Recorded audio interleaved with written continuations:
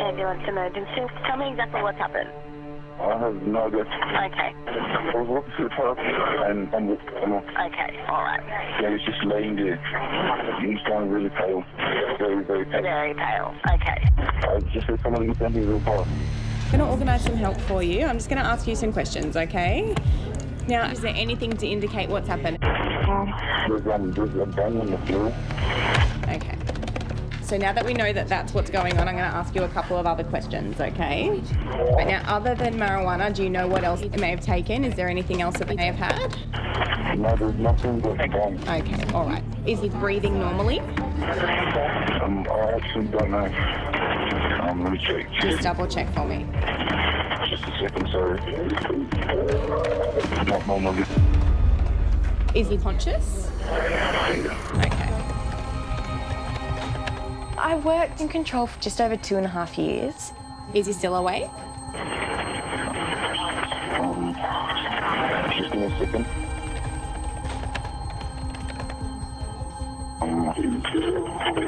Sir? The biggest challenge, I think, as a call taker, you can't see what's going on, but constantly telling callers, you need to tell me what's going on so that I can help the patient.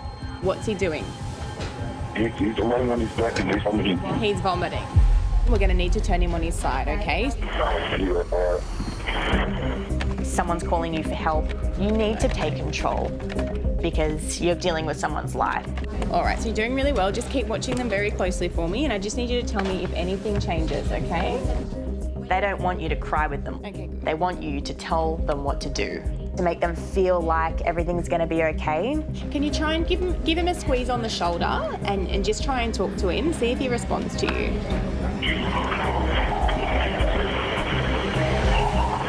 He just opened his eyes. He did? Okay, good.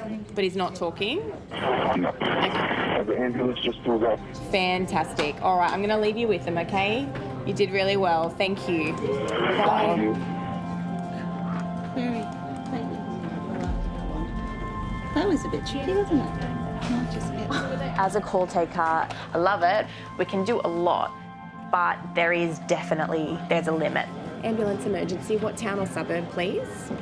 Being on the call, I work very closely with paramedics. Hearing them walk in on the other side saying, okay, you can hang up now, you're going to be okay. I would really love to be that person. All right, I've organised help for you. They are coming, lights and sirens.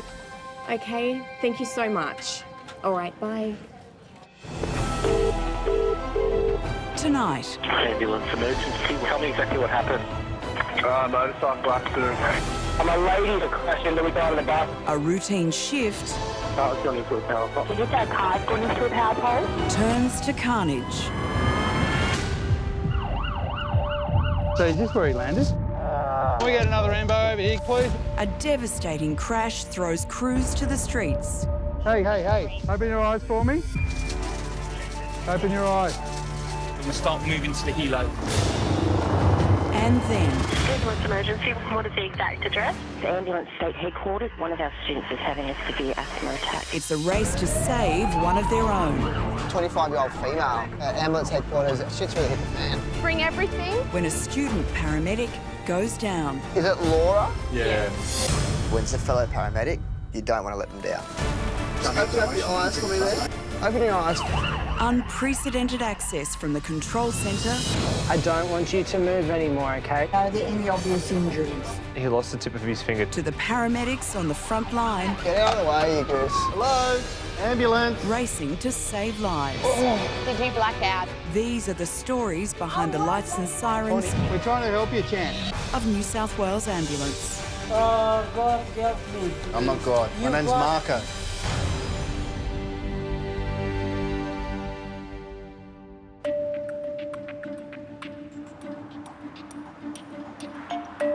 It's 8 a.m, and as traffic starts to build throughout the city, Yeah. Oh, do you want to sign us on to the MDT? Yeah, I've done that already. Oh, amazing. Dream team.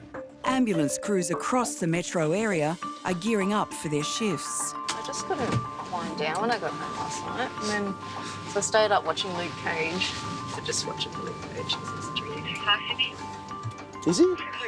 Do it for me anytime. I'm a girl of simple pleasures, Mike. I know. I've noticed, Sinead. Ambulance emergency, which town or suburb? Okay, so she's not awake, okay? Is she breathing? Whereabouts in the golf club is your friend located? No, tell her not to have milk. Today, 24 call takers, dispatchers and supervisors will cover the busy day shift in the Sydney Control Centre. It's going to be a great day. Hoping to deliver a baby. Everything goes smoothly. We'll see how it goes. Hopefully no nuffs out there causing too much havoc. Who's that yelling? Okay, tell him just to not be involved. Tell him to go away. 6:40, copy that. Getting St George up for a code 3. So I'm going to organise some help for you. I do need to ask you some questions, okay? Is she completely alert? For call taker Laura, it's her very last shift. She's leaving to begin training as a paramedic. Okay, that's okay. Take care. Bye. It's very sad. I'm going to miss all the people. You form some pretty special relationships in here, like just because of the nature of the stuff that you do. Everyone kind of understands how it is, you know, you get off the phone after a CPR call and everyone's been through it before. So it is kind of a family in a sense. With the AM fam.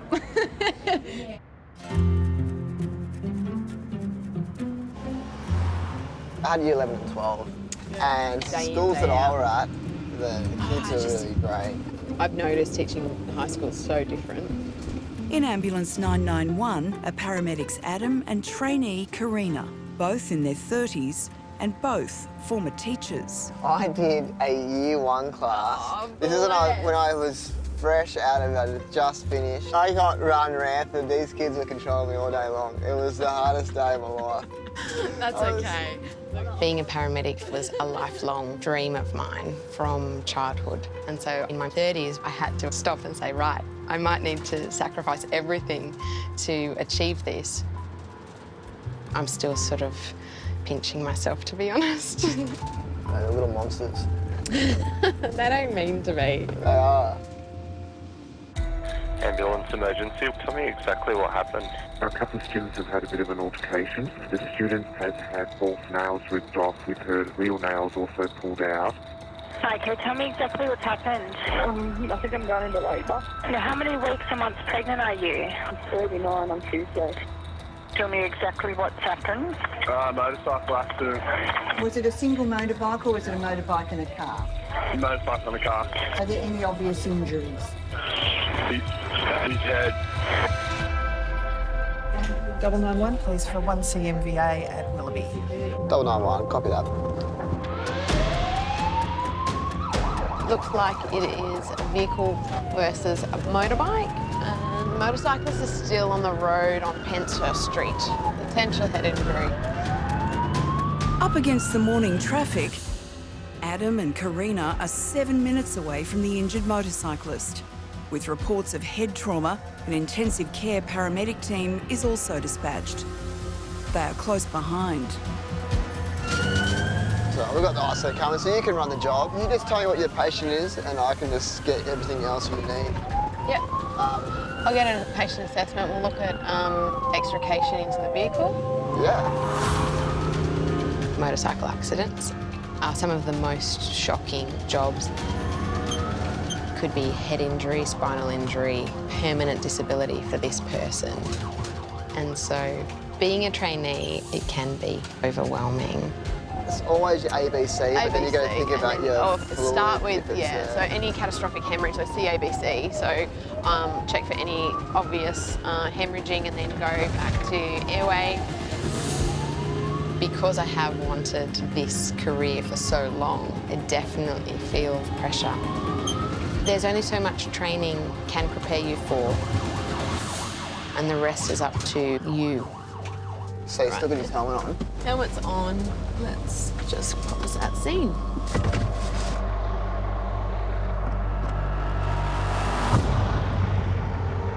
So, hi mate. I'm Karina. What's your name? Mitch. Hey Mitch. Okay, I want you to keep your head nice and still for me, okay? Can you tell me, did you black out at all?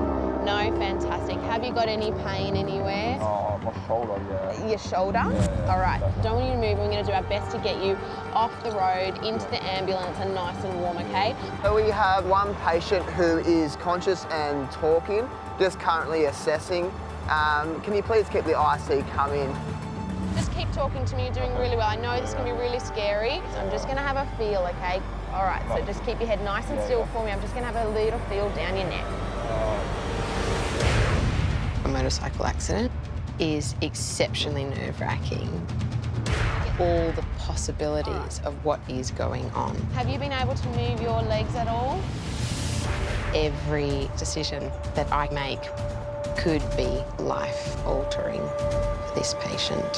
Have you got pain in your neck when I press? Any pain there when I press? I'm just going to have a feel, okay? Have you got pain in your neck when I press? Okay, I want you to keep your head nice and still for me, okay? Adam and trainee paramedic Karina are treating a motorcyclist with suspected head injuries. An intensive care paramedic team is almost on scene. In the centre of your spine. All right. Can you wiggle your toes? Don't move your legs, just wiggle your toes for me. As a trainee of a motorcycle accident, those jobs have a lot of clinical complexity. I'm just going to have a little feel down your back, okay? And so I feel that extra bit of anxiousness. Any pain? I feel like I do have a lot to prove to myself. I'm just going to feel down your legs, okay? That ambulance you can hear is our intensive care paramedic, okay? Hey, mate, how you going? Hey, how about we start extricating that helmet off? Yeah. Yep. We'll support his neck, we'll take your helmet off, we'll do the collar as well. Yeah, so the collar's there. Now, if you want to come from this side and try to slide that helmet off. Perfect. All right, mate. That's all done. A little bit uncomfortable for a short time. I've got the bottom of the head. A little bit uncomfortable. There we go. Look at that. Oh, there you go. You're going to feel much better. And there's no damage to the helmet, which you've got a little scratch there. Yeah. I'm just going to have a feel down your spine here. Now we're nice. I'm actually getting a bit of pain up right. Yeah, up high where my hand is here. While there appears to be no head injuries, pain in his upper spine means he needs to be handled with extreme caution as he is urgently transferred to hospital. And this is not going to be comfortable, but it's going to keep your head nice and still, okay?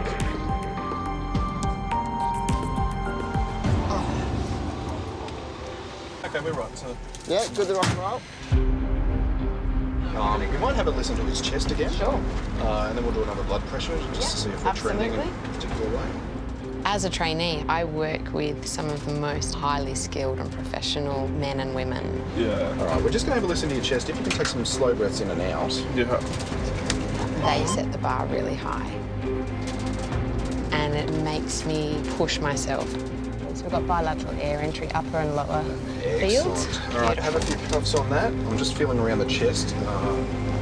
It's a challenging stage of your career to be in, particularly when you've come from being at a very different point in a previous career to all of a sudden have to start from the very bottom again. Yeah, we'll try and see if we can get a cannula in your arm. I'll pull over and go from there if that's okay. Try and do it if you can on the run. I'll try. All right, so just stay nice and still for me. Nice and relaxed. All right, sharp scratch. Let's do it. So bumpy.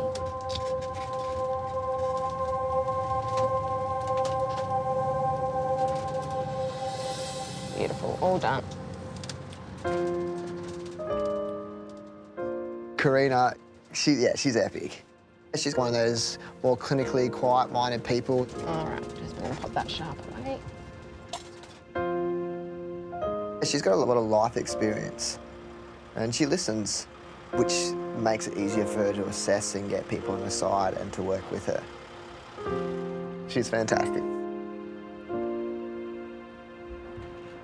We've got that line in nice and quickly for you. Oh, no problem. High five. So, thanks, mate. I told you she's got skills. The power's in the hand, as they say. All right, a couple of bumps coming out, okay? Yeah. Get those seatbelts. It's such a privilege being able to put all the training that I have done into practice when I have seen that I have made a difference. I am so enthused to just get back out there and do it all over again.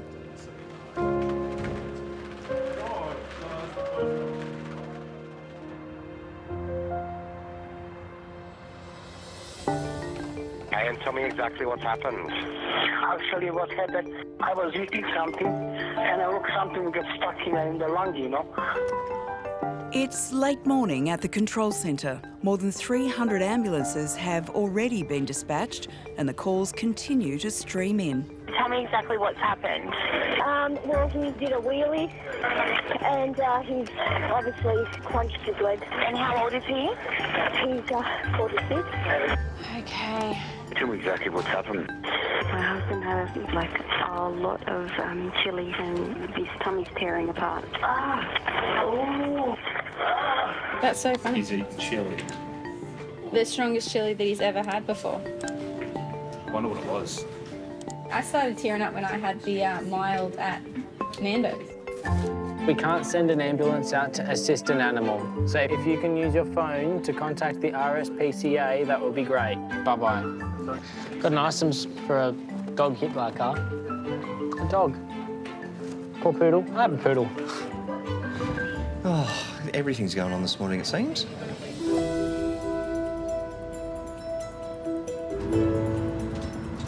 Did Matt text you back? Oh, yeah, it did, but I'm driving. Do you want me to read it in his voice? Yes, do it. In car 640, Cogra paramedics Trainee and Marco are halfway through their shift. Miss those beautiful faces equally. What you up to? Let's go for a drink. Ha ha ha, I call in sick. I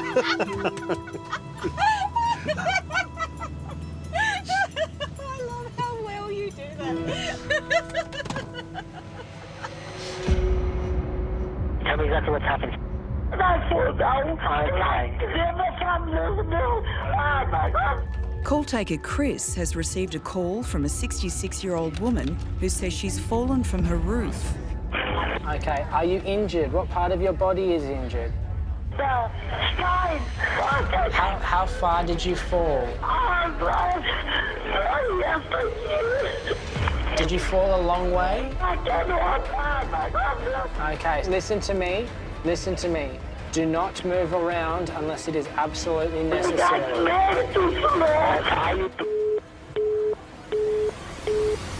Thank you to the 640. 640. 646, could you head to please 1 Charlie Long 4? Copy. 66-year-old female long fall, fallen off roof. She cannot move. Trainee and Marco are 10 minutes from the distressed woman who says she's fallen from her roof. The details of her accident are unknown. Why would you be up on the roof in the middle of the winter? I'm not too sure, unless she's like cleaning gutters maybe, because we've had that storm. Do not hang up. I need to know where you are at your house. Are you inside or outside? I'm in the middle of the house, but I can't open because I made it too small. Okay, son, listen to me. Take a deep breath for me, okay? Are you bleeding? Do not hang up. Are you bleeding?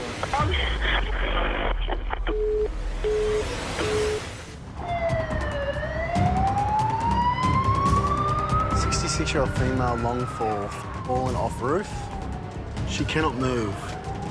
Trainee and Marco are 10 minutes away from the woman who has fallen from her roof. The full cause and extent of her injuries are unknown. Why would you be up on the roof in the middle of the winter? I'm not too sure, unless she's like cleaning gutters maybe. Yeah, usually not up on the roof though, usually on a ladder. If she's fallen on her feet or limb, she might have a broken leg or whatever. If she's fallen straight 4 metres down onto her back or head, or it's a major trauma then.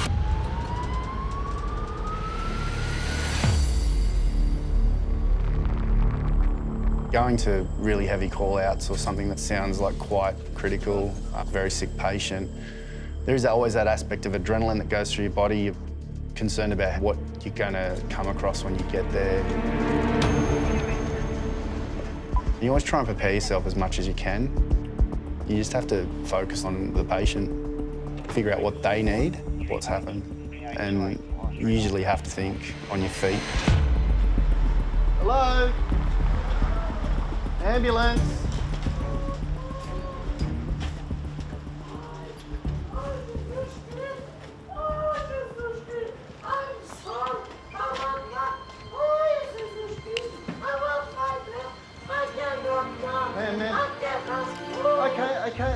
Okay, darling, listen, stop. What's your name? Ai, concessão. Oh, Jesus. Oh, nothing, my problem. Yes, I hear.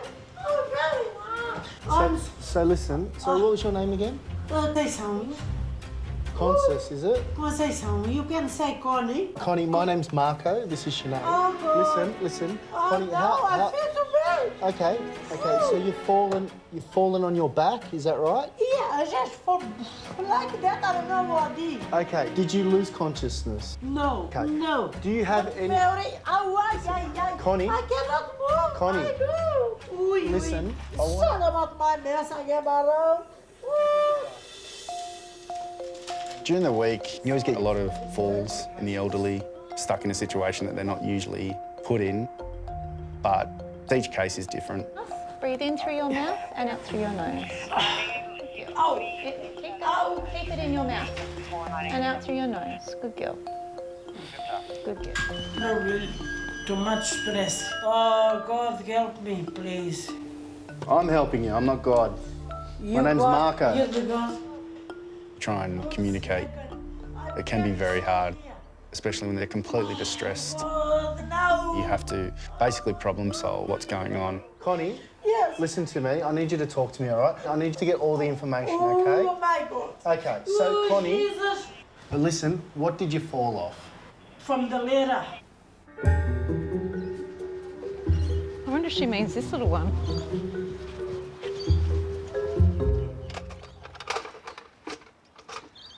It's only a half a metre. So we don't know how high she's fallen. This is the issue. There's passion fruits over here. So we're on this ladder, picking passion fruit. She couldn't have been at the top because there's a ledge. Okay. Did you fall on your bottom? Yeah. On your bottom. Okay. With Marco and Sinead now having a better understanding of how Connie's injuries occurred, they can finally begin a thorough assessment. I'm going to touch your tummy now, okay? Yeah. Any pain, you let me know. Okay? No pain in here? No. No. Okay. No. I'm going to push on your hips. Any pain in there? No. Good. Along here? No. Okay. So all your pain... End of the spine. End of the spine. So around here? Yeah, yes. Yeah. Okay. Does it go along like this or down your legs? Yes, along.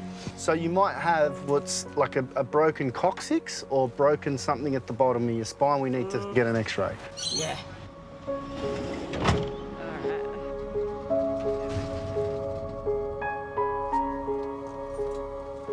Are you Brazilian or Portuguese? Portuguese. Portuguese. Lisbon. Are you from Lisbon? Yeah. Each human's different, the way they think, the way they react, their emotions, and knowing how to mediate that dynamic, knowing how to mediate that social interaction is very important. Well, you know you can get passion fruit at the fruit shop. They sell it at Woolies.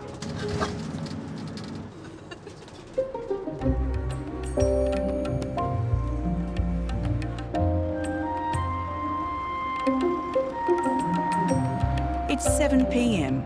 and as crews out on the road wrap up after a busy day shift. All right. Sign off and we're done. End shift. Oh, and roster. Well, it's been a pleasure. The night shifts are clocking on. Sydney, very good at keeping to all crews standing by for the 1945 sign-on. Weird job. And in the Sydney Control Centre, The ambulance is just coming through the Sydney area. They won't be long at all. Laura has taken her final call. Okay, take care. We'll see you soon. All right, that's all right. Bye.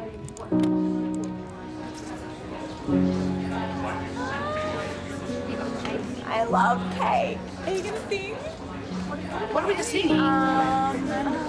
Maybe some Celine Dion. It's sad. I'll miss everyone. But very excited to move on to the new adventure. Congratulations. Very happy. Thank you so much. I'm going to paramedic school. Yeah. Going to see life on the other side. Do you require a fork or are you just going to inhale? We're going to Roselle, that's our headquarters, doing an 8-week induction, and then I go out on road for 3 years, where I'll go out, learn, be assessed, and hopefully pass. We'll see how we go. But yeah, I'm very excited. Oh, look at that! You got on a board. Oh, too cute. Yeah, I'm definitely nervous. It'll be weird actually, you know, being face to face with patients, but to actually get out there and meet people and get my hands on. Can't wait. See ya. I'm done.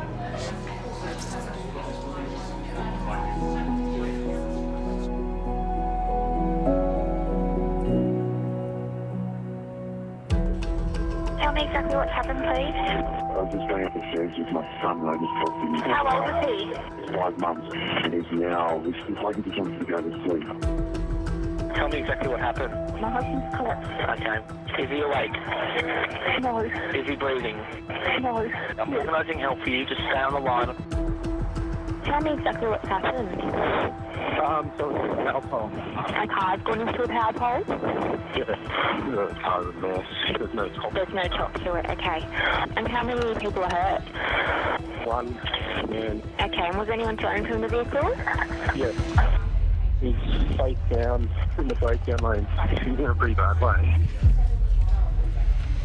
Yeah, good evening. On your channel, currently James West Drive, heading towards MVA. Inspector 34, welcome. I'll drop you down on the job. We've got 2 on-call officers up in Richmond. And 967 from Penrith. They will be heading to this. Copy, thank you. Duty Operations Manager Brian is dispatched to coordinate the scene of a major motor vehicle accident.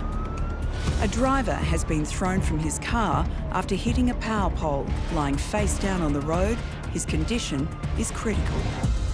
The crash site is on the outskirts of Western Sydney and a local crew is close to the scene. The severity of the man's injuries requires the addition of 2 intensive care paramedic crews and an ambulance helicopter medical team. Brian is still 15 minutes away. Not good when you have a plane that far out. We just got to get there. The most common theme with patients who have poor outcomes is the tyranny of distance and the time to get back to a major trauma hospital. Oh, mate. Do you know how long away they are? They're coming as fast as they possibly can, okay? And there's not an ambulance station close, but we're coming lights and sirens, okay? Location as stated. Middle-aged gentleman's been ejected from the vehicle. Ejected? We have obvious head, chest, and abdominal injuries.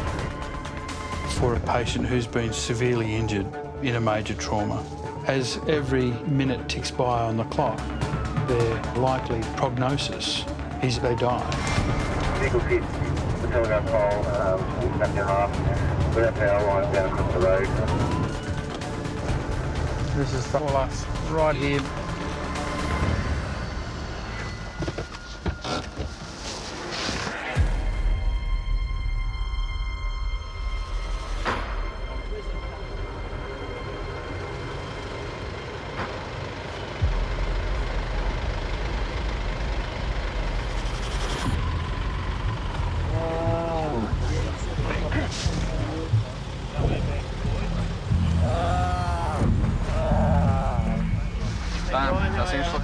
That's the pole. We got live wires down across the front of that car there.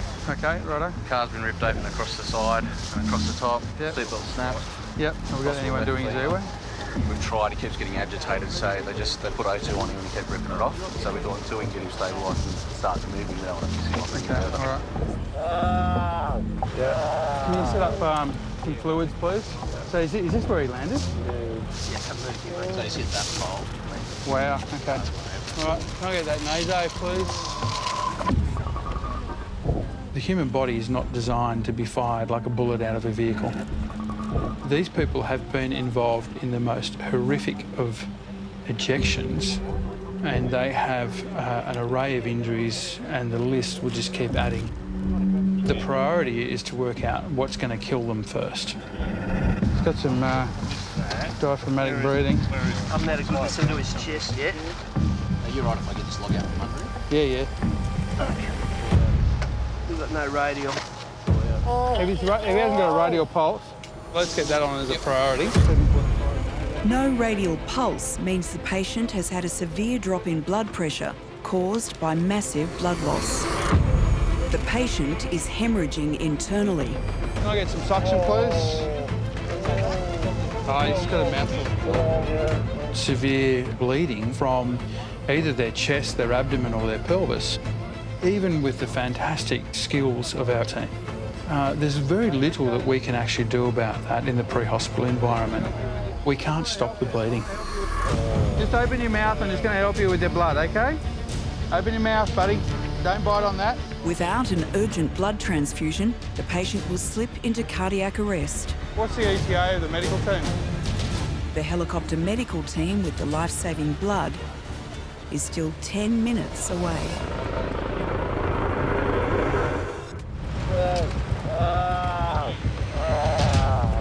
Humorous and radius on them, mate. So is this where he landed? Yeah, come move, mate. So he's hit that pole. Wow, OK. All right. Duty Operations Manager Brian is coordinating the rescue of a man who's been thrown from his vehicle in a collision with a power pole.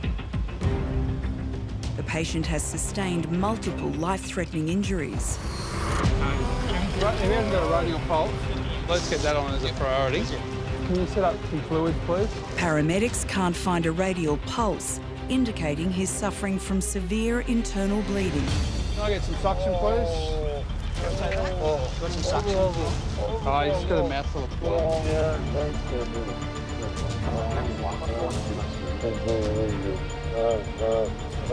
Just open your mouth and it's going to help you with the blood, OK? Open your mouth, buddy. Don't bite on that. He needs blood urgently to survive. But the helicopter medical team carrying the blood supply is still 5 minutes away. Someone going to pull that femur? Yep. All right, so once we, are you right with the femur? Pull on that knee, champ. Yep. OK. Can we get a board in? Yep. We'll roll him, and that'll bring his head into normal alignment. Then what we'll do is put a collar on, we'll lift him up on the bed, and take him to the back of the ambulance ready for some blood, OK? What's that? OK.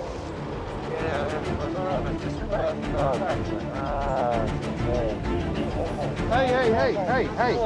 Mate. We're trying to help you, champ. All right?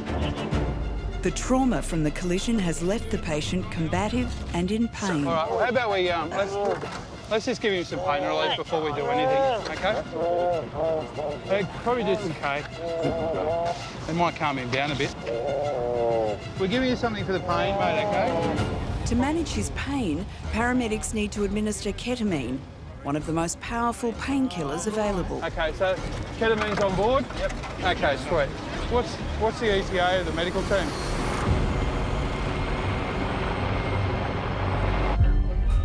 It sounds like a pretty big job. What's happened? Male, in his 30s, high speed, GCS 4. GCS is very simply how alert and responsive somebody is. So you and I are both in GCS 15. So someone who's 3 being the lowest score you can have. So 4's not very good. Looks like we got rescued, just getting there now. So the helicopters have landed, the crew's been taken to the scene. All right, ready to go? Let's go. Still maintaining the airway. Yeah, it's all good. Thank you for doing that. Having landed in a nearby field, the helicopter medical team is now on scene with the life-saving blood. Yeah, we're not going to get one in here. He's got a radius on it and humerus. It's fucked, right? Do you want to put an IO here? Can you just give me a 5 mil or a 10 mil with some saline, please? Due to the severe loss of blood, the patient's veins have collapsed. The fastest way to get blood into his system is to insert a needle directly into his shoulder bone. Are you happy to drill him? Yeah, I'm Right. yeah. Okay. Uncapped, ready to go? Okay, little scratch come in. Say his name is Woody. Yeah, little scratch come in.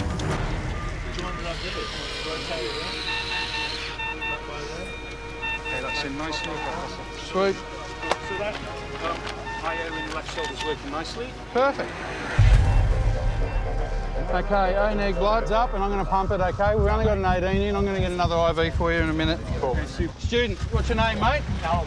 How are you? Callum, I'm Brian. Yeah, bro. We want you to come over here and give us a hand, champ. Okay. Just pump it for us, champ. Yeah.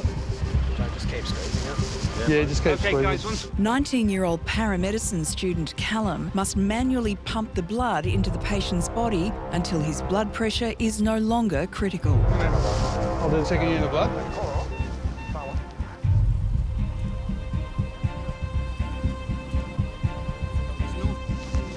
All right, don't pump. All right, second unit's up.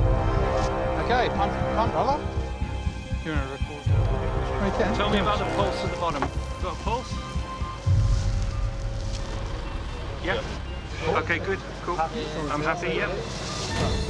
The patient's blood pressure has improved and his radial pulse has resumed. Good work, mate. Well done. First MBA. First MBA. You're on fire, mate. You're on fire. And once we secure this, I think we're going to get in the back of the ambulance. I'll do a quick ultrasound and we'll start moving to the helo. You good? Yeah, mate. Callum will continue to pump the blood on the way to the helicopter so the patient can be safely transported the 80 kilometres to hospital.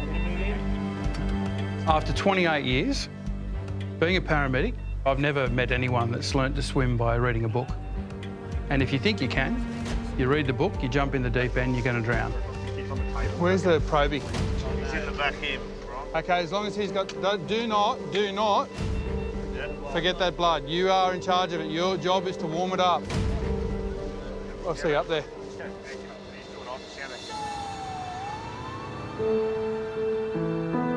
The key to survivability as a paramedic, in my view, is to accept that you're going to see some nasty things.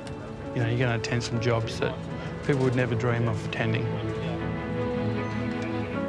But what's clear is that the most important thing is that you do the basics. Focus on doing the best you can.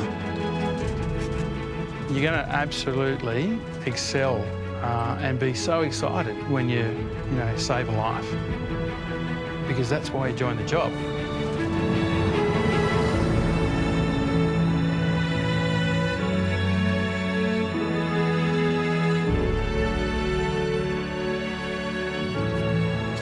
Feet first, the aircraft, feet first. Yeah, feet first.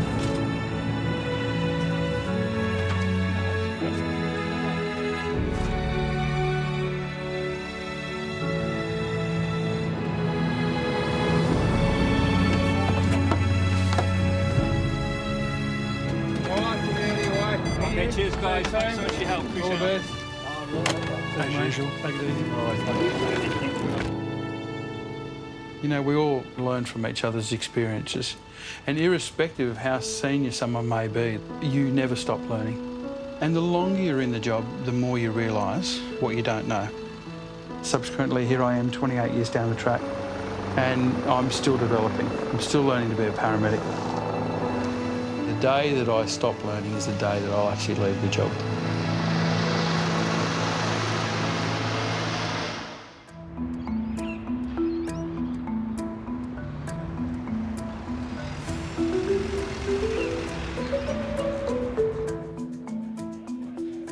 I think I'm going to go get a coffee. Are you in? I don't know. I'm undecided. I'm trying to cut down on coffee. Not today, you're not. Okay, I'll get a small one. I'll give you cash. Short and sweet, like me. Ha! What a joke.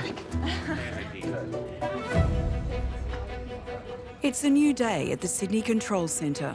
Tell me exactly what happened. My child is just fainting. She's wheezing and she's having difficulty to breathe. Does she have asthma?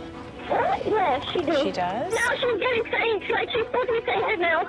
During the winter months, New South Wales Ambulance sees a more than 40% rise in calls relating to breathing problems. Try and slow your breathing down for them. I know it's very hard. We're coming as fast as we can. So at 8:23, someone is coming down to meet you. They can already see you. Because there has been a fair bit of backburn in the area, there's actually a fair bit of smoke around in Sydney at the moment. So there's been heaps of asthmas around the last couple of days. Ambulance emergency, what town or suburb? Roselle. What is the exact address? It's the ambulance state headquarters, education department. One of our students is having a severe asthma attack. Okay. Sydney to 991. I've just got another 1A that dropped down in Roselle. I'll copy on it. 991, copy. Oh, 1A in Roselle. We're not too far. Getting there nice and quick. Ambulance headquarters. Oh, wow. That's not good.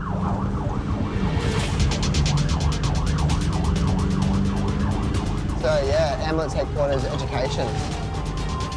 Is she awake? Yes. Is she breathing?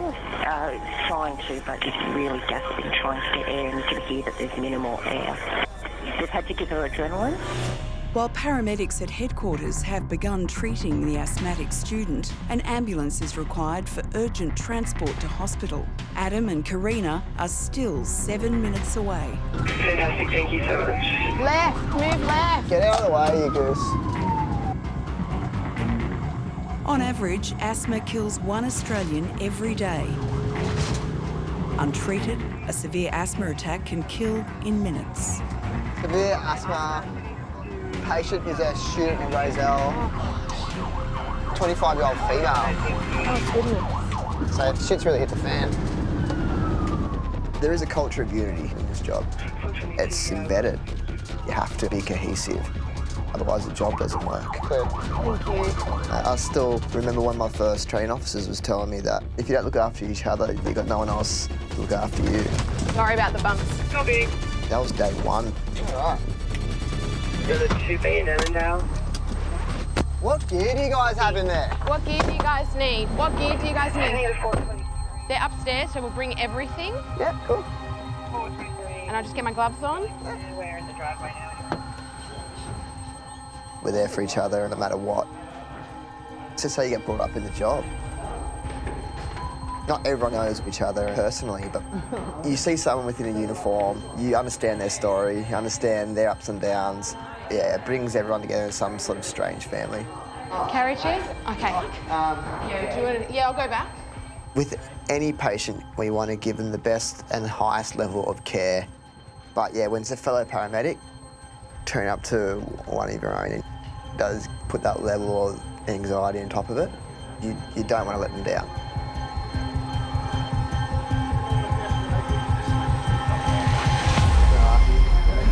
Is it Laura? Yeah. There's 1A. Yeah, not yet, so Net code 2, severe asthma attack. Educators were working on it. Jesus. Was it Laura? I don't know. Laura's transition from call taker to paramedic has been cut short. Second adrenaline, can we get a time, please? Paramedics have begun treatment with adrenaline to try to force open her airways. Yeah. She's not responding to treatment. Okay, I'm Adam, so you don't need to speak with me. I got the story, but we're going to get you onto this chair, okay? And I'm also going to pull this up so you feel nice and decent, okay? There we go, fantastic. All right. Asthma is serious. It's not just a run and a cough that a lot of people perceive. When it's bad, it goes really bad. I've seen it at its absolute worst, where the patient was young and the patient died. Doing really well, okay? Couple of bumps and then we'll be in the ambulance. I'll just follow your lead because you know more on the job at the moment. I'll just get this on. All right, now I'm just going to expose his chest a little bit, get some dots on you. And I'm about to go a bit of adrenaline now at 12:27. With Laura's airways still constricted, Adam administers a third shot of adrenaline. Sharps away. Laura's condition continues to deteriorate. She needs immediate hospitalisation. That work of breathing has come back up. Yeah. It's quite a horrendous ordeal. You can't get air in. Importantly, you can't get air out. It's pretty much slow suffocation.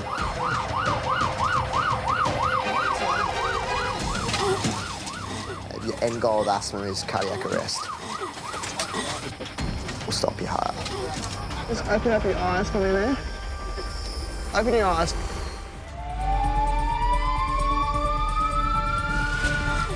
That work of breathing has come back up. Yeah.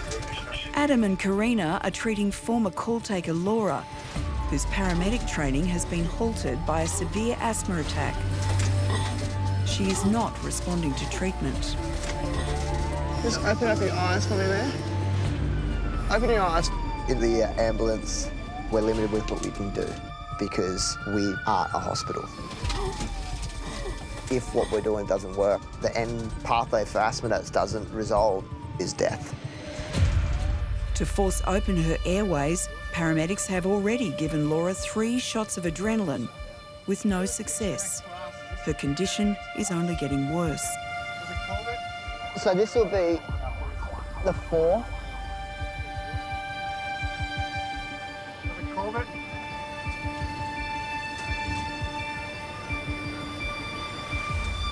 Yeah, cool. We'll keep the same odds we had. Current treatment. All right. Apologies for all the needles going in, but welcome to the job on the other end of the site. All right. I'm just gonna make this comfortable. It doesn't come off your head. That's going. Are you feeling a lot more comfortable how you are at the moment? Fantastic. So, and you know you could be better, but you're getting all the help you can get, okay? Good. I'm just having a listen to your chest and just reassess everything that's going on. So just so you're aware, you've had a few of the Sabumol, and we had quite a bit of adrenaline, okay? So your heart's going to be racing, but it's going to help with your airway, all right? Thank you very much. I had no idea what was going on. It was very, very scary. Being in that situation where you really feel like you can't breathe and you know that it's getting worse, you'd panic. And that chest sounds heaps better. But having somebody kneel down next to you and say, I'm from ambulance, you're gonna be okay, it's like, thank God you're here. When was the last time you had an event like this?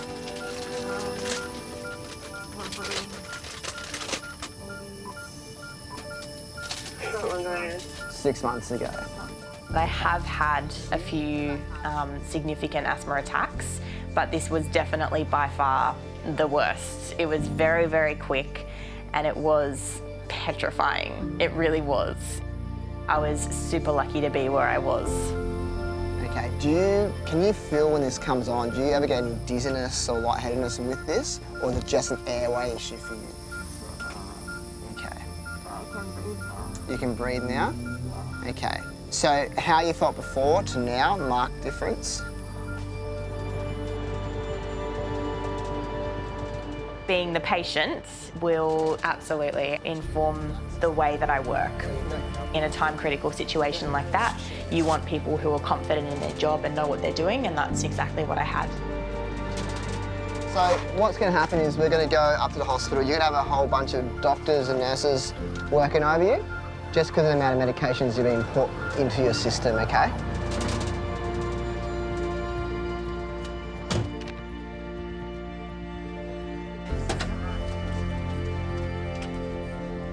I can understand that trust now. All right, couple of bumps, darling.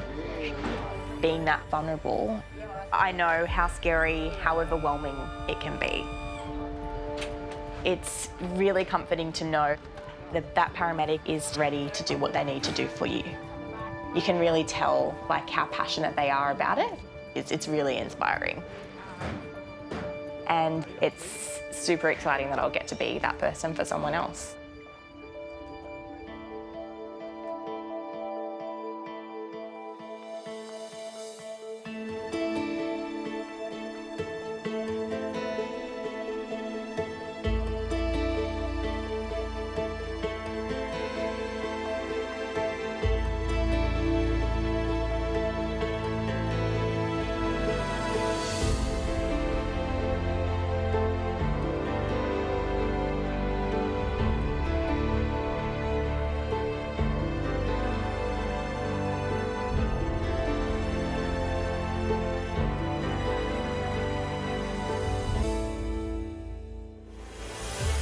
ambulance emergency. Tell me exactly what's happened.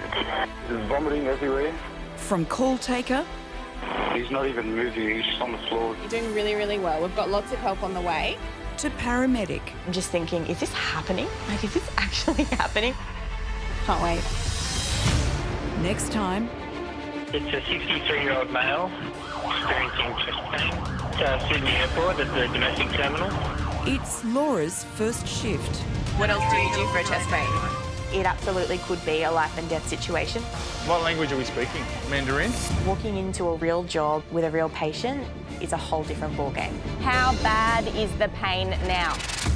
We're not getting anywhere. Then. So she's had a fall. She's bled into the mouth. No, not breathing. Cardiac arrest, not breathing, found on the floor, blood coming from the mouth. A paramedic veteran faces the ultimate challenge. What heart rate are we getting? Continue CPR, everyone clear. 52 for a pulse. You getting anything?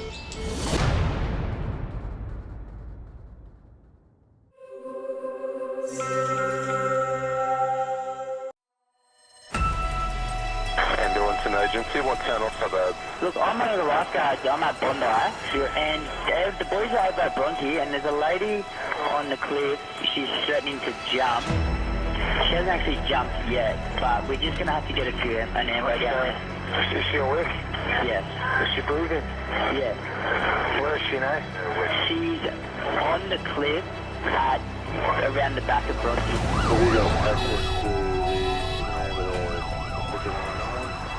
There are a number of different situations where we get called and we've managed to make a significant difference.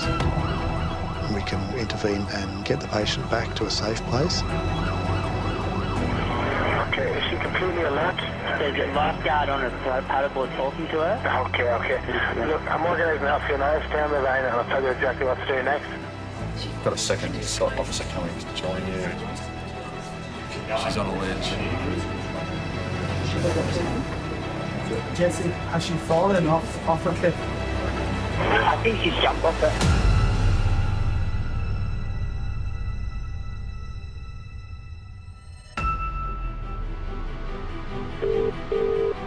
Ambulance emergency. Tell me exactly what happened. There's been a really bad crash. There's just a car that's on its side.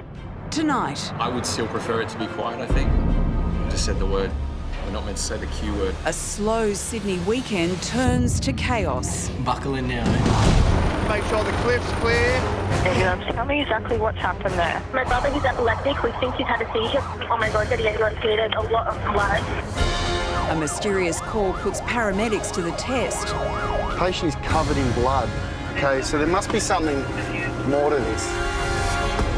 So what's happened? And a catastrophic crash. Where's the patient? Still trapped. He's crook. He's going to be crook. Forces crews to dig deep. We'll take good care of him. Thank you, Robert. No problem. Unprecedented access from the control centre I did not expect that at all. to the paramedics on the front line racing to save lives.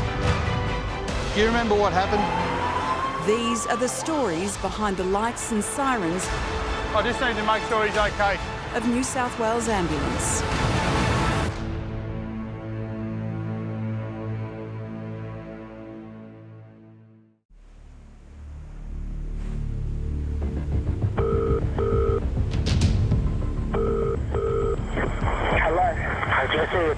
We're organising an ambulance to come to Bronte Beach. Yeah, mate, she's on the southern side of the pool. The lady is alive. She's got laceration all over her body. She's in discomfort. She won't let the lifeguards go near her. She's lacerations all over her body. She's got about 3 or 4 that are visual. Big ones. Although the patient has survived the jump, she has fallen 15 metres and landed on the rocks. The full extent of her injuries are still unknown. Fallen 10 to 15 metres, GCS 15 still, we haven't accessed it clinically. And police rescue just looking down the hill to see what they've got. Paramedics have been unsuccessful in reaching her as she's dangerously close to the waterline. Steve, Giles Buchanan down at Bronte, just requesting permission to winch. She's precarious and we don't have access via foot. Duty Operations Manager Giles is tasked with leading the recovery. With nearly 20 years' experience, the job is a time-critical rescue mission. The plan's for the helicopter medical team to insert via winch and then assess the patient. If need be, we've got approval from our zone manager, Vaughan, to extricate via winch if need be. But given the rising tide and potential injuries, they've already winched people in there. They'll probably just winch them straight back out. To access the patient trapped on the rocks, a helicopter is deployed from Sydney's Bankstown Airport. It's up to 20 minutes away and the tide is rising fast. She could be growing pneumothorax or internal bleed or something, so they can pop the doctor in, give her bloods, decompress, chest drains, all of that if need be. In any job where there's a huge amount of force applied to someone, seconds make a difference. The patient may have any number of medical conditions. Potentially they could be bleeding out from a wound. They may have 1 or 2 collapsed lungs. That, left untreated, will kill them. So the necessity for us to get there as soon as possible is absolute. Last year, New South Wales Ambulance responded to more than 14,000 suicide calls in the Sydney metro area.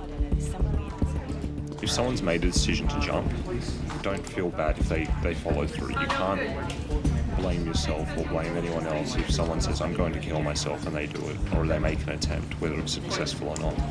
I suppose you just think of the lifeguard on the jet ski trying to speak to her, convince her to come down. No one comes to work wanting to deal with a situation like that. People just doing horrific things to end their life, unfortunately, and it's sad that at the end of the day it gets to that stage, but yeah.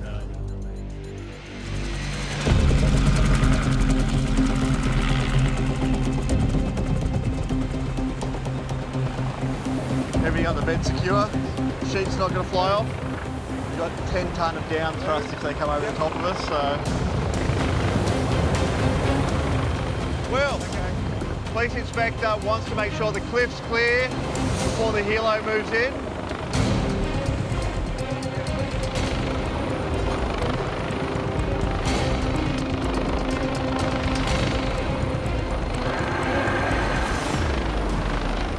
A critical care paramedic is carefully winched onto the rocks where the patient has landed.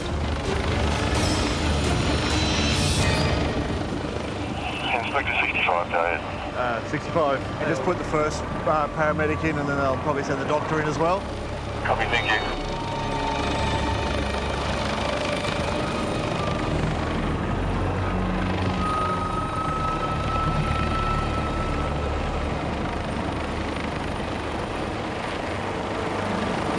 Speed 65, patient's packaged, ready for winch. Inspector 65, I copy that.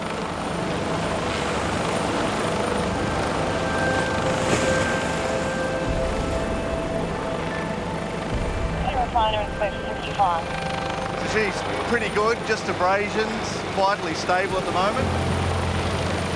So just going to winch her out. She's a bit erratic still. Holy shit. Surprisingly, they're saying she only has abrasions. I did not expect that at all.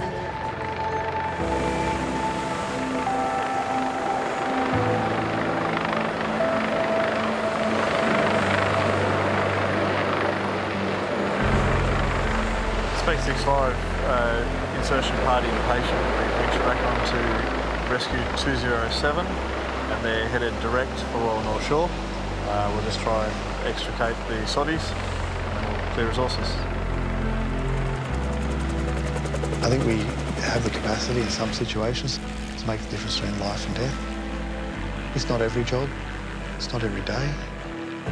It might happen once a year, but without a doubt, the flip side of going to someone in their darkest day is that my intervention may have made a difference or actually saved a life.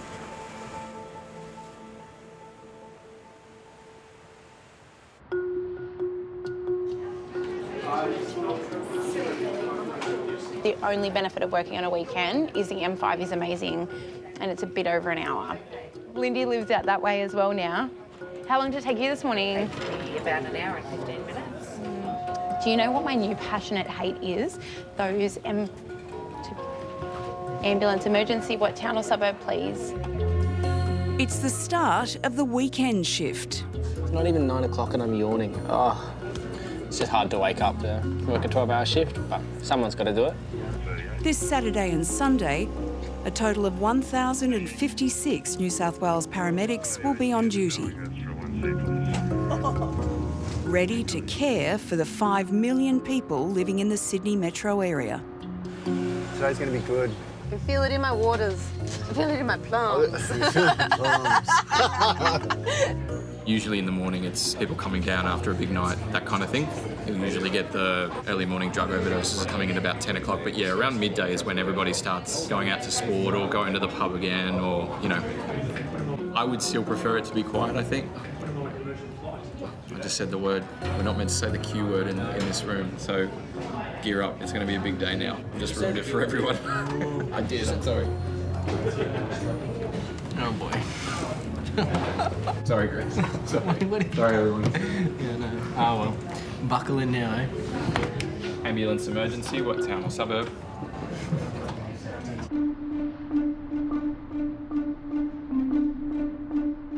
What jobs do you hate going to? Really drunk people. Really? And I know you love that. That's the best. In ambulance 423 are Biffy and Gina. Elizabeth, better known as Biffy, is a recent transfer to the Sydney Ambulance Centre in Everleigh.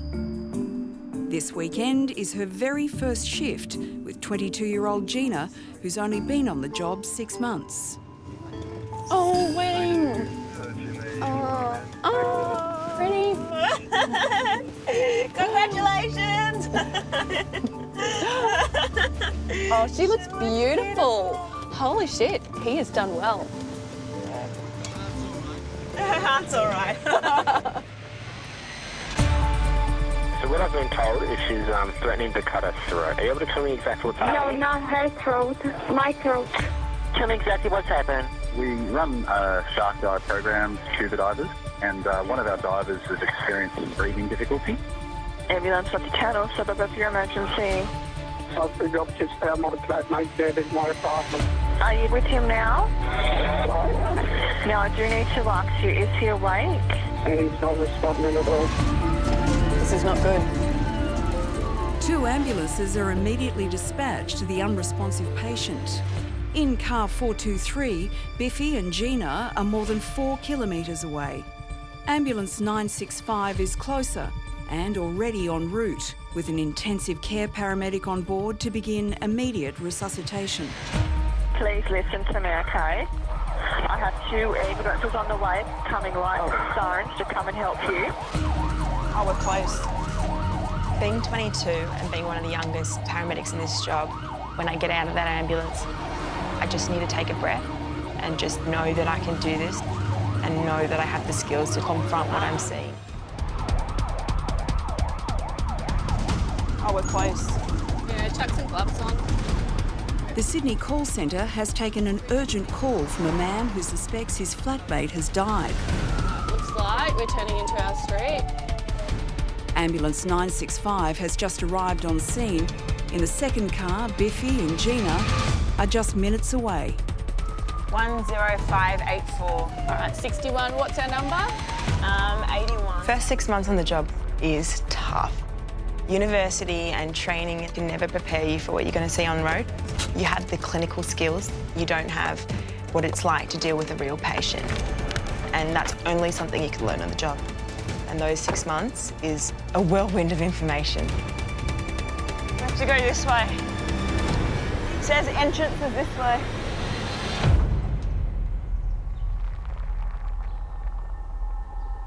Yep. All right.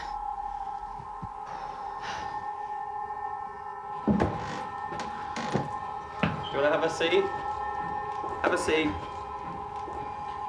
Unfortunately, your friend has passed away today. So I don't think you could have done anything, okay? There's nothing that would have changed the outcome today. Do you want a glass of water, sir? No, you relax. You stay there. You stay there. Okay. How well do you know him? I've known him for 6 years, so we're pretty good mates. How old is he, sir? Do you have anything with his ID on it that we can fill out some paperwork?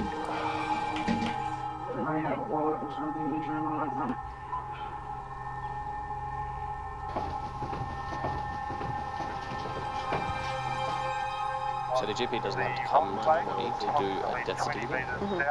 With the paramedics confirming that the patient is deceased, the case is now handed to the New South Wales coroner, who will investigate the cause of death.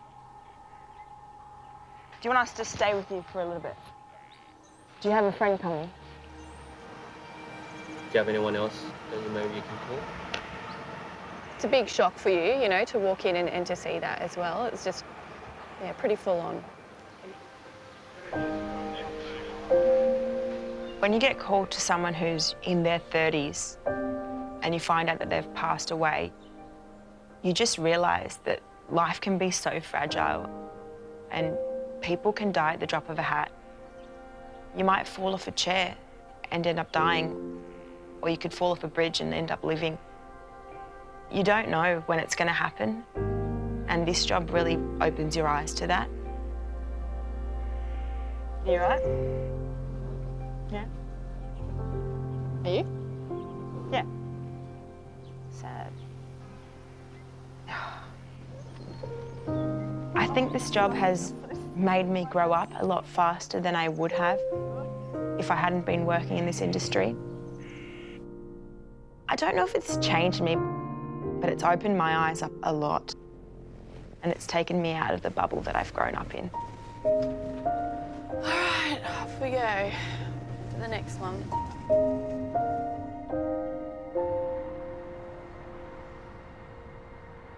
Ambulance emergency, what town or suburb? Okay, so tell me exactly what's happened. Was in a game of football and young boy hurt his leg snapped. Okay. I need you to tell me exactly what's happened. I'm not sure if she had a full packet last night or half a packet. Of what, sir? Of heroin, okay. In the Sydney Control Centre, the weekend call takers are experiencing a sudden, unexpected rise in calls. Cheeky little Q word. Yeah, it's just immediately changed the mood. Okay, is the blood spurting or pouring out? She's going to pass out. Do you have asthma? Make sure you tilt her head back a bit. It's just going to open up her airway and breathe. I think you should stay where you are, and we're going to get the paramedics there to your house, and they can check you out there where you're nice and comfortable, okay? So that's 3 hectic calls in a row. No, 4. 3. Hopefully I don't have too many more today. Oh, man. It's the Q word. See, this is exactly what happens. Proven. It is the bad word. It's probably the worst word to say in here. I'm sure I'll get another one. Just you watch. Just you watch. It's my day. Oh, boy. It's my day.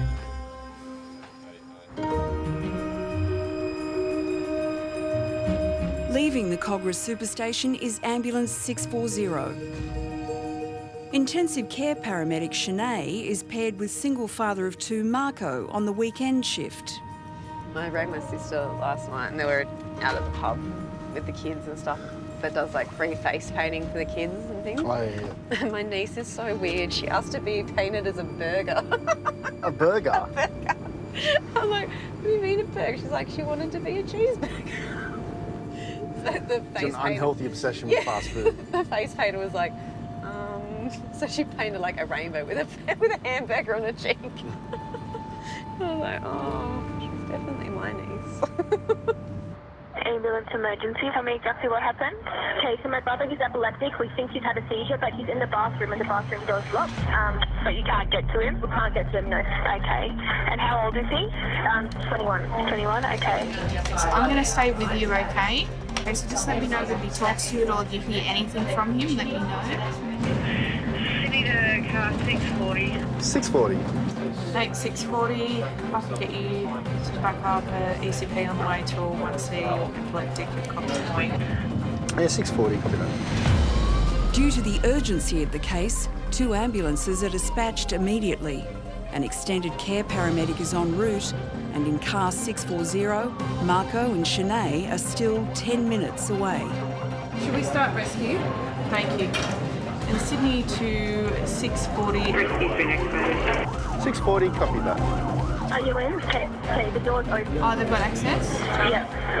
Oh my God, Daddy, you got to see there's a lot of blood.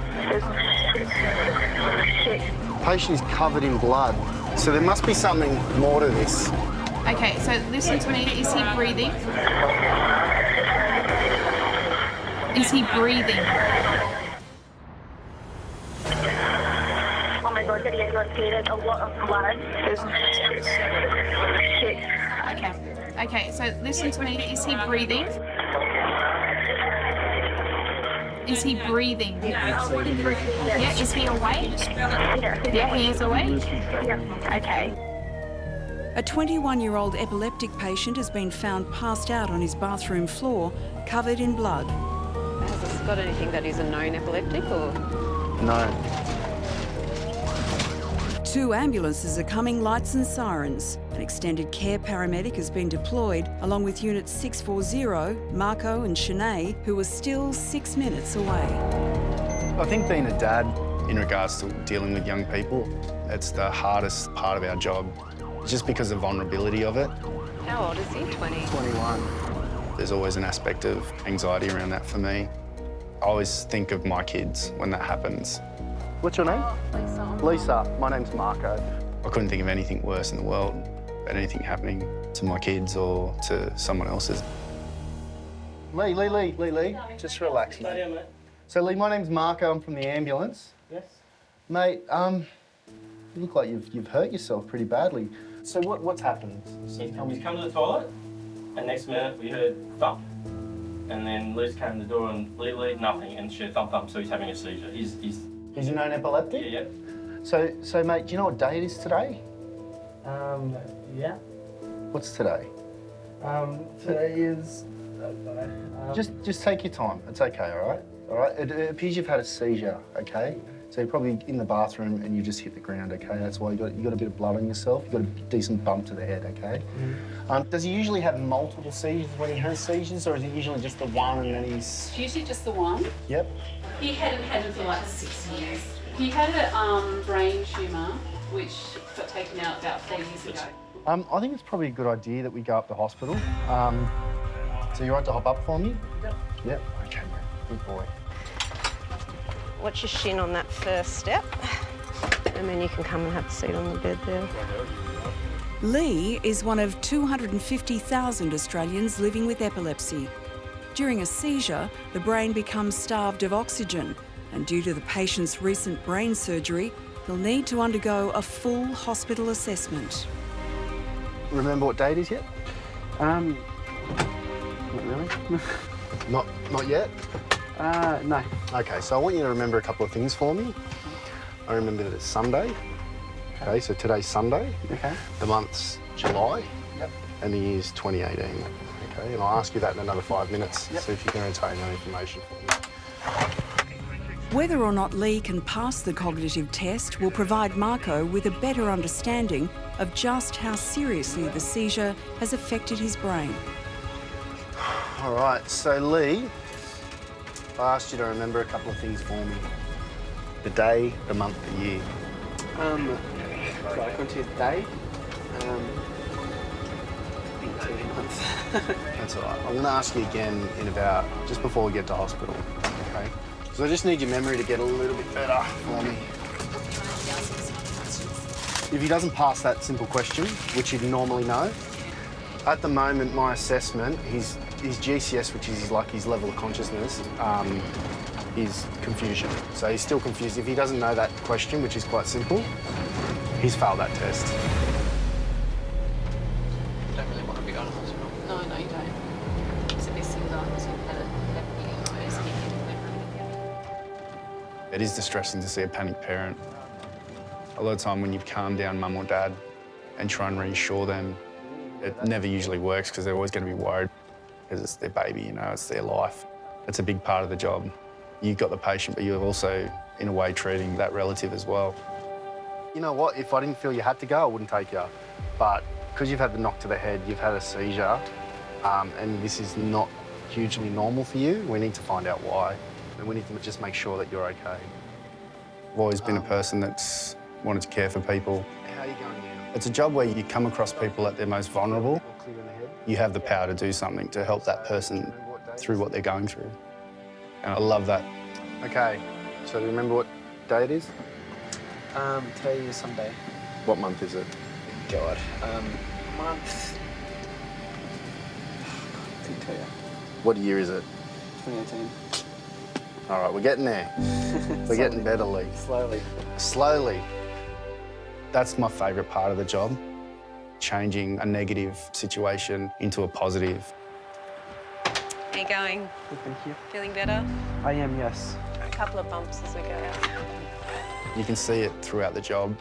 When we first initially arrive, you see that person, they're completely distressed, whether the patient or the bystander. And then you do what you do, and then by the end of the job, they're smiling, laughing, having a joke with you. And that's what makes me tick. It's working for the smiles. He hadn't had a seizure in like months, and before that years. It could have been a lot worse. He could have had an occluded airway, and it could have been fatal. So, yeah. What do you He's think? got a hot date tonight too.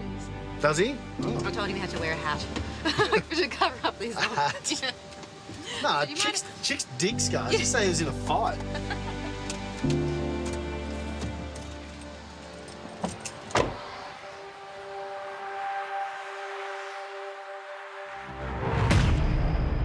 Ambulance emergency, what town or suburb? I'm on Paramedic Road. There's been a really bad crash. So there's 2 cars involved? Yes. How many people are hurt? Only one person hurt, yes. Is anyone trapped? Oh, yeah, there is. Stuck pretty bad. I think the driver. There's just a car that's on its side and someone's stuck in and they're trying to get the person out. Yeah, OK. It does look like we've got a few calls that have come in for this incident. We've had multiple reports of a large MVA in Homebush. Looks like a patient is trapped under vehicle. So they've come out, gone under and rolled. It looks like the patient may be quite injured. The MVA, or motor vehicle accident, is classified a Code 9, which means a rescue is required. How do you flip a car on the M4? With nearly 30 years' experience, Brian is a duty operations manager for New South Wales Ambulance, and he's immediately dispatched to the driver trapped under the car on the M4 motorway. Oh, here we go. Traffic's starting to bank up now. There are moments as a paramedic where, unfortunately, we see people leave the world. The reality is you're going to go to a lot of fatalities. Where's the car? Where's the car? You just need to accept that you're going to attend some jobs that people would never dream of attending. Where's the patient, mate? Constable, where's the patient? Where's the patient? He's still trapped. He's just there. Okay, righto, sweet. We try and do the best job we can, but unfortunately in some cases we just don't get there in time, or the trauma has been so horrific that we can't do anything. He's crook. He's gonna be crook.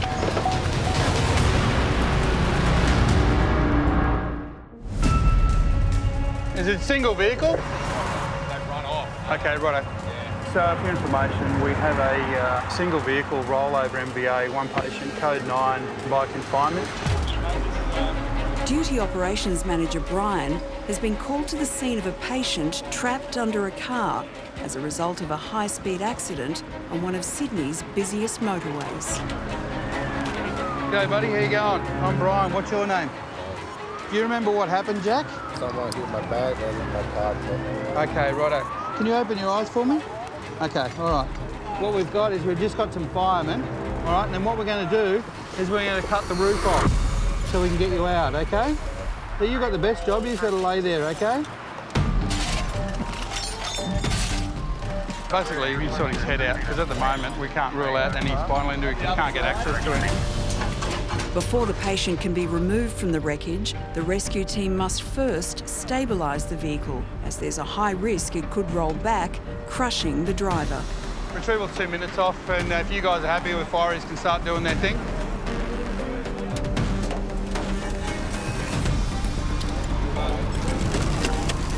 As a duty operations manager, it's Brian's job to oversee the recovery and to coordinate the police and fire rescue units on scene. If we can get another line in, that'd be good. So is Scotty going to do the one on the inside? Yeah. Okay. I think the most important thing for paramedics when they respond to a job where someone has been injured is to look for the things that you can't see. So, Jack, you tell us, matey, that you feel the pressure. Everyone will be drawn to the obvious. You know, the blood all over someone's face. The skill of being a paramedic is to look at the things that haven't declared themselves. The spinal injury that someone hasn't picked up on. The person with a severe intracranial hemorrhage, where time is now critical for that person to get to hospital. What we're going to do is our last release cut. Once this cut's been made, then it's going to be free. My classic story to junior paramedics, if you don't look, you won't find. After nearly 45 minutes, the driver is removed. 1, 2, 3.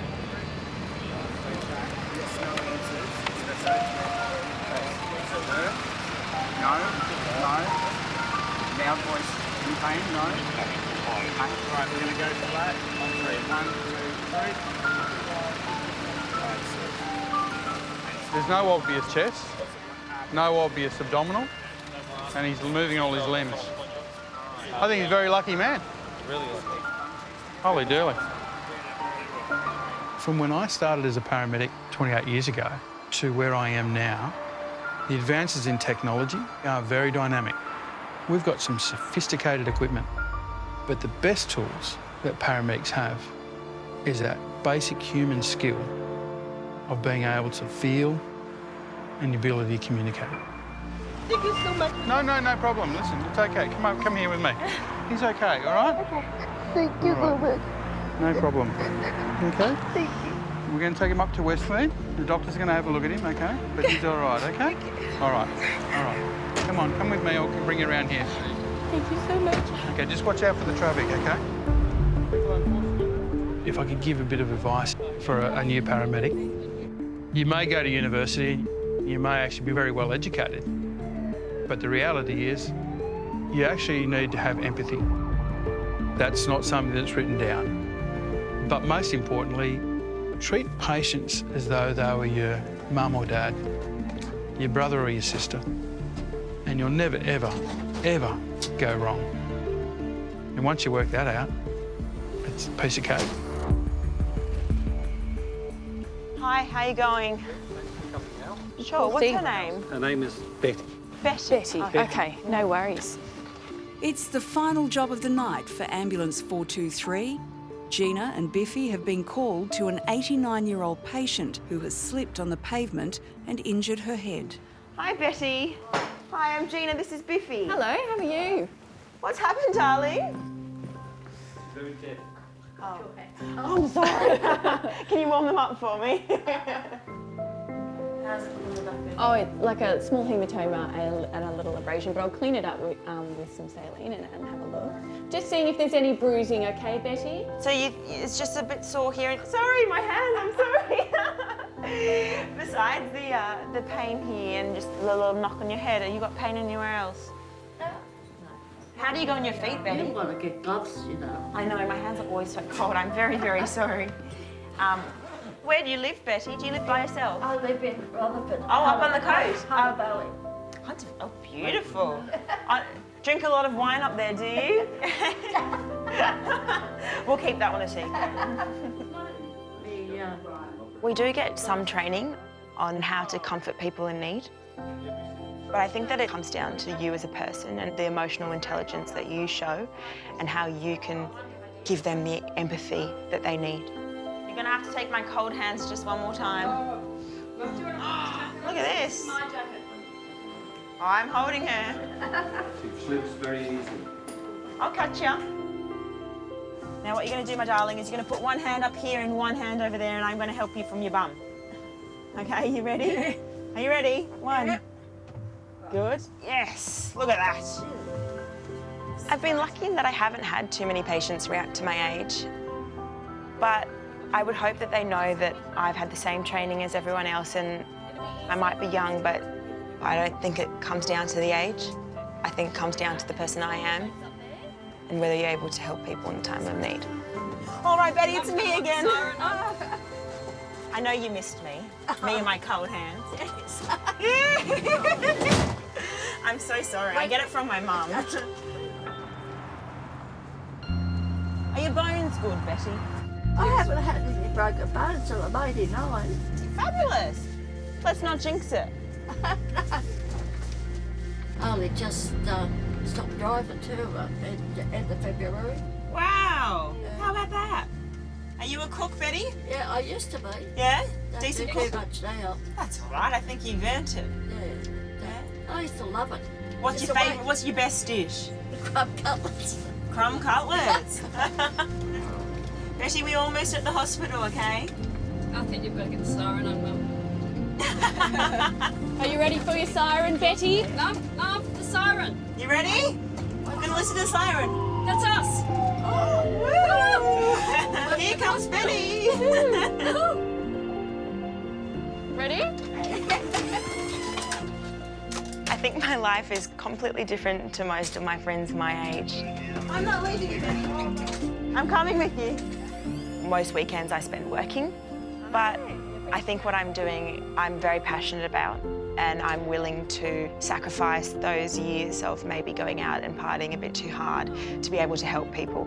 I wouldn't know how much, but it's a lot. What, these stretchers? It's not worth the price of our backs. Yeah. Oh, she warms my heart. They are my favourite jobs. Yeah. She even had foundation on, the poor I know. puppet. Isn't that? Good on her. Bless. Wonder if she contours.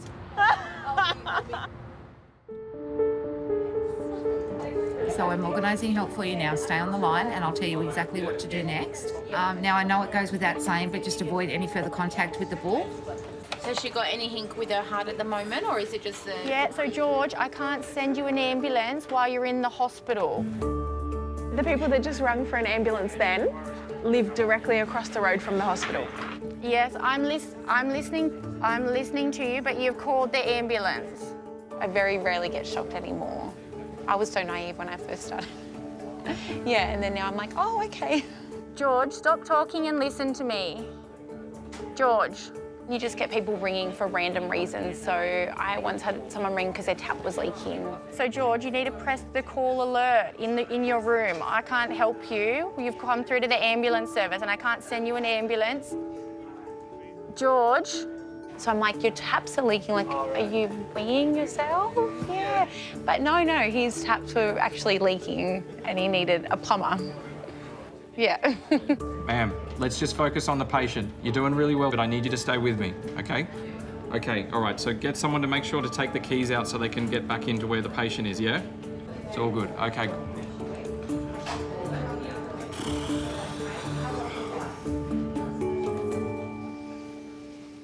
Don't look at me like that. Ambulance emergency. Tell me exactly what happened. Got a 16-year-old here who's threatened more than once to go and jump out in front of the car and kill herself. Are you with her now?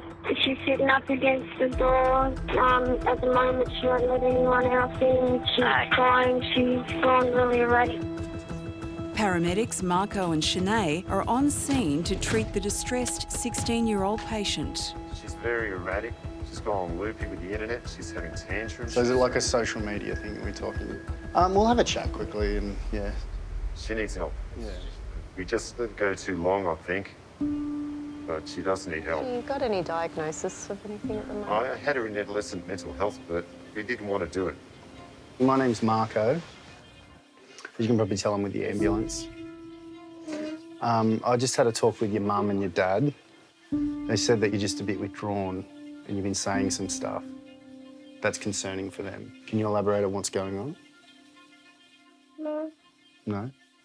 I actually can't leave you unless you tell me what's happening.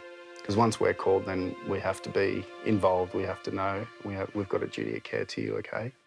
So you need to tell me what's going on with you. I don't know. What don't you know? Your mum's telling me that you've said some things like you want to throw yourself in front of a bus. You feel a bit sort of everything's hopeless, is that right? at the moment? Yeah. Yeah. I think it's probably a good idea we go up and chat to someone at the hospital. Because when you sort of start going down that road, start feeling that way, then it's kind of a pretty dangerous path. And it's okay to feel a bit rubbish sometimes and a bit down, a bit hopeless, but kind of need to talk to someone to sort of resolve what's going on with you. Yeah. Yeah. It's important that we go and chat to someone, okay? All right, are you decent under this blanket? Yeah. Will you be surprised how many people aren't, I'll tell you. I see a lot of surprises under blankets. All right. She'll be okay. You've done a really good thing for her. Yeah. This is the best thing you could have done for her. You'll see it later. It's a really positive step. She's very lucky that she's got such a good family looking after her. So why are we here? Why are you telling your mum that you want to throw yourself in front of the car and... I don't know. Is there any issue going on in your life? No boys, no friends, nothing? Would you rather talk to the girl with the nice hair? Marco's used to me being picked over him, so... Okay. Sweet. As Sinead steps in to treat the 16-year-old, So the ambulance has been organised, okay? Just stay on the line. I'm going to tell you exactly what to do next. back Now, in the this Sydney patient isn't Control breathing at the Centre, inside. Lachlan has taken a phone call from a security guard about a man who's collapsed in a shopping centre. What to do next. Now, this patient isn't breathing effectively for himself at the moment, so we might need to start CPR, okay? Listen carefully. You need to lay him flat on his back on the ground and remove any pillows, please. You don't want him in the recovery? Okay, so every single time he takes a breath in, you need to tell me. Just say now when he breathes in. We're going to do this 5 times, please.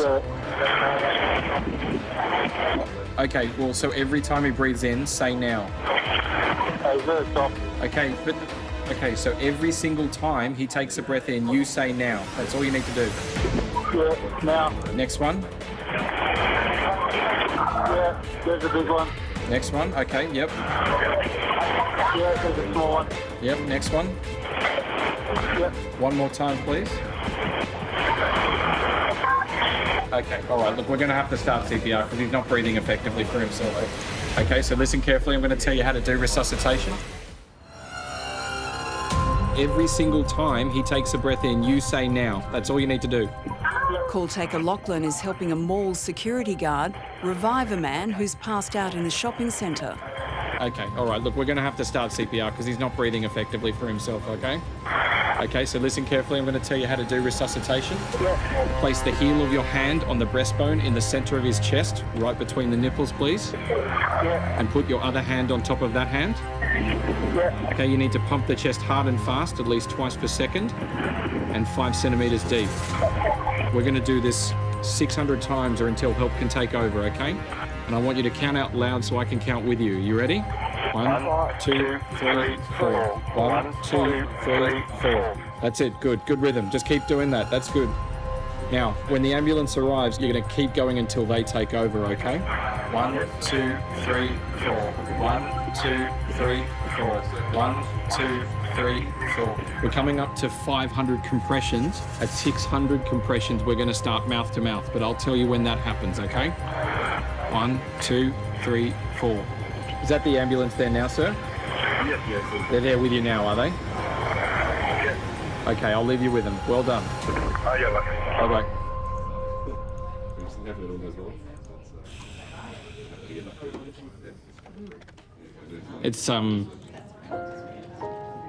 It's weird being in this job sometimes because you're privy to some incredibly intimate moments.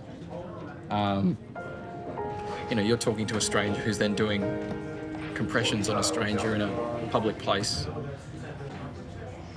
So it's a bit confronting to be part of someone's critical moment in their life, and you're just a voice on the phone to them sometimes. There are some jobs that keep you awake, and you wonder about it, and you think, oh, is everything okay, and stuff like that. So, confirm code 2. So that guy was in cardiac arrest. So that was really well done by it was the public first and then the security guard. That's really good. That means that I've done my job right. And your instructions were good and all that kind of thing. It's a hard thing to tell someone who might never have done first aid or CPR before in their life. For me to be told that they were doing effective CPR when the paramedics walked in the door, that means that I've done the best possible thing that I can for that patient until the right care got to them. So that's really cool.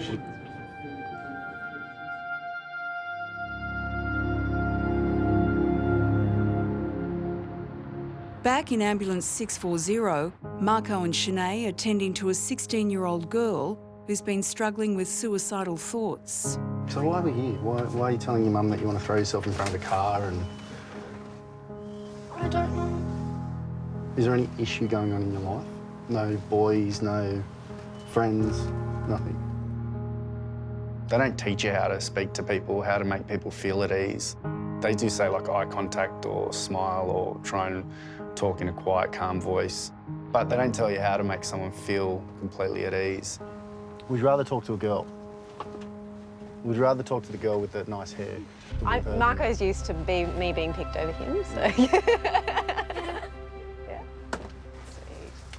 It's really hard when you go into a job like that, relating to a person, especially if they're young female. I probably look big and scary maybe to a 16-year-old girl, so a lot of time it helps if I've got a female partner who's with me. I know you don't know Shanae, but she's a very caring and loving person. She'll talk to you and she'll sort of... She has nice hair too. No, she does have nice hair, but if you want to talk to her for a few minutes, are you happy to do that? I'll talk to your mum. Shanae's very easygoing and very approachable, so that helps to have her in the car. She's been a 16-year-old girl, I haven't, so she can obviously relate to someone that's going through problems and know how to talk to that person. Dad's a sweetie. He's up there crying. I know. Have you ever seen your dad cry? He's up there bawling his eyes out. He cares about you. He's your dad. You're always going to be his little girl. That's what dads do. We deal with this a lot and see all different ages, going through all different things. And I've got, you know, my family's got mental health in it as well, and so I have it on a personal level as well. So, and you know, it's just hard. To try and treat a loved one like a patient was one of the hardest things I've ever had to do. I've grown up knowing it was there. Then once I started doing this job and seeing it, you can mirror it into those situations that you grew up with. I find the best way to deal with mental health is if you want someone to open up to you and to be honest with you and give them a piece of themselves, you kind of have to do the same. It'll be a positive step. You'll feel better. Trust me, like, no, and you will. Like, I felt like a really bad person when I had to do it, and it was hard for a little while. Best thing that ever happened. Hey Ava, how you going? What are you up to? You going to bed? A lot of the paediatric jobs we go to, my children are always in the forefront of my mind. I speak to them on FaceTime before they go to bed if I'm not going to make it to see them. Are you reading the story tonight, are you? It gives me energy to go on with what I'm doing, knowing that there's a light at the end of this shift that I can maybe go and have a cuddle and be able to see them. Listen, I've got to go, but I just want to wish you a good night. I'll ring you tomorrow morning. I know I was supposed to ring you this morning, but I'll ring you tomorrow. We can FaceTime and have a bit of time. Does that sound like fun? All right, beautiful girl. You have a good sleep. I love you, Mila. Bye, sweetheart. I think you guys are doing a really good job, and you'll be. Yeah, she will. She might not, maybe not tonight, but she will. I think we've really lost touch with what's important. We live on screens and they tell us what to eat, how to look, what to say. I think we've just lost sight of those human connections, those special moments like going out when it rains and smelling the rain and looking at the stars and actually having conversations with people.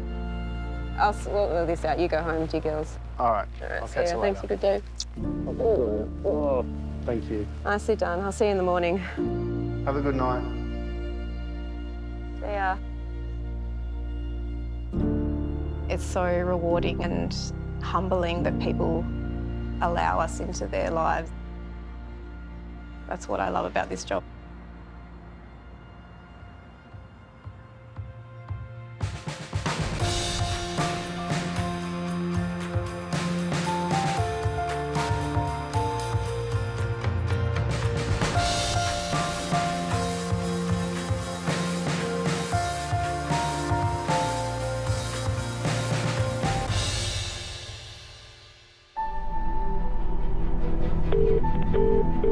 Next time. Ambulance emergency, tell me exactly what's happening. He's bleeding from his face. He's fallen over. He's not breathing. He's in a lot of pain. He's vomiting. He's told to get the valve. A hectic weekend night shift Oh, he just stabbed himself. We need an ambulance, please. stretches resources to their limit. I've got one ambulance available. One. Look, I can't get access. Are we winching? The front guy, what injuries has he got? Oh yeah, big time compound. Any pain? Critical accidents. These are the things that kill people. And intoxicated calls Someone dies on the side of the road. He's bleeding from his face. push paramedics to the streets. Did you hit your head? Have you been hit? Plus, an ambulance bottleneck This is pretty bad. sends dispatch into overload. We have 6 cars indefinitely delayed. The workload just backs up. People keep calling. We're hanging on by a tether.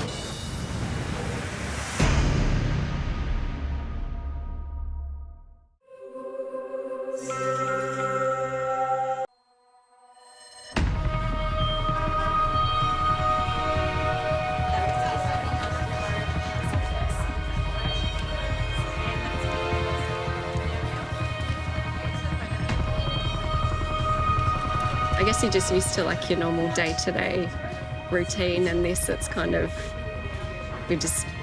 we're waiting for something to happen kind of thing. The centre of Sydney's heaving with nervous anticipation as tens of thousands of people from across the country hit the pavement in the 48th year of the world's biggest fun run. Well, the city to surf has started. Oh, shit. The 14-kilometre race to Bondi Beach is known for its spectacular views and, of course, the toughest test, Heartbreak Hill, at the halfway mark. There's a lot of cardiac arrests on Heartbreak Hill, typically, so it's going to be a big day. A lot of the top portion of the city is cut off from the rest of the area, so it's quite logistically difficult. Tell me exactly what happened. A hip stroke with cardiac change. 66-year-old with chest pain. Female is pale and she's basically very unwell. It's getting a lot busier now. I've had a really, really lovely morning, and now it's this. Ambulance emergency, what town or suburb? North Bondi. Can you tell me exactly what happened? So it's part of the city to serve. I have a patient who's hyperthermic. Is she awake? Altered consciousness. 423 Sydney. Part of the city is for 1C. 30-year-old female, altered level of consciousness, vomiting and hypothermia. Thank you. We're just navigating through roadblocks, so we're going to have to turn around. We might have extended time getting to scene. There is a dangerous level of hypothermia. Their core body temperature is elevated, and our priority then is to cool them down quickly. We're going to have to go on the course here. There's no way to get around? No, it's 200 metres down that way. Time is so critical. If you can't get to that patient, it could have an adverse outcome. Yep. They just don't care, do they? The very worst case scenario for someone who is hypothermic is they could die. Tonight, crews in the city brace for one of the country's biggest events. Bum right up there for me, doll. So she's hypothermic, dehydrated, she's vomiting. Did you have any chest pain or breathing problems? While out in the suburbs, Ambulance, what's the town or suburb of you? paramedics face the war on drugs. Have you done that to yourself? Head on. We're trying to help you. Just calm down. unprecedented access from the control centre I have a 19-month-old boy. His hands and legs are bluish. Is he conscious?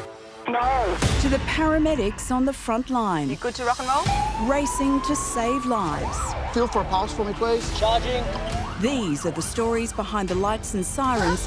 Look at that! Of New South Wales Ambulance. We've got ambulances coming to you very quickly. Are you laughing? It was a hoax.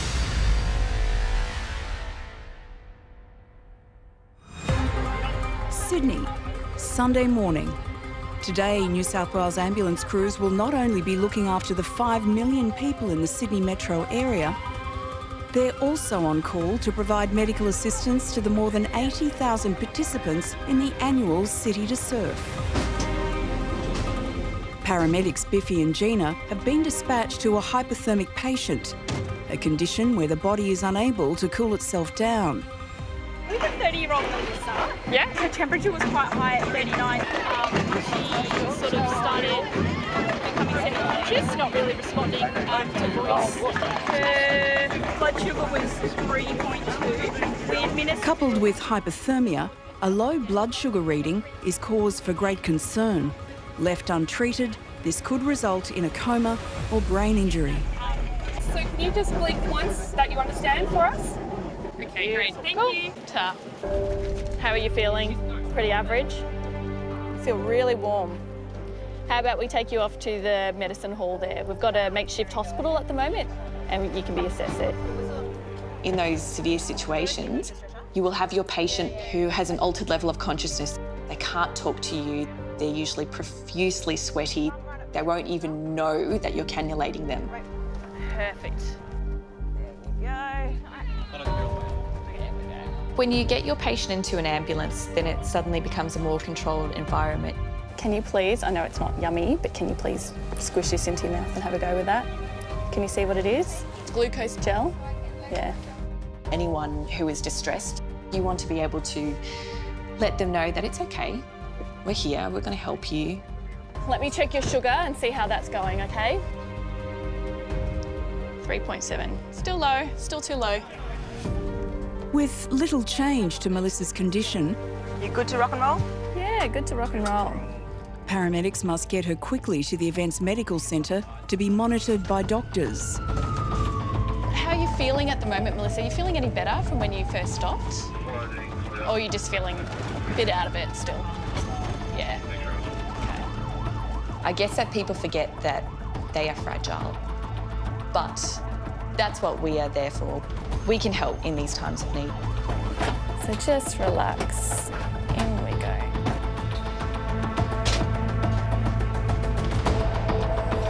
Biffy and Gina need to quickly hand Melissa over to doctors who will continue managing her glucose levels and temperature.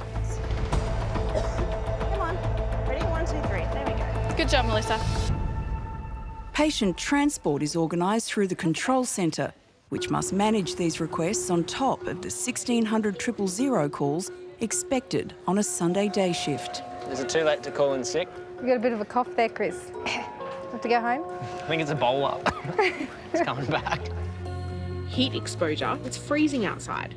Not if you've run the City to Surf and you're on fit. That would be me, passing out from exhaustion at the finish line. You just got to drop back enough so you can just slip into one of the prams or the scooters. Yes. We should do it next year. I'll get a shopping trolley. You can push me along. Thoughtful of you. We'll take it in turns. I mean, I'd be short of breath after running 1 kilometre. Yeah, I know. Some of them dress up. I don't know how they run with like I know they're like bananas. full bear suits on. I mean, it's a good family day out. Yeah. I mean, I'd probably take my family to the movies myself, but... 85,000 people. We can watch it live on Facebook. Watch them all fall over and then get the imminent call. Yeah, be like, you're going to call? You're going to call? Ambulance emergency? What town was that? He's trying to kill himself. Okay, so tell me exactly what's happened. He's tried to strangle himself. I think he's already... He might have succeeded. Is he hanging right now? I'm taking him down. Okay. So his eyes are open. He's I've organised help for you, okay? Down the line. Is he awake right now? No. Is he conscious? No. Okay, now I'm going to tell you how to give mouth to mouth. Okay. Place your hand on his forehead, your other hand under his neck. Now pinch his nose closed and completely cover his mouth with your mouth. Then blow 2 regular breaths into the lungs about 1 second each. The chest should rise with each breath. Do you feel the air going in and out? Okay, listen carefully. I'll tell you how to do resuscitation, all right? Place the heel of your hand on the breastbone in the center of the chest, right between the nipples. Put your other hand on top of that. Pump the chest hard and fast 30 times, at least twice per second, and 5 centimeters deep, at a rate of 1, 2, 3, 4. Are you pumping the chest? 1, 2, 3, 4.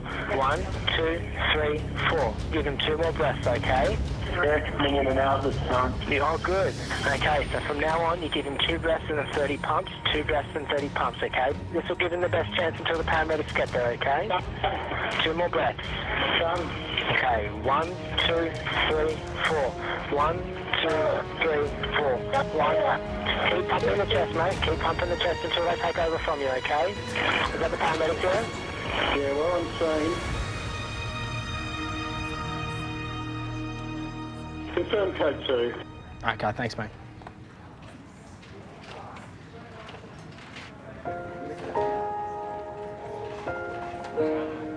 Confirm code 2. First hanging. You good? Yeah. That's the 3rd one today. So bad. And there were 4 yesterday. That's 7 in a day and a half that we know of. It's really bad. With a code 2 cardiac arrest confirmed, Can I just take 5? Yeah. Chris will have an anxious wait to know whether his CPR guidance has been effective.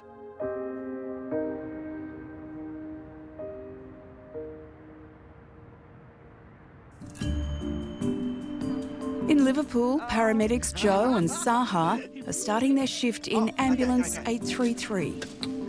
I've got an ongoing joke with my mum that I'm never going to have a baby. Oh, why? Because she's always asking me for grandchildren.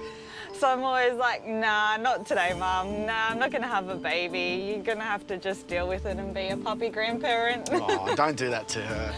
Yeah, she hates My fellow paramedics are just as important to me as my family. You're spending more time with them than you are your family sometimes, because for 9 weeks you're with them at least 12 hours a day and they just learn everything about you and you can't escape. Ambulance, what's the town last number of the you with the patient at the moment? Yes. Is he awake? No. Is he breathing? No. It's awesome. This is going out still. 3 paramedic teams are immediately dispatched to the drug overdose. Car 834 is almost on the scene. In 833, Joe is the closest intensive care paramedic. He and Saha are still 8 minutes away. Male who's unconscious, clear left and not breathing. Unconscious and not breathing. He's overdosed. Yeah. So if he's actually not breathing, though, we can assume that it's a hypoxic arrest, yeah? Yeah. This is very serious.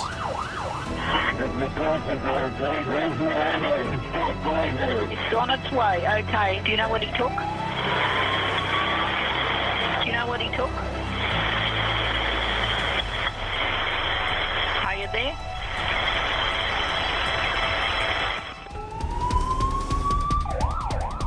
Joe and Saha are one of 3 paramedic teams responding lights and sirens to a drug overdose.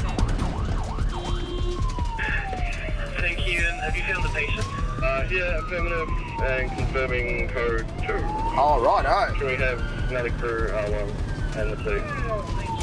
Right, this is a really young cardiac arrest. 34, thanks. 8:33, ETA in less than 2 minutes. Code 2, or cardiac arrest, means the patient's heart has stopped beating. With each passing minute, the chances of surviving reduce by 10%. It's unknown how long the patient has been lifeless as the caller has hung up. So is this it? They're the FM. 133. As an intensive care paramedic, when I arrive in a cardiac arrest scenario, I'm privileged to often have a team to work with. The team's goal is to get a ROSC for this person, return of spontaneous circulation. Another one, another oxygen. I'll grab that. To get a heartbeat back and to try to maintain that all the way to the hospital.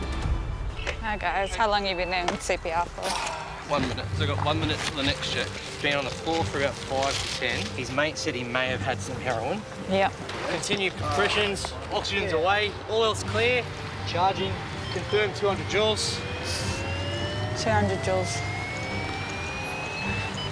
Stop compressions, analysing. I have asystole confirmed. Cancel using the black wheel for us, mate.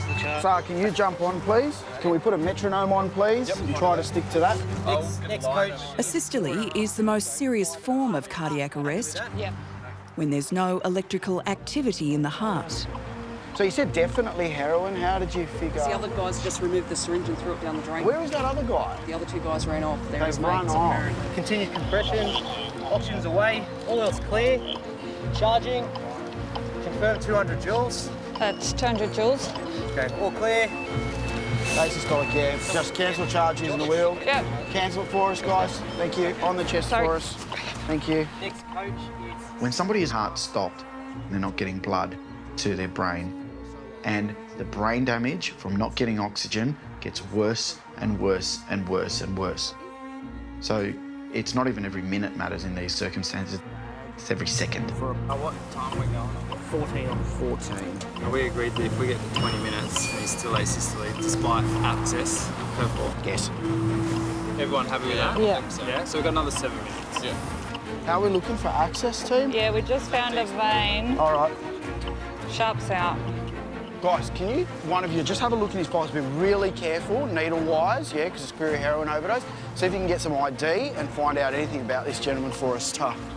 We've got IV access in the right room. IV, excellent. Let's draw up some adrenaline. Okay, that's running nice and... All right. This coach, if it's non-shockable, do signs of life. Yeah. So, chest compressions continue, all else clear, oxygen's charging. Okay, hands off. Stop. Everyone's clear. Say systole, dumping charge. Yeah, okay. Have a listen, Sirens for life. Have a listen for, heart sounds. Got anything for pupils, Joshy? Fixed dilated no pupils, signs of life. That's it. Okay, yep, no worries. Can you let them know, Brennan? Thank you. Let's disconnect our gear, we'll start to pack up. We've got a blanket already. It's certainly not possible to save everybody's life.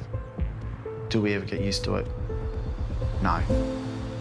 We cope because our colleagues are amazing and they give you the support that you need through it.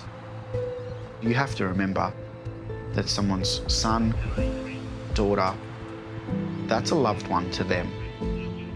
So we never get used to it. And the day that we get used to it is the day that we should take the uniform off.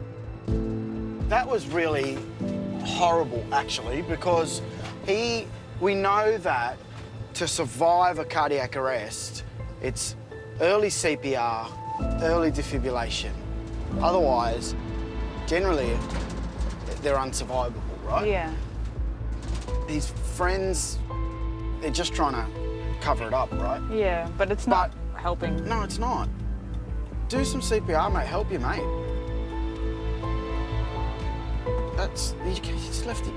They left him dead. Yeah.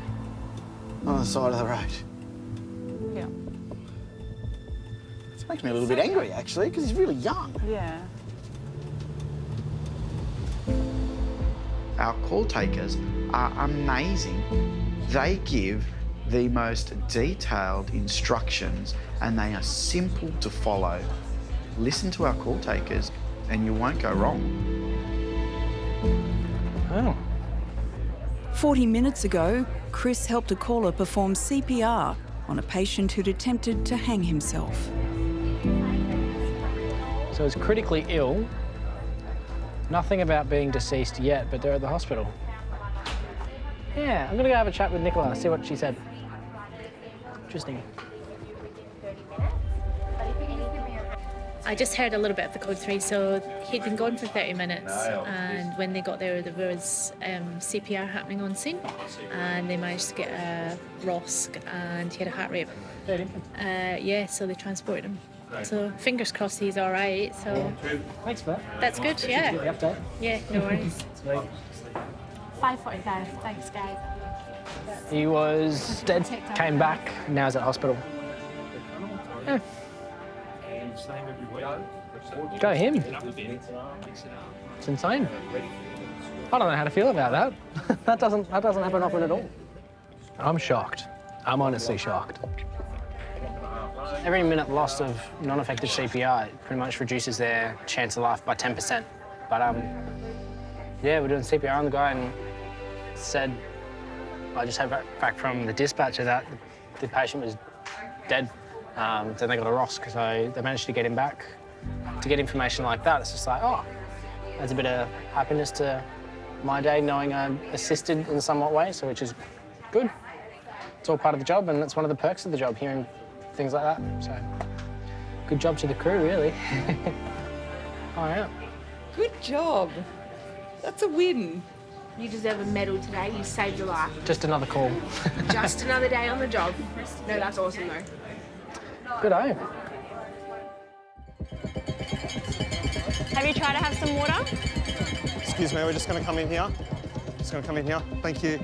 It's 1:30 p.m. and the City to Surf is drawing to a close. Today, crews have attended to more than 300 participants requiring medical attention, many occurring after they've crossed the finish line. Ambulance emergency, the town or suburb, please. I'm on platform 3 with town hall incident. There's a woman, she's just been in the City to Surf and I'd say she's in her 70s or 60s. Okay. She doesn't look well. Okay, I'll just get some questions answered and we'll get you some help. Spec 65, Sydney. Hey, 1C at Town Hall Railway Station.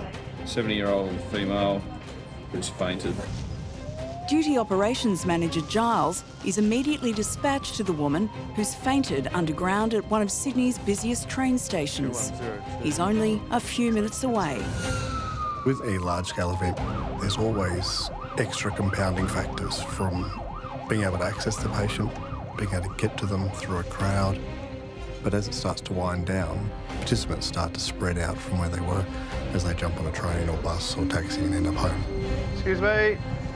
And they're still going to be suffering from having done an exertion which is unnatural for them. Sorry, what's your name, ma'am? Janet. Janet. I'm Giles. How'd you go in the run? I got to the end. I think it might have been the bus. Okay. So when you were feeling faint, did you have any chest pain or breathing problems? Just lightheaded and dizzy? I was okay in the train. Okay. Now, so when I began to walk, it was very sore. Well, it might be your blood pressure as well. That's often the case. Do you know what your blood pressure is normally? 15 or 20 over 80. It's about 90 on 60 now, which is probably why you're feeling faint. So what we'll do, I'll pop a needle in, give you a bit of fluids, that'll bring your blood pressure up, and it might run you up, get that looked at hospital. I'm just going to give you some morphine for that pain. Now, it may make you feel a little bit sick. G'day, Nolsey, it's Giles. I think we're going to need probably a Stokes to get her out, if you've got a soddy round or police rescue. Is the pain getting worse, Janet? Okay. You move it where you want it. I'll just give you a bit of support. Okay. Deep breaths. The exact source of Janet's pain is still unknown. However, it's so severe, she's unable to move. Now, Janet, I'm going to give you another bit of medication that's going to make you feel lightheaded and floaty. Sometimes people feel it's a bit weird because it spaces them out a bit too much and they feel a little too out there. Ketamine. Yeah, it's an anaesthetic drug. Just think of a nice, happy place and try and relax and go with it, and you're perfectly safe. Some people feel like they're falling. We've got other medications that can undo it if you're getting too freaked out. It might make the world spin and you're on a lovely trip. So think of a lovely, quiet, relaxing place, being on a beach somewhere if you like, or a nice pina colada, Nice, slow breaths. With ketamine, you get this disassociation from your body, a nightmare sensation. To prevent these nightmare scenarios, it's a combination of understanding the patient, building up that rapport, and reassuring them that it's all okay. Might be my last sitting, sir. Yeah, wow. I have done 31. Wow. 86 my first one. The first ones I ran downhill. My latest years I have just walked. It's almost like truth serum. People start saying things they probably shouldn't have. Sometimes people get quite flirty with the nurses, even from old nanas putting a hand on a knee. Oh, you're awful cute. Janet, we're just going to roll you away from the sore side. 1, 2, 3. Up on the board. Wonderful. Rolling. How you going? We got you off that uncomfortable seat. I think after a job where you've actually been able to make a difference to the patient, there's a sense of pride and accomplishment. How you feeling? It's very strange. Oh, good, but not painful. I don't know what happened. That's all right, just relax. Couple of big breaths, Janet. There's also that personal feeling that you've actually helped someone. You've helped Nana up, you've allowed her to keep going with the rest of her life or the rest of her day, and you got her back onto her feet. You're very good. Excellent. It's certainly lovely when you do get some appreciation or recognition, or someone writes a letter in. It's fabulous. But we're not doing it for recognition. We're doing it for the patient.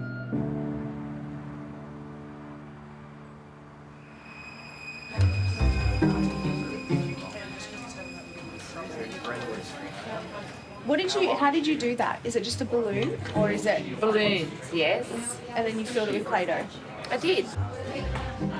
Did it make your day less stressful? No. Ambulance emergency, tell me exactly what's happened. I broke up a dog fight and my hand's a little worse for wear. Has it been bitten? Yes.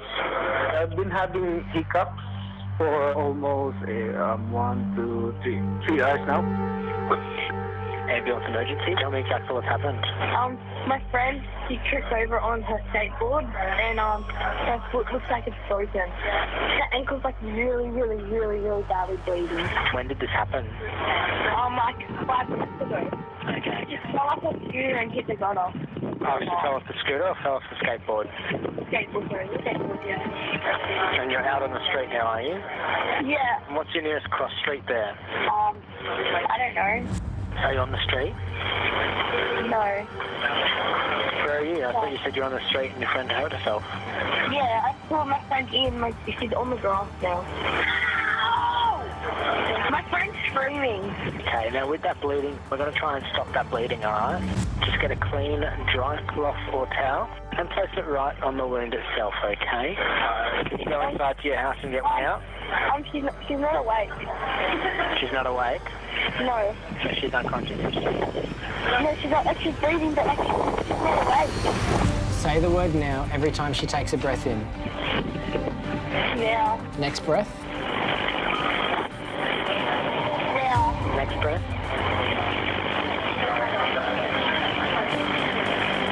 Is she taking a breath? No, not yet.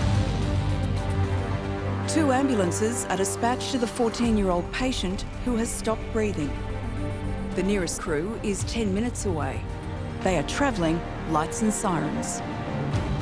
All right, love. So what I'm going to do is I'm going to tell you how to do mouth-to-mouth, all right? Okay. So I want you to pinch her nose closed and completely cover her mouth with your mouth. Okay. Then blow 2 regular breaths into lungs, all right?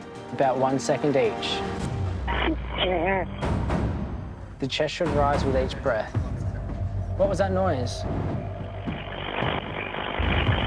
I was breathing into her mouth.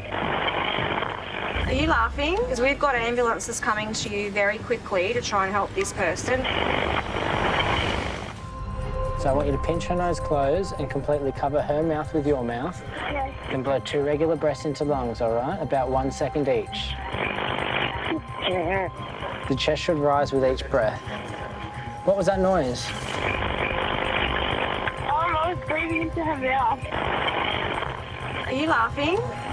No. Because we've got ambulances coming to you very quickly to try and help this person, so we need you to concentrate on what we're saying and not laugh when we give you instructions. Do you understand? I'm sorry, no, I'm telling the truth, she actually is really hurt. Team leader Chantel and call taker Chris have spent 13 minutes assisting a young girl perform CPR on her friend who's fallen from her skateboard. While there's suspicion of a hoax, the team must treat all 000 calls seriously. 2 paramedic teams have been dispatched. How old are you? I'm 15, I told you that. If you don't believe me, I might as well just hang up and then No, we've got ambulances on their way. My friend's not even breathing. And So what you need to do is follow our instructions, okay? Step. You need to follow the instructions step by step, okay? And I'm still with you, okay? This is really important, all right? If you say your friend's not breathing, we need to try and help her, okay? Hey. All right, so now I'm going to tell you how to do resuscitation, okay? Just listen carefully. Now place the heel of your hand on the breastbone in the centre of her chest, right between the nipples, and put your other hand on top of that, all right? So what we're going to do is we're going to do it at a rate of 1, 2, 3, 4. 1, 2, 3, 4. 1, 2, 3, 4. 1, 2, 3, 4. What was that noise? She's breathing again. She's breathing again, is she? Yeah. Okay, can you see any paramedics there at all? No. Okay. Okay, well, you got the address you gave us. Can you see them? Yeah. Now, can you see 2 guys, 2 men? Yeah. Okay. Because I can see that the paramedics there, looks like it could be 2 females.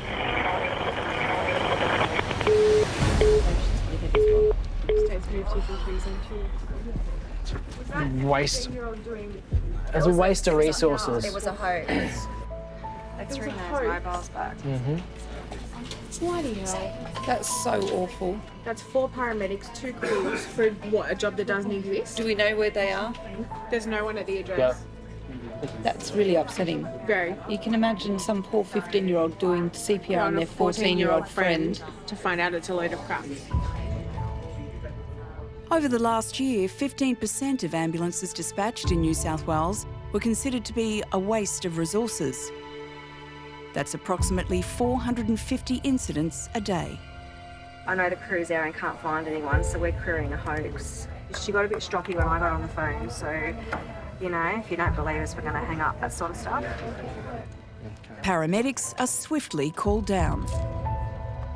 That's just frustrating. It's not on. How does a 15-year-old think that pretending someone's dead is fun? Bloody dumb.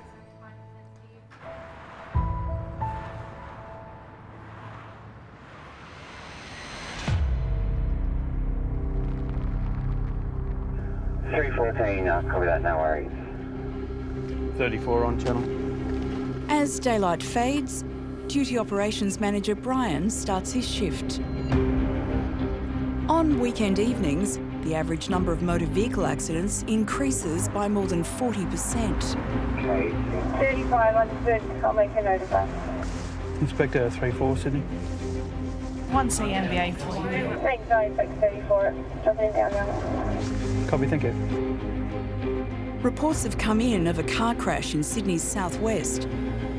Police have been notified, and Brian is the closest available paramedic, only moments away.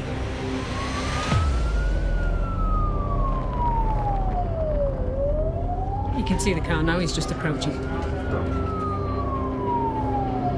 The driver has abandoned the vehicle and fled the scene. Brian must now track them down in order to assess any potential injuries. Just need to find out where they are. I'll check it up. Yeah, thanks. We'll continue northbound. Give you a report. Unfortunately, as paramedics, we go to car accidents, which a lot of the time, it's avoidable. By people just actually not getting high on drugs or alcohol and deciding to get behind the wheel of a vehicle. Yeah, copy that if you wouldn't mind, thanks. Police have just arrived on location as well. The driver is located 1 kilometre from the crash site. Yeah, copy that, thank you. What's your name, mate? Yeah, no.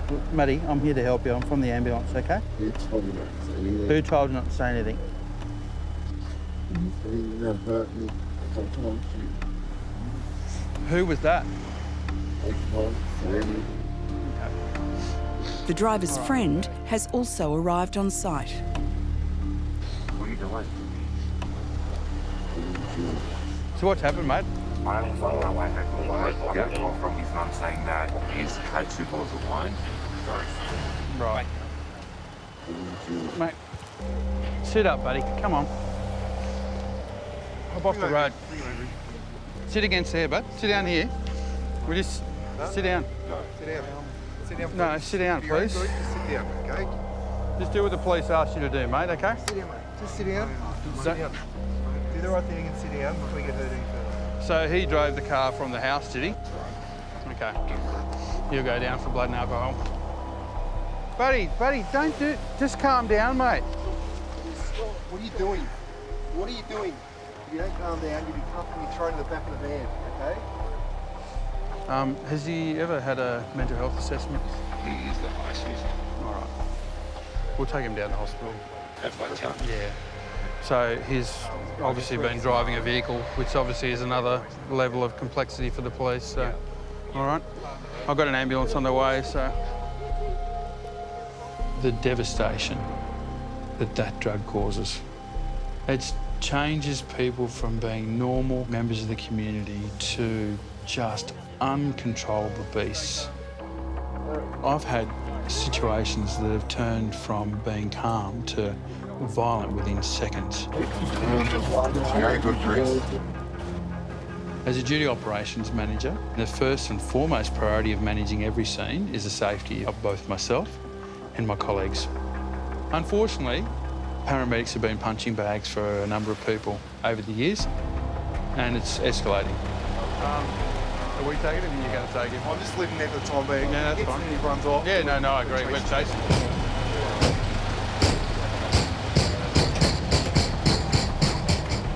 A person who's affected by ice is just so unpredictable.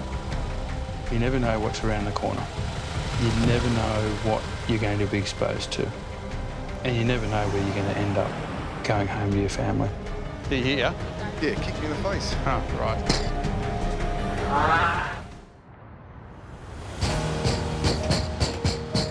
Mate, stop kicking the door. We're going to move you down to the paramedics now. Duty Operations Manager Brian has discovered a young man who's crashed his vehicle under the influence of alcohol. Of greatest concern, the driver also has a history of using the drug ice. You just see the melee down there? Yeah. Okay, so this is him. He has consumed 2 bottles of wine. He has previously taken medication overdose. He's just kicked the police officer in the face. He's full as a boot. The unpredictable behaviour of patients who are ice affected, the level of aggression is just extreme. All right, so you got all the restraints ready? Hey! Wait. Stop kicking! In some cases, the decision may be that that person's so violent, it's actually risky for paramedics to transport. Yeah. We'll hold him down and then, we'll get the restraints on him. All right, there you come. Come on. So, it's okay. We're not going to hurt you. But you've got to be... Come on, mate. The ambos are just here, okay? Come down here. Come down here, bud.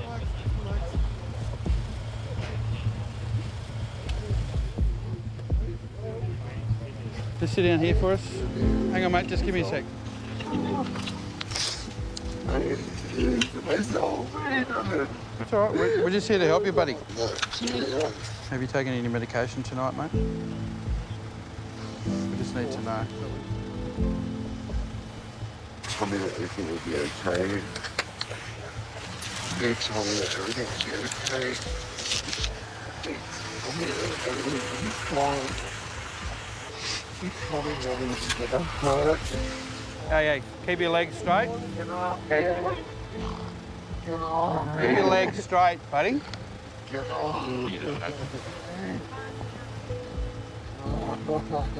We're here to help you, mate. You just got to calm down.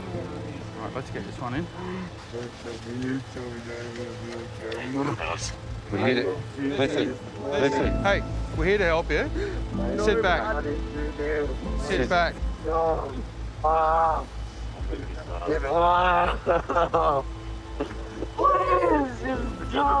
We're here to help you. We're trying to help you. All right? Well, listen. Yeah, okay, listen. Please stop. Please stop. This is an election. Stop. Please.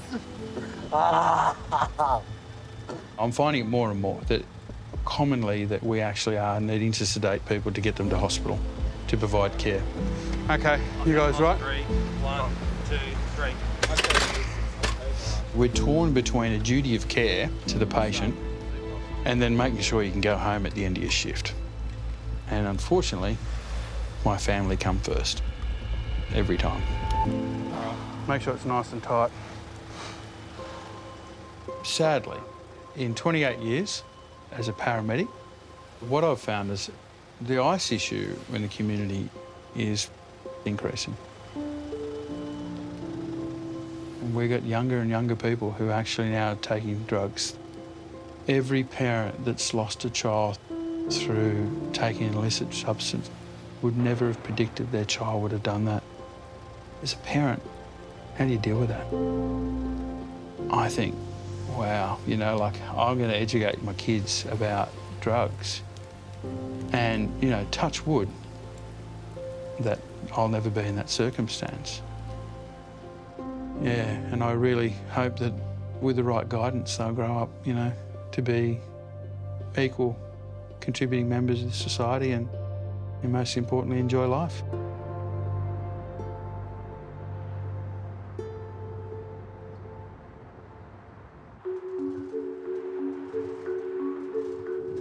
Oh, we're turning on to McDonald Road. You know that's a sign. In Liverpool, paramedics Joe and Saha are waiting to be dispatched to their next call-out. We're not having McDonald's. You're not having McDonald's. No. I thought you wanted Hungry Jack's hot chocolate. I do want Hungry Jack's hot chocolate. But I'm probably going to want to eat again. Look at that, Hungry Jack's on McDonald's Road. It's a sign. Ambulance emergency. Tell me exactly what's happened. My son's just fallen off play equipment and he's bleeding a lot. And how old is he? 3. Tell me exactly what's happened. The girl actually got stuck on the bed frame. She's stuck? Yes, she's stuck. Tell me exactly what's happened. I have a 19-month-old boy and he's having gastro. He's refusing to drink. We're trying to give him Hydrolat. He's just vomiting everything up. Is he breathing? Yep, when he's vomiting, he's struggling though. 8:33. Yeah, 33, we can assist. 1 Charlie breathing problem. In Denham Court, per the column notes, it's Gastro. 33, no worries at all. Okay, is he changing colour? His hands and lips are slightly bluish. Okay, I'm organising help for you now. Stay on the line, tell exactly what to do next. Just watch him very closely. Yep. Turn the outside lights on for us. Okay, if he does get worse, then any way to call back immediately for further instructions. Embos drop out of the sky for a child who's not breathing. They just all of a sudden become available and there's multitudes of them. It doesn't matter what you're doing. Even if you've got a patient in the back, you jump Yeah, it. you jump it. Absolutely you do. A high priority lights and sirens job that involved an infant always brings me back to my own family because I've got 2 beautiful little boys. They're just so precious, you know, like... It's more disheartening when the child can't tell you what's wrong. They just know that they're unwell and they just look at you with such sad eyes. Yeah. Little bubs. Being a father, you physically feel your heart rate escalate. You physically feel that your palms start to sweat up slightly. And your focus is so much more in tune. He's going to be sick, I think, this child. He's going to be very sick.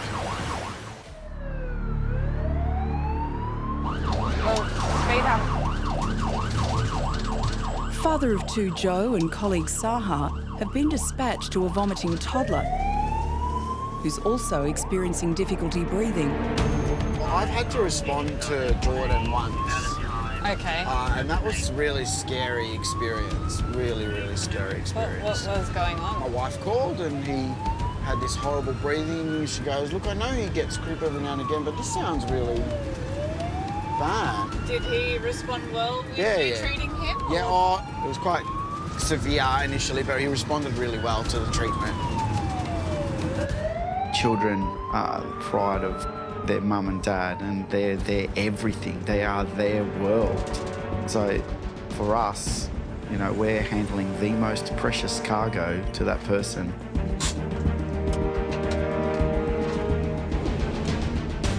You push that available button, you just do not know what you're going to go to.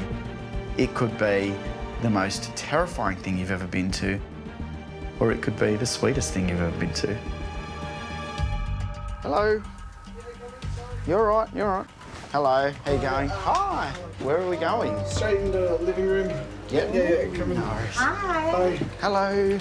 Come on. This little bub? No, this one of my hands. Oh, hello. How you going? What's his name? Ananias. Ananias. He was What's pretty happening with him? On Wednesday, he started to have diarrhea and vomiting, so Yeah. my husband took him to Westmead Hospital. Yeah, Westmead Kids? Yes, Yeah. and they said it was gastro. Yeah. Is the diarrhea still going? He only had it once this morning, but the vomiting hasn't stopped. So Okay. he vomited twice. Yeah. And he vomited again now. Okay. And when I gave him a shower, I noticed that his hands kind of went bluish. And I called my husband. I said, "Is it me or is his hands going a bit blue?" Yeah. And then when she got him out of the shower, he just started throwing up. Yeah. And it just started coming. Kept going, and coming, kept and going. coming. His lips went blue, his Yeah. hands went blue, and he started shaking a little bit. Yeah. Wow. Come over here. Hello. Maybe because you're closer to the TV. Maybe he just wants a TV. Oh, these. Do you want these? Right. Yeah, at Westmead Hospital, Yeah. children's, they said to me, if he gets worse, if he's not drinking any fluids, To call us. to call, Absolutely. or take him to hospital. Yeah, yeah. If he vomits, just ambulance straight away. Can I have this back for just a tick? I'll give it back to you. Yeah? I'm just gonna have a listen. Is that all right? You ready? He'll let you listen. The little ones are gorgeous. They love paramedics. They see the uniform and they will give us high fives and they'll wave at us in the street and they'll give us cuddles. And for us, that's a beautiful part of our job. It really is. Okay. I'm sorry, buddy. This is gonna hurt. Do this. Oh, Big good one. what happened? Delayed reaction. I hate the delayed ones. To get trust from a little child that has no idea who you are except for the fact that you're a paramedic is amazing. It's super cute. We never have patients that want to cuddle us. No, and look how quiet you are all of a sudden. Like I said, you guys are doing all of the right things. Yeah. Yeah, keep his fluids up. As long as he's taking them, happy days, that's good. If he doesn't, then yes, he's gonna need a drip. What do you want? What's this? What do you want? What's this? Wants you, Joe. Come, you can come. I think we're going to have to take Should you we with take you us. up? Should we take you in the ambulance? It's your decision, Mum, Dad. Like, if he will tolerate, excellent. If you won't tolerate, let's go up and get him a drip. Okay. And knowing he's going to get a drip, I'll be Yeah, no worries at all. And sitting here trying to force him to drink. Good. Let's go. Sometimes a parent runs out of options. Like, my child's really sick and I just don't know what to do anymore, and they pick up the phone and call 000. And that's probably really, really scary. Alternatively, if you wanted to pop them in the car and go to Westmead, we're happy with that, whatever you guys want. Sometimes all they need is you know what, Mum and Dad, you have done all the right stuff and that's amazing. Hey, Sar, can you pop the beacons on for us? Oh, wow. Look at that. Aren't they cool? It's absolutely gorgeous when a child makes that connection with me or any of the paramedics that are there. It's heartwarming. It really is heartwarming. And you get that real human intimacy that you wouldn't get from any other job. You got to say bye to your #1 fan, Joe. All right. Bye, buddy. Oh, no, done. Wiggles are on. It's over. Did you hear the couple in the Wiggles? They split up. Oh, it's so devastating. How do you keep up with this stuff? All the best. Good luck with it all. Bye-bye. See ya. Have a great night. You too. Much appreciated. Not a problem. It's our pleasure. Anytime. Take care. Bye. To engage with people's families and see how much love and see how much care when you walk into a house, it's a nice thing. When we see so much bad in our job, to see that nice side of humanity is beautiful.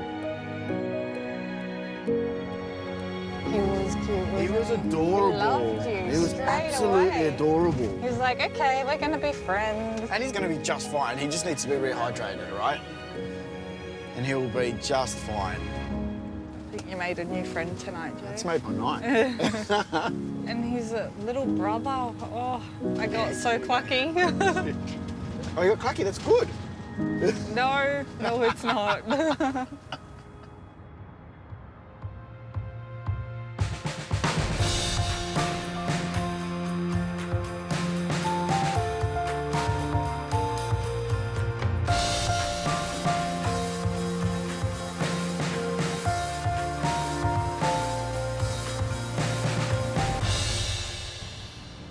Ambulance emergency. Tell me exactly what happened. Next time, We checked a drug overdose out the front of our venues. a bad batch of drugs Is she having an overdose? We're not sure if she's okay or not. causes pandemonium on the streets.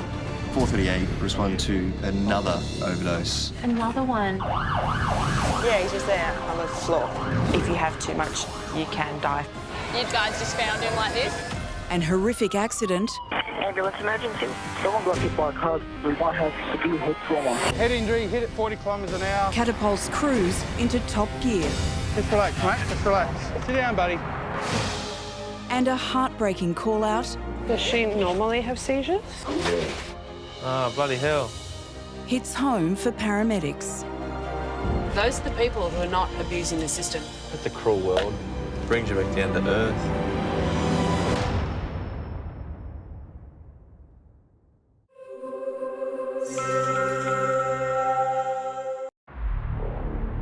Okay, tell me exactly what's happened. I'm just a witness. I heard a bit of a rep and then we turned around in between both lanes, the car hit a tree. So it's a single car into a tree. Yeah, it's wrapped around a tree. Back to 2-1. Do you have any units on that scene yet? The ambulance is on scene in the Banijay sector. Thanks, sir. Just waiting a report. Now, is anyone trapped? Yeah, there is. Okay, now, was anybody thrown from the car? No. Now, is there any serious bleeding? I can't see. The guy's against the tree. Pretty bad of him.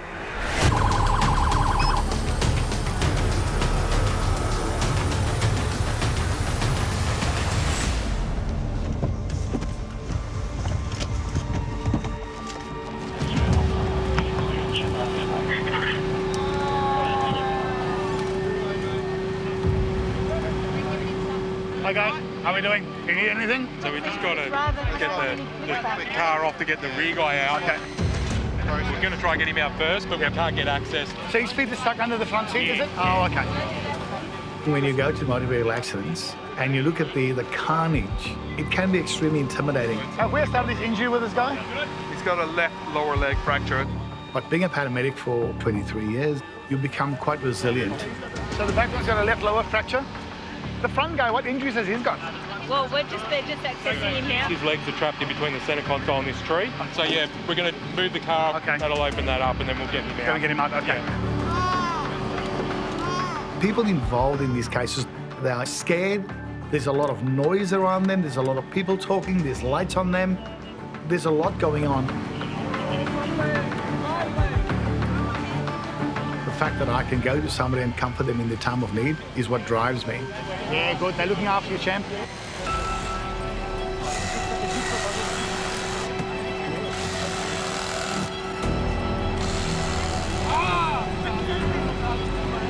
Every time they move it, it digs into his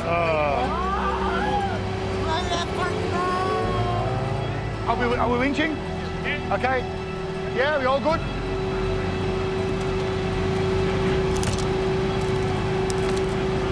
Winching the car off the tree at the moment.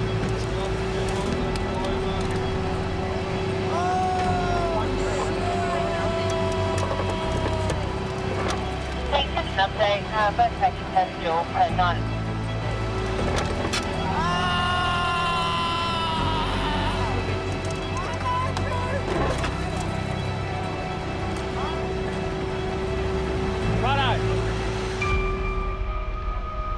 That's released a fair bit. Oh, fantastic. Just hang on, guys, hang on. Can we get the paramedics' hands in there so we can feel what's going on there? He's just pinned. There's no blood, as you can see on my gloves. Yeah. Oh, fantastic.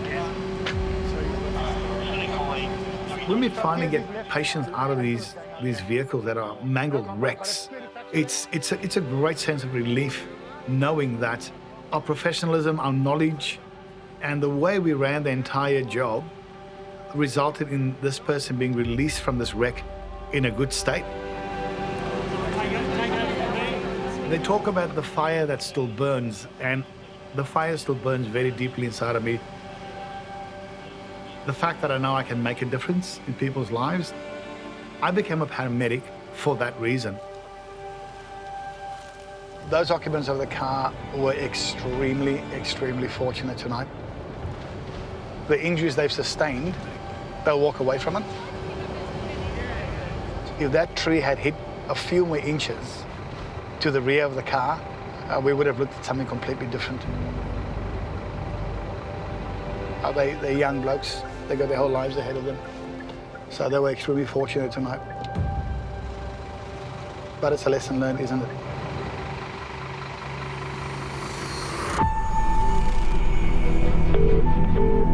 Tonight.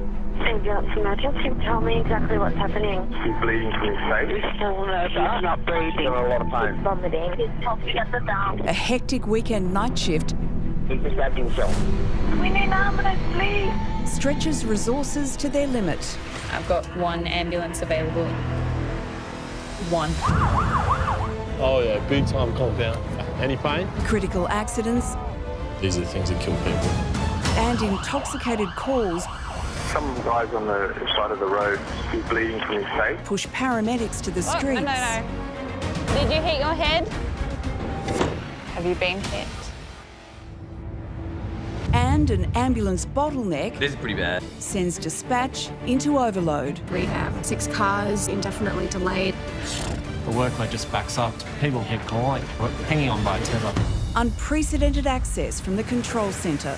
Is there any serious bleeding? Jesus. To the paramedics on the front line racing to save lives. Just relax. Everything's all good. These are the stories behind the lights and sirens of New South Wales Ambulance.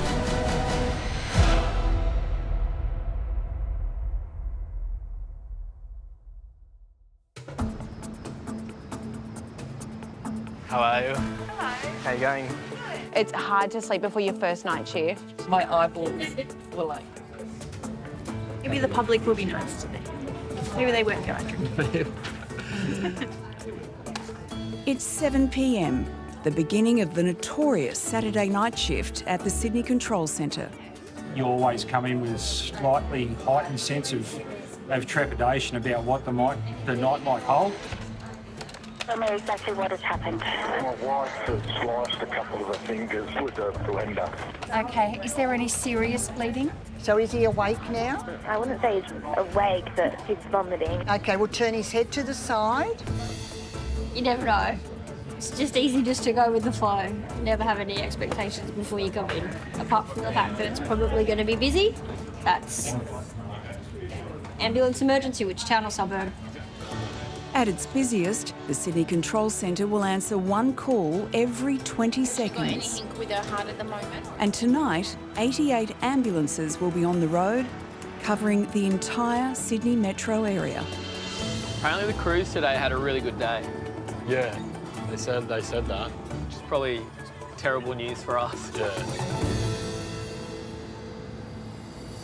Very good evening to our 1945 starters here on the Sydney Southwest.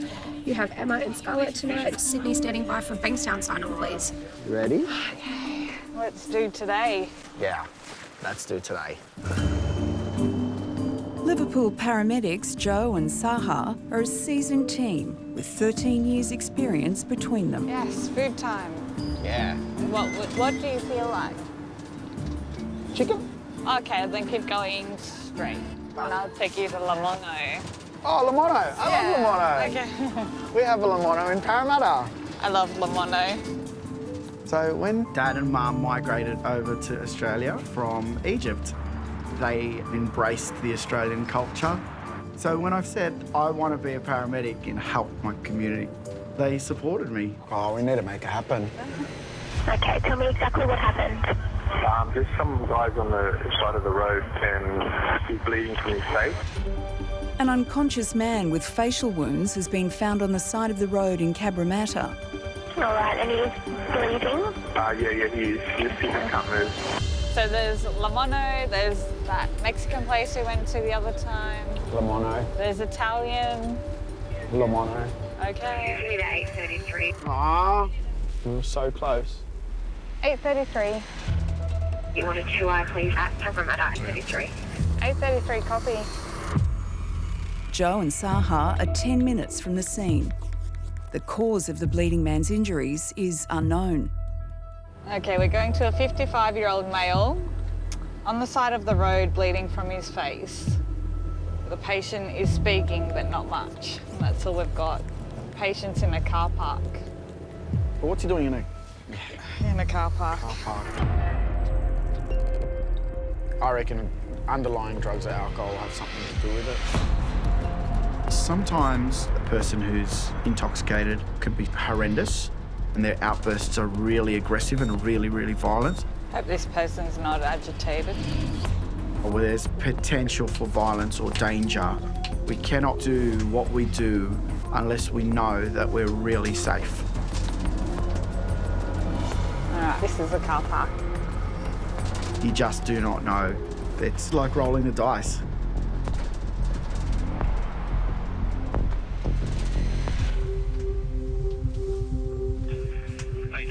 Go ahead. You happy? Yeah. Get him to the ambulance, I think. Yeah. Hello. Hello, everybody. Okay. My name's Saha and this is Joe. What happened? Too much to drink. Not only does the patient appear heavily intoxicated, there is an obvious language barrier paramedics must overcome in order to perform their assessment. Mandarin. How's your Mandarin? No good. Oh, me either. I like eating mandarins, but... Okay. Did you hit your head? Oh, no. Did you hit your head? No. I'll get you a stretcher, hey? Yeah, thanks. Sorry. That's okay. No, that's okay. All right. So, here? No. Here? No. What about here? Big. What did you hit your head on? Just too much to drink. Too much to drink? Yes. Okay, tell me exactly what's happened. All right, so somebody's intoxicated and passed out, is that right? More than 1/3 of all emergency department patients in New South Wales have underlying drug or alcohol-related issues. He's throwing up red wine. Is that right? She's a 24-year-old female, okay? And is she the one that's had the cannabis, cocaine and alcohol? And she's vomiting? People talk about the drug epidemic and ice and stuff, and yes, it certainly has an impact on us. But alcohol is the most readily accessible drug, and it's probably the one that causes the most impact with domestic violence, social violence, car accidents, all sorts of things. All right, tell me what's happened. His eyes problem with his eyes popping out of his head. Has he been hit in his face? Is that what's caused it? His eyes pumping bleeding. What's happening? The ambulance is already on the way.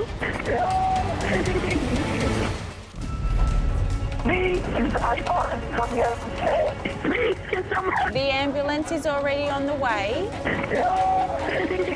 Call taker Alexia and Senior Control Centre Officer Pat have answered a call from a woman helping a man whose eyeball is hanging from its socket. Don't touch, irrigate or bandage the eye, okay? You need to just leave it and you need to keep his head above chest level. So have him sitting up. Is the police there? You said the police there? Hello? Yeah, let it go. You stay way more calm than what I do. Good job.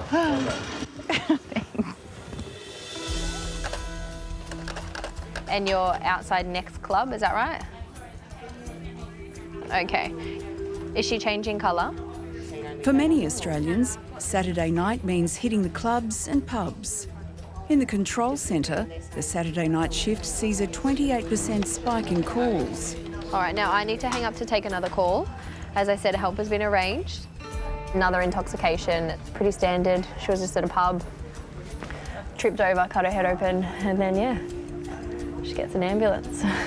This is the intoxication now, basically. It's hit everybody well and truly by now. Yeah, so it's begun. Ambulance emergency. What town or suburb, please? What happened? Did you hit your head? Oh, no. In Cabramatta, Joe and Saha are still struggling to communicate with their heavily intoxicated patient. Sore? Sore? Too much to drink? Yes. I'll get you a stretcher, hey? Yeah, thanks.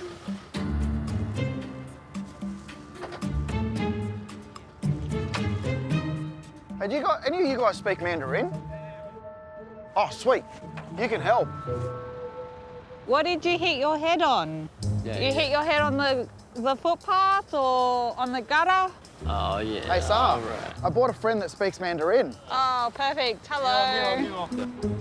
What did he hit his head on? 你把你的头打在什么东西上了？ On the floor. Did he lose consciousness? 你晕倒了吗？ He did? All right. We'd like to take him up to hospital. No. Let's get you on the bed because I can't hold you up for much longer. Yeah. 还没有在做其他的。怎么还在去做？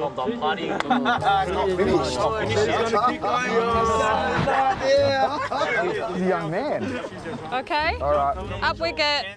1, 2, 3, up. Come on, my friend. Over here. The weekends get really, really busy, and you feel it. Thursdays, your Fridays, your Saturday nights are a little bit more drug and alcohol fueled. Thank you for your help. Thank you, guys. We appreciate it. Yeah, I'll grab that. All right. All right. Let's go. You're right. He wanted to keep going. Yeah. All right. My name is Saha and that's Joe. Yeah, okay, thank you. That's okay. Thank you. Yes, these people have put themselves in a predicament, made some bad choices. You're all right. We want to get you go checked out, get your head looked at and find out why you blacked out. But I'm here to help, and I'm non-judgmental, and that's the most important thing, I think. Happy drunks I can do. I like happy drunks. How are you feeling? Good? Good. Thumbs up. Nice. Thank you. That's okay.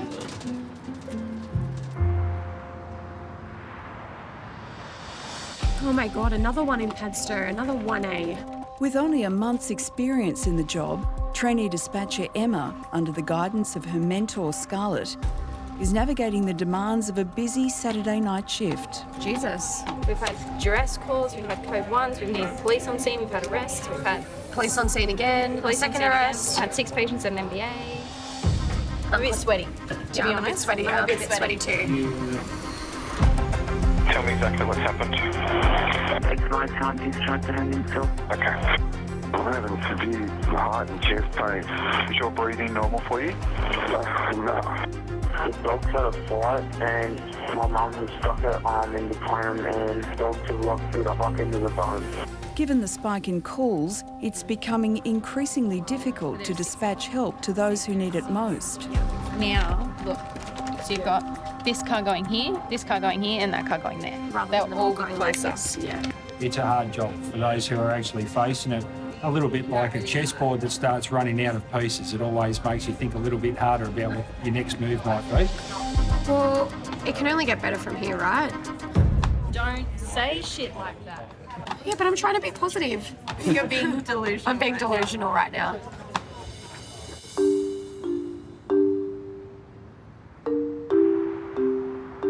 Saturday night.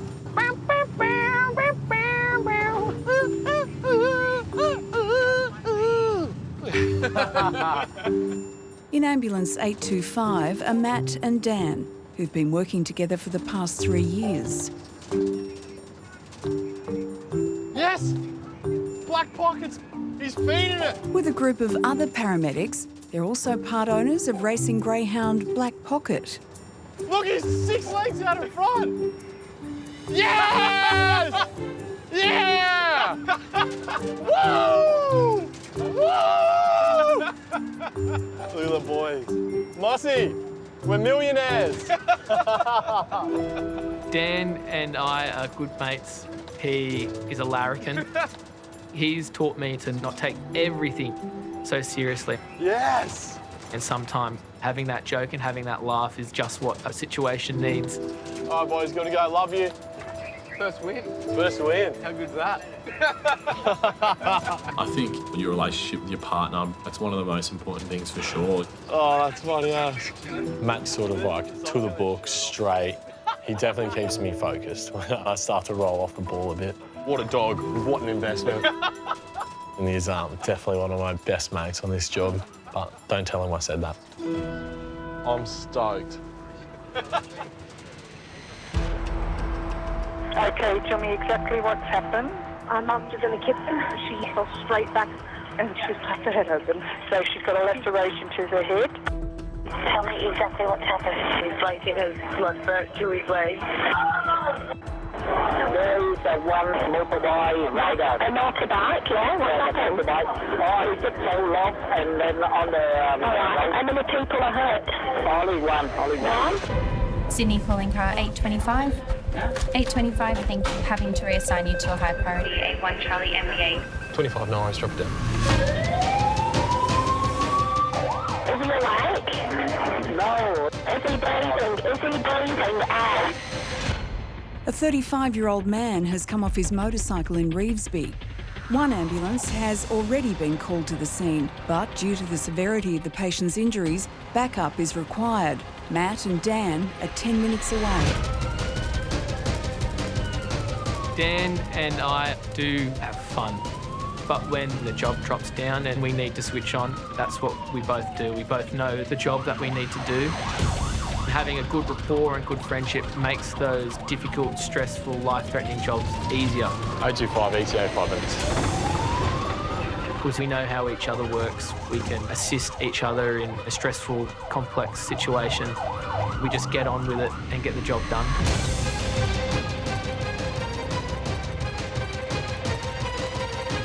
$825 if you can put us at centre.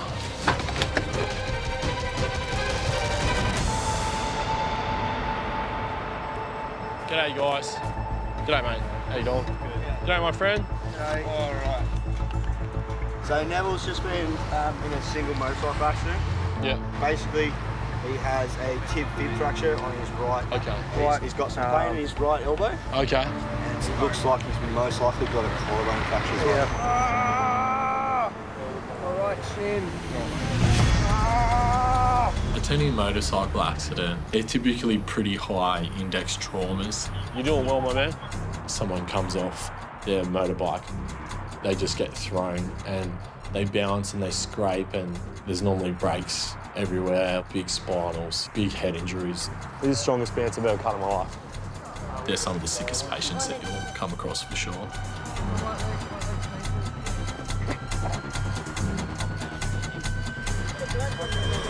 Oh yeah, big time compound. Oh yeah. Yeah.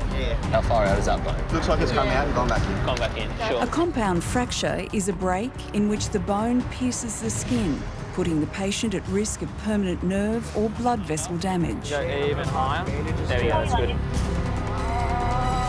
I'm going to have another push of your belly, mate. It's all good. Okay. Any pain? Ah, that hurts. Yeah. While the patient's external injuries are serious, it's the threat of unseen internal injuries that pose an even bigger danger.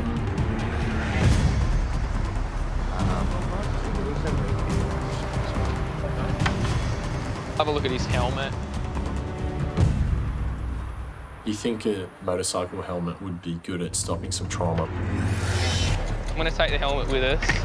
but if they hit anything head on, they don't stand a chance.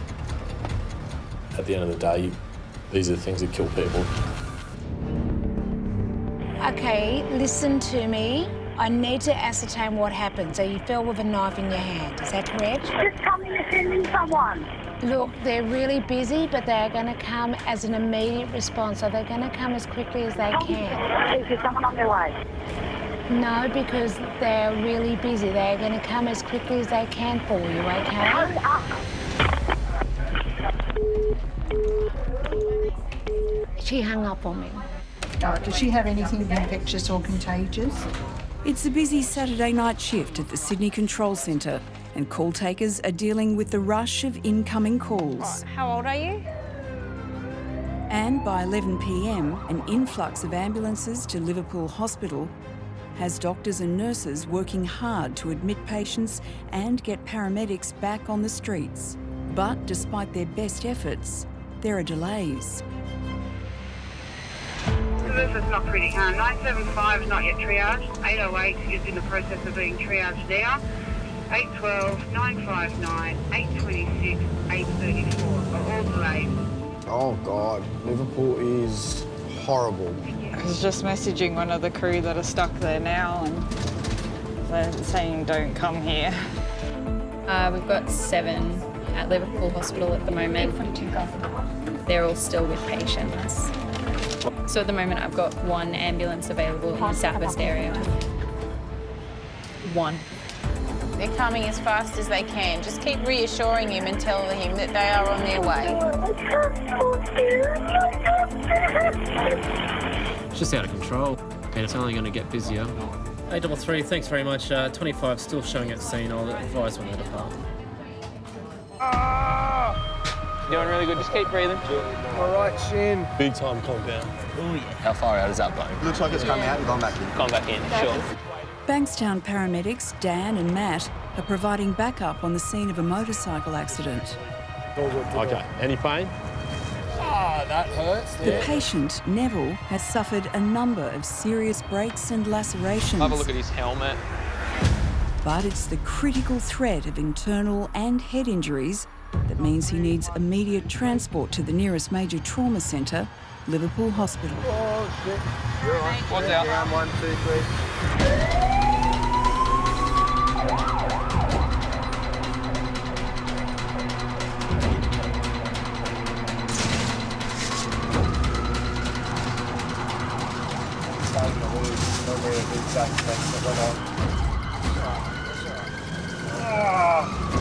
Head injuries are really hard to assess. Like, if someone's asking you the same question over and over again, there's some form of head injury there. The most frustrating thing is we can't tell. We don't have x-ray, so we can't tell.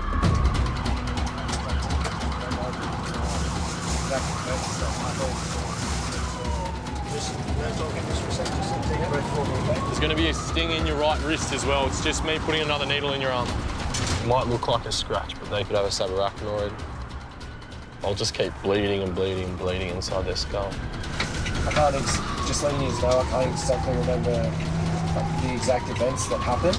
That's all right. I came off. You knocked your head a little bit, I reckon. Yeah, oh yeah, definitely. Definitely. Oh, we're pulling up, we're pulling in now, all right?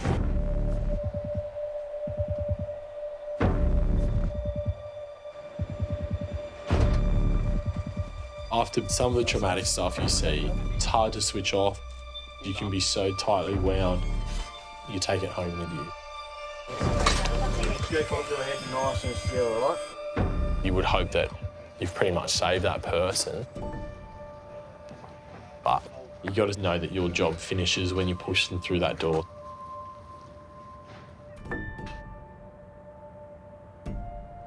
Copy that. Thanks, 856 at this stage. Rehab. 6 cars at Liverpool Station, indefinitely delayed. Longest been there for 2 hours. Oh, right. Is there blood spurting or pouring out? Yes, it is. All right, I'm organising help for you now, sir. Stay on the line and I'll tell you how to stop the bleeding. Listen carefully to make sure we do it right. People keep calling, so the workload just backs up. She's not breathing, is that right? No, I can't get nothing from her. Okay. I'm going to tell you how to do resuscitation, okay? Still heavily delayed. Put so much pressure on the system. We're hanging on by a tether. 1, 2, 3, 4. 1, 2, 3, 4. Keep doing them. Keep doing those compressions. I know it's tiring, okay?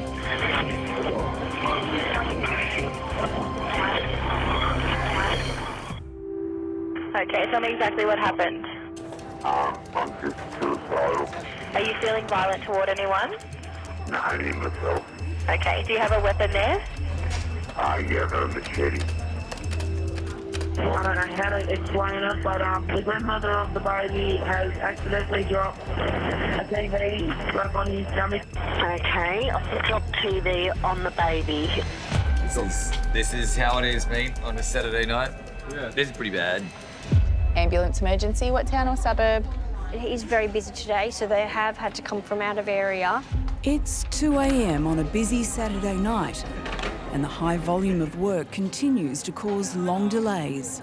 Got 1, 2, 3, 4, 5, 6, 7 jobs, which I have no cars for. Forcing dispatchers to make difficult decisions about where to assign resources. So 985 and 528. You're going to have to reassign both of you, please, for a 1 Alpha at Green Acre. 833, copy, thank you. I pray nothing else comes in till I get another car. Just got another one. Like, this is a request for an intensive care paramedic urgently for someone who could go into an arrest. We're meant to have a car on it like in 1 to 2 minutes, and got no one for it.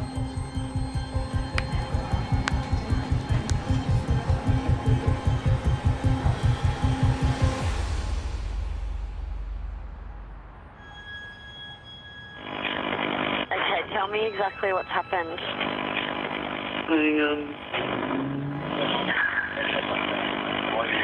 Why do you need the ambulance? I had a big fall from the stairs, and I have a problem putting my teeth together and hurting me. Okay, did you fall down steps? Yeah. Okay, I'll organise some help for you. What caused you to fall? I don't want to talk about it. Okay. Have you been assaulted? I don't want to talk about it. That's okay. I'm going to send help for you, okay? You need 833. 833. 833. I can get you on a 2I4, please. Also attaching police for you now, per the notes. 833, copy. Says that she's having trouble talking. Her teeth weren't lining up. Very jaw injury. So send that through, please. Going to fall for a female who's hit her head. Query and assault. Right, okay. Last year, more than 28,000 cases of domestic violence were reported in New South Wales alone. Roughly 80 incidents a day. Patient was very upset, crying when asked if she has been assaulted. She said she didn't want to talk about it. On average, 1 woman is killed each week in Australia by a current or former partner. Patient is waiting out the front of the building. Okay. It's usually a sign that she doesn't want us to see the house. The house, yeah. We'll go in. When I joined the job, I was only 23 years old, and I was probably a little bit more naive as to what was going on in the world. Domestic violence, eh? I've seen more, I've experienced more, I've felt more than I ever had before. Last time I heard of a girl going to a domestic violence, it was a fatality. Oh. Yeah. Yeah. It has opened up my eyes as to my own needs. Yeah. This is our apartment. Going to a job where there's been some kind of violence involved, I think it's a matter of, do I have all the support that I need?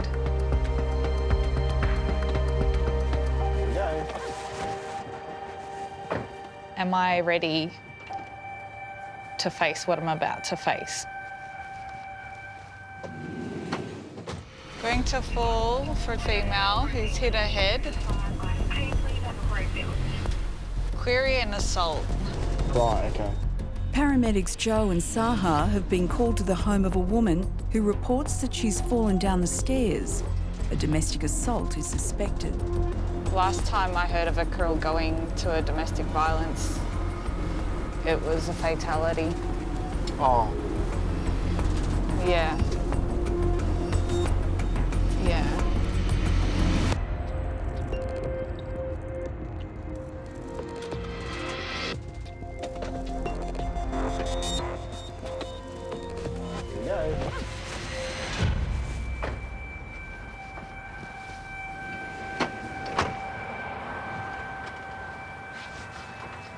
Hello. You called the ambulance? Okay. My name's Saha. I'm the New South Wales ambulance, and this is Joe. Hi, mate. Okay, what's going on today? Nothing. I just came down off the stairs in my mouth. Like, if I'm going to put it the way it should be, it's hurting me so much. Were you by yourself? Yes. Something upsetting you? I don't want to talk about it. I just want to see everything's okay with my body. That's it. All right, how about we get out of the cold? Come on, we'll go to the ambulance. Yeah, it's really cold. Yeah. Come on, Come we'll with go to me. the ambulance.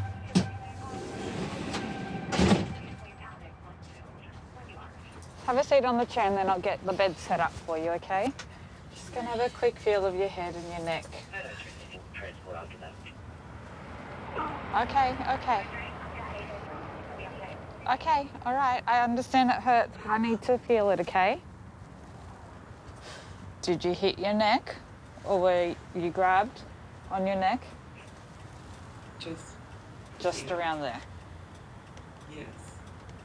Yeah. My head and here. Okay, I'm just having a feel of everything because we don't want to miss anything, okay? Any pain in your arms? Can you squeeze my hands? Yes. Okay, good. All right, put a blanket on for you. It's very cold. When you fell down the stairs, how did you fall down the stairs? Was it head first or? I guess, yeah, it was my head first. Okay.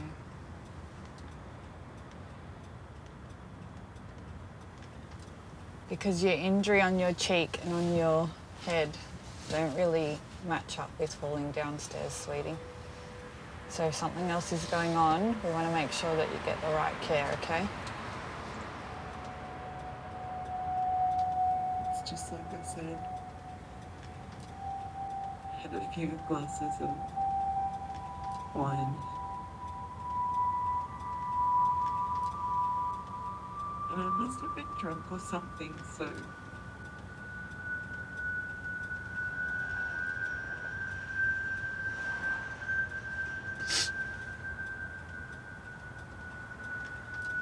Have you been hit?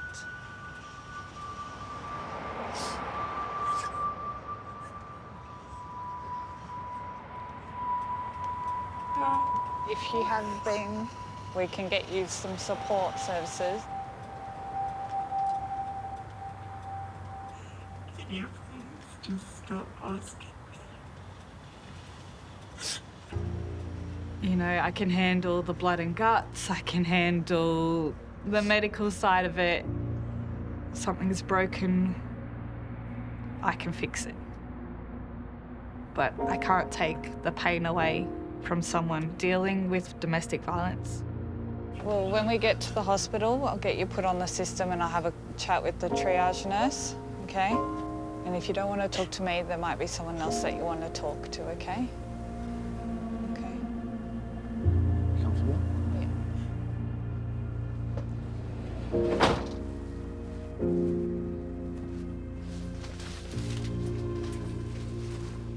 I get so angry that it happens.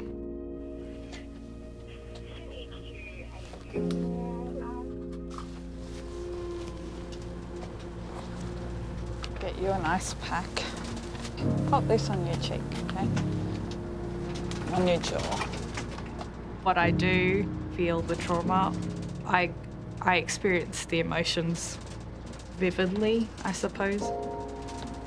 833, go ahead. 833, thank you. Just for information, the police will no longer need them at scene. However, they may want to follow up this patient at the hospital. Realistic. 833, copy that. I will let them know. People hide what's going on in their lives because they might feel like they might be weak, or that no one will believe them, or that it's their fault, but it's never your fault. You're not weak. One of the hardest things you can do is reach out to someone. Just calling an ambulance is the first step.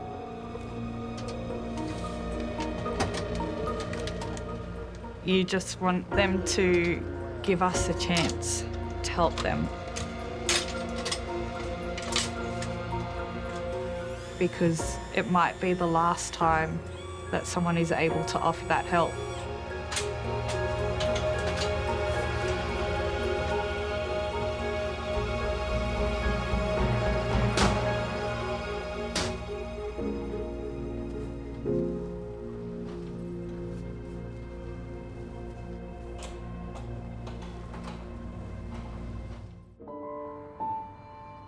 So can you tell me exactly what's happened?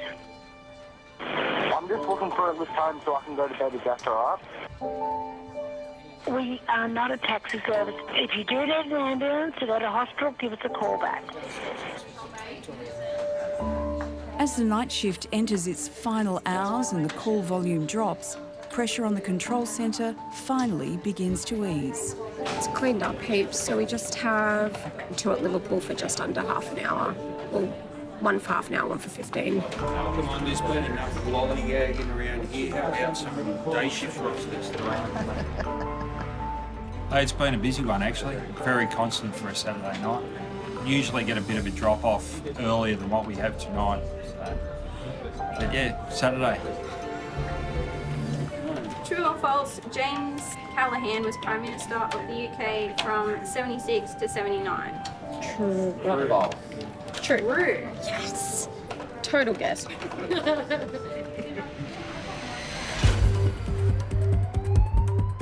An urgent call comes in from the fire department for a house fire in Fairfield West.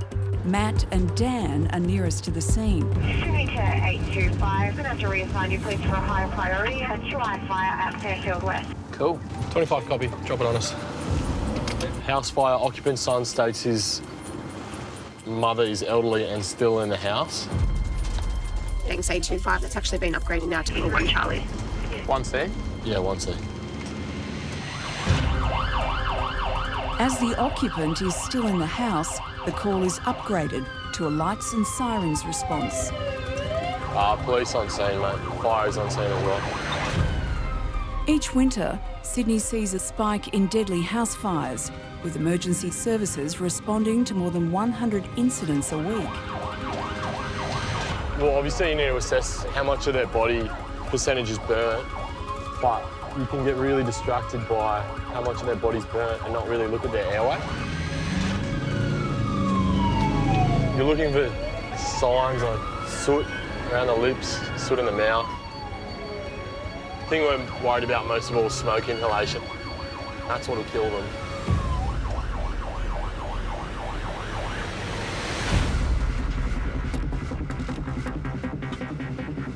There's heaps. All the detectives are here as well. I didn't see anywhere.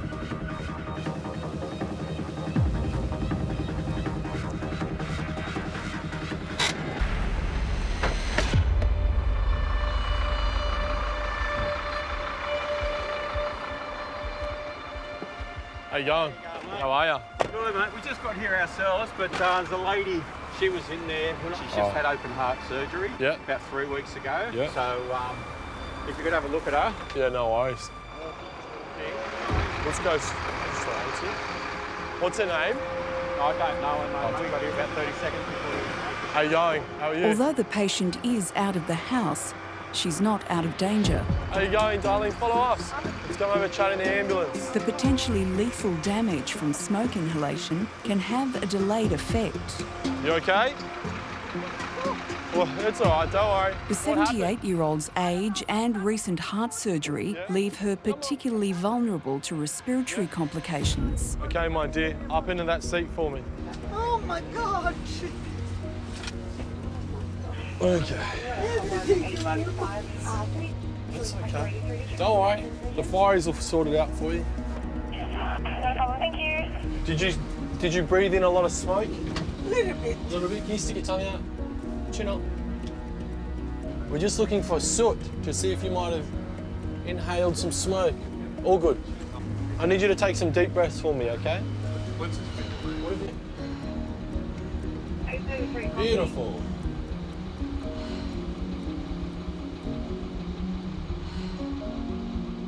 Just relax. Everything's all good. Your health is really good. Sit forward for me. Take a deep breath. And again.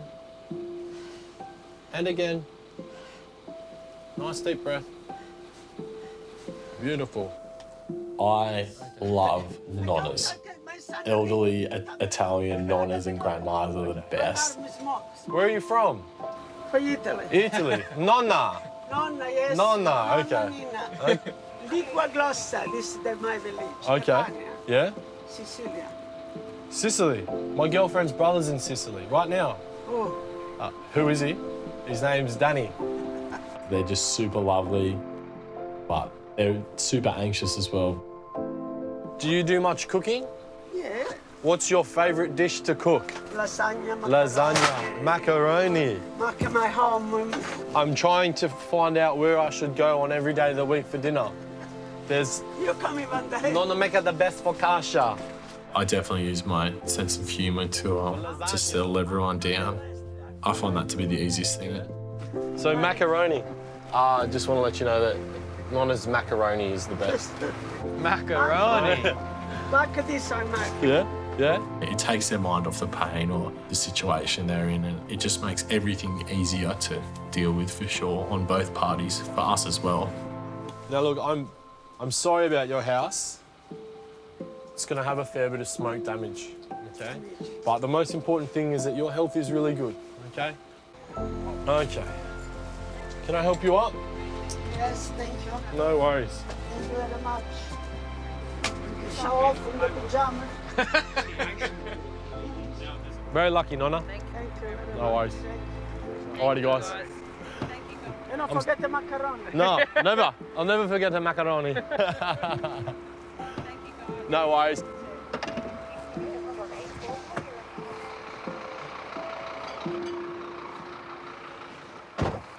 Lovely old lady. You happy if I move the ambulance? Yeah, let's get out of here.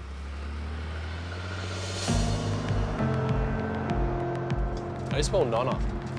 N-O-N-N-A. We're probably a bit of a special breed, I suppose. Nonna, Nonna, Nonna, Nonna. You've got to enjoy being out and about, you know, being put in stressful situations, and you've got to accept that and thrive in that environment. I don't know many people that can say they look forward to going back to work. No. I wake up in the morning, I put this uniform on and I go, woohoo, I'm going to work. So it's probably not for everyone, but there's definitely a selection of us out there that do well at it and enjoy it. Thank you. No, thank you. Would be lost without you. bit of fruit and yogurt for breakfast. Got to go for a surf when I finish here, so I need some substance. Being put through stressful, complex situations that other people of society don't live or don't go through definitely forms bonds that are probably stronger than friendship and are more like family. Do you want to go to Sunday markets? Yeah.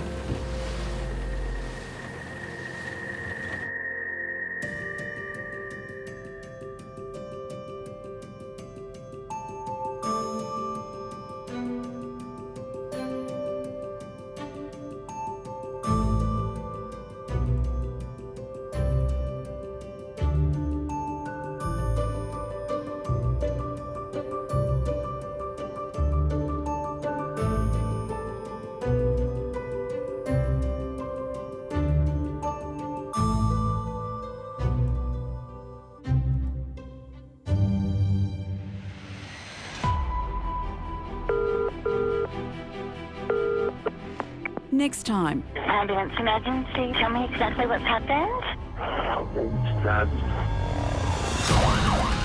It's a race against time. So how many stab wounds he got? Rescue helicopter 206, are you on the air? When a violent attack Let's just get this guy out first. throws crews into overdrive. Then 8:33, it's patient's violent. a call fraught with danger puts paramedics in the firing line.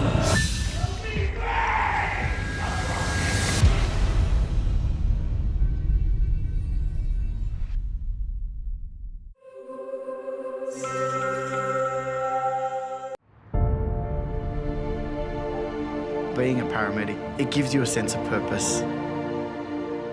You can put a smile on someone's face in their darkest moment. It's not a job for me, it's my life. As soon as you put on the blue suit, your actions are potentially going to save this person's life. That's what I'm there for. This job is by far the best job in the universe. Ambulance emergency, what town or suburb? Oh my God, did anyone get it? A lot of blood. Every day, Australian ambulance services receive more than 8,000 cries for help. A red motorcyclist hit by car. Is he breathing? I don't think he is. Each has a story. My wife's having her baby now. She's in labour, is she? I can see him crowning. Cameras all over Sydney with never-before-seen access. Is he breathing? She can't move. Blood all over the bed. We need an ambulance, please. From the heart of the control centre, Remember, the baby's going to be slippery. Don't drop him. tracking 000 calls from the moment they land. They'll tell you how to do resuscitation. 1, 2. And the crucial role of dispatchers, City to 999. deciding who gets care first. We have to reassign you for a higher priority. The workload just backs up and then people keep calling. I've got one ambulance available. One. They're coming to lights and sirens. To the paramedics on the front line in their race against time to save lives. And that's what it's all about for us. Do you understand you almost died tonight? We've got you. Has this happened to you before? Do you know where you are? I just need to make sure he's okay. Capturing cases as they unfold. What have you gone and done? Cameras reveal the intimate moments of compassion. We're here for you. Don't ever hesitate to call us. Can you hold my hands? Hold my hands. Just relax, Nonna. Everything's all good. He's okay, all right? Okay, we'll take good care of him, all right? Okay, all right. The hardships. We've already organised the ambulance. It's just a very, very stressful waiting game for that first crew to get on scene. And the action. It's a big one. Hello, ambulance. So what's happened? I need you to remain calm. I understand you're really scared, but I could almost guarantee you would pass out. Oh, no, Behind the lights and sirens How you doing, brother? What's your name, buddy? I'm here to help you. of New South Wales Ambulance. You're safe. Okay, we've got you. We're more than happy to help. That's our job. I did not expect that at all. Feel for a pulse for me, please. That's the reality. That's the job. It's certainly not a job for everyone.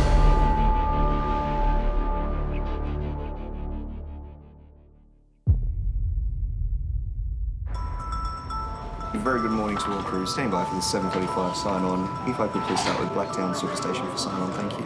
How are you? Hello. How you going? I need to ask you a really important question. Why do you only have half a sugar in your coffee? Seriously? I'll have 1 sugar, but it's still a bit bitter for me. Is that because you're not sweet enough? No, I'm too sweet, that's why.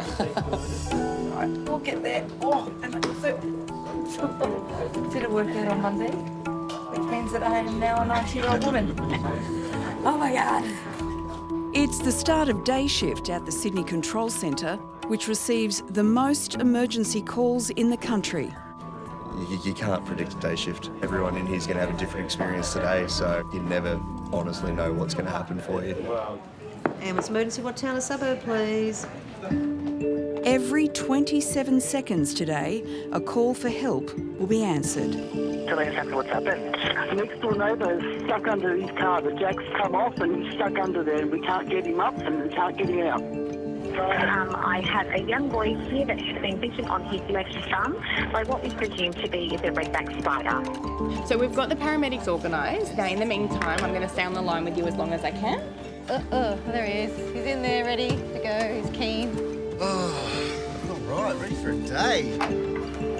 Also clocking on, 136 paramedic teams who will service Sydney's 5 million people. 8:33 Sydney. 33. I think you we're right to receive our first case. What are we going to get today? Coffee. And cold. And cold. See what we get. Ambulance emergency, what town or suburb? Hi, we're in Regent's Park in South Wales. Can you tell me exactly what's happened? Got an injured employee.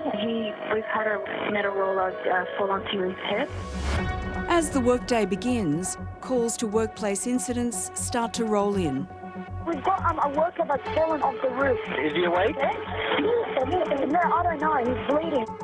Vehicle accidents are the most common source of serious injury in the workplace. So the forklift has fallen on his arm? On his hand? The man's gone. Okay. A forklift has rolled over at a warehouse, crushing the driver's hand beneath it. Don't move him unless it's absolutely necessary. Just tell him to be still and wait for help to arrive. Is he losing feeling in his hand? He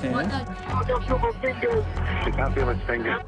Call taker Tim records initial information to help determine how urgently paramedics are required. Hurry up! All right, and this is being organised. I'm organising help for you now. Stay on the line. I'll tell you exactly what's happening. We need to go very quickly. Okay. That's our second forklift injury at the moment that's running. Literally within a 5-kilometre radius. Dispatcher Cameron handles the logistics of sending available paramedics to the scene. 825, would you be in a position to clear for a traumatic injury, forklift, V hand, whether or bar? Most certainly, drop it down. Paramedics are dispatched from Bankstown, the ambulance station nearest the accident. Not a day to be using a forklift, eh? How far away are we from this? 12 minutes, 5K. I'll get there in under 10. Watch me. Oh, really? You're gonna make me sick, aren't you? Watch me. I've been a paramedic coming up to almost 7 years now. My father's a paramedic, my wife's in the ambulance service. I've grown up around the organisation my whole life. Yeah, ambulance. No, you're all right, mate. Don't worry about it. After you. Cool, thanks. The adrenaline definitely kicks in when we get given the high trauma jobs. They get us excited for the job that we do, and we're keen to help someone who is potentially at that worst day of their lives. Oh, here we go. Look at that, he's just snaked this free lane. He's coming in on your hot golfy. He's gonna race you. He's really pumping, isn't he? Banging it. Kill me! No. Kill me! And can you give me some information on what's happening with his hand? Is there a change of colour or anything like that? It's going slightly purple. Slightly purple colour. Okay. So it seems this one may be worse than initially thought. The patient was quite distressed. Coming as quickly as they can. Where we going, mate? Right down? All right, mate.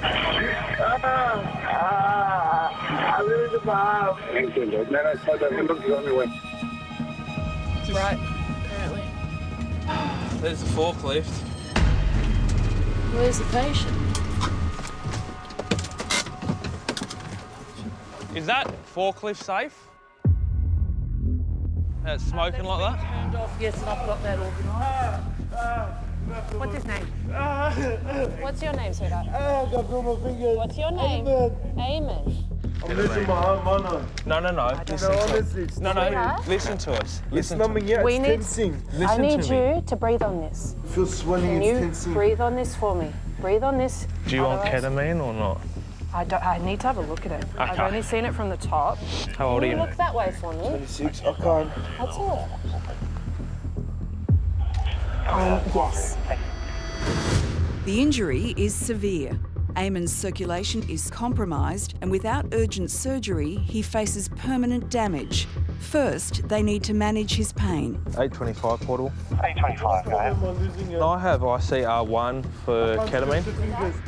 Ketamine is amongst the strongest painkillers available to paramedics, but it can only be administered by specialists.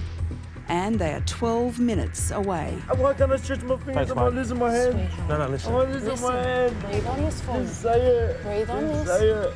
You don't know until we get to hospital and you have some scans, okay? I'm going to give you some morphine, okay? What do you want? Straighten your arm out, just some morphine on Dean's, please.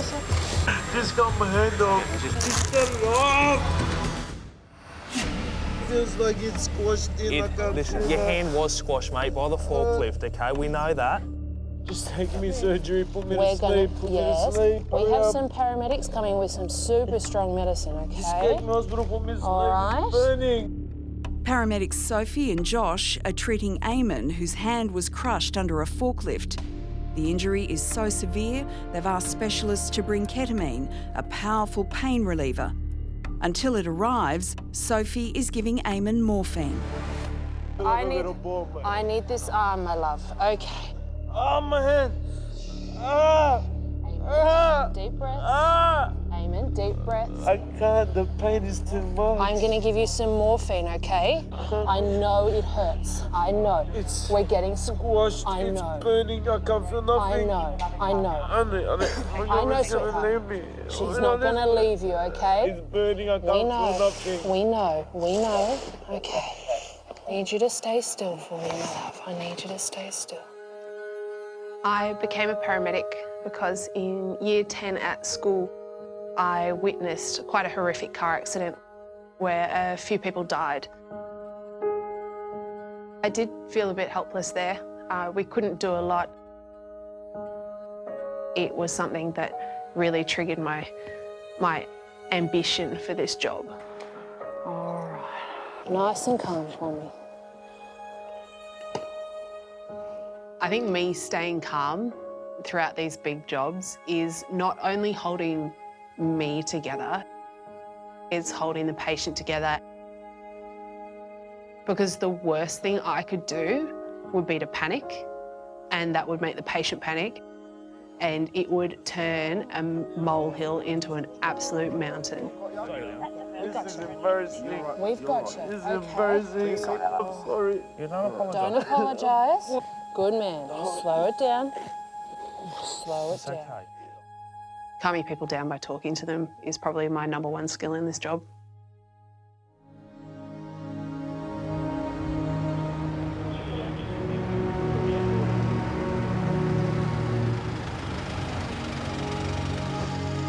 He's had the whole forklift land on his hand. It's split from here to there. Hey man, listen to me. I need you to go to a happy place, okay? In order for this ketamine to work, I need you to focus, right? I can't swallow. I'm gonna fall out of water. I need something. Get some more, scratch my nose. Yeah. Here you go. No, underneath. Squeeze that. There you go. Just for a second. Thank you. Ah! We have to do this Ah! first. We're good to go, slowly. We're strapped in. You are strapped in. You're safe. You're safe. Just kill me. Are you cold? Just kill me. Can I put a blanket on you? Just kill me. I'm not going to kill you. Kill me. It's not my job. Kill me.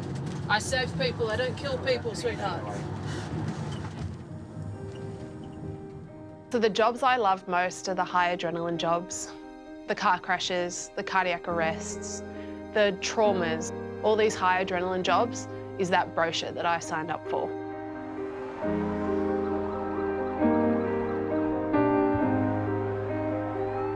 We can take someone from the worst day of their lives to hospital to receive treatment, to come back home in one piece. And I think that's the most rewarding part of these high-intensity jobs.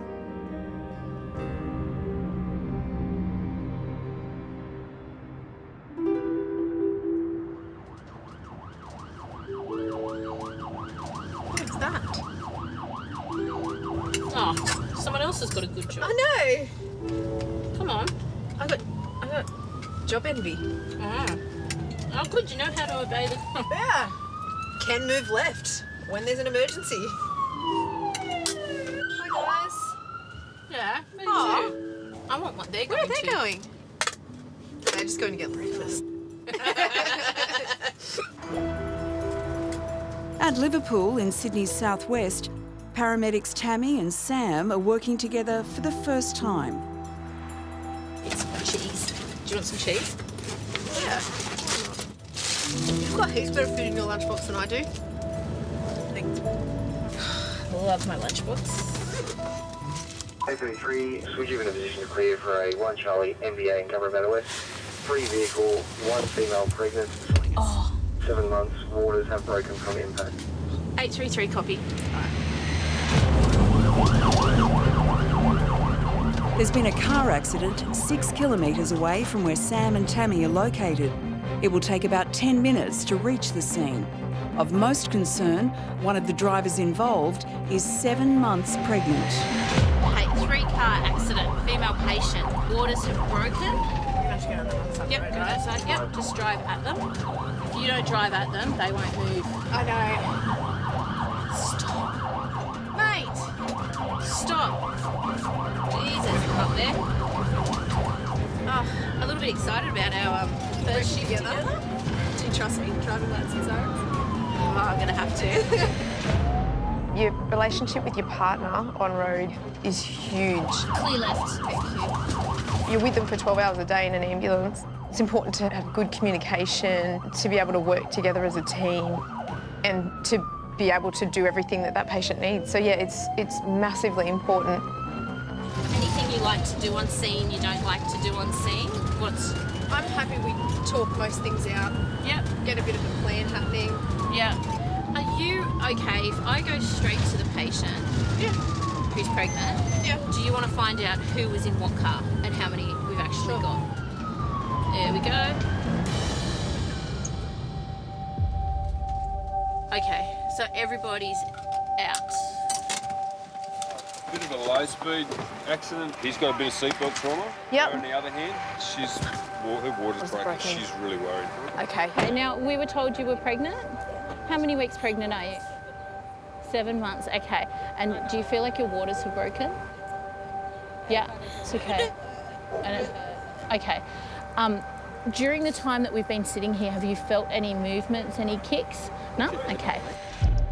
I'll get you inside and then I can do a bit more of an assessment where there's not so many people. While the mother appears to have escaped serious injury, the concern now is for the safety of her unborn child. I'm just going to have a look at your belly and a bit of a feel, okay? It's all right. Just relax. Tell me if it hurts. If I touch anywhere and it hurts, okay? That's a horrible feeling. When mum can't feel the baby moving, the waters have broken. I just cross my fingers and hope that baby is still going to be alive. I'm just going to have a look at your belly and a bit of a feel, okay? Paramedics Tammy and Sam are on the scene of a multiple vehicle accident. Yeah, abdo soft on palpation. The patient of most concern is a woman who's 7 months pregnant. Tammy is looking for signs of movement from her unborn baby. It's all right. Just relax. Tell me if it hurts. If I touch anywhere and it hurts, okay?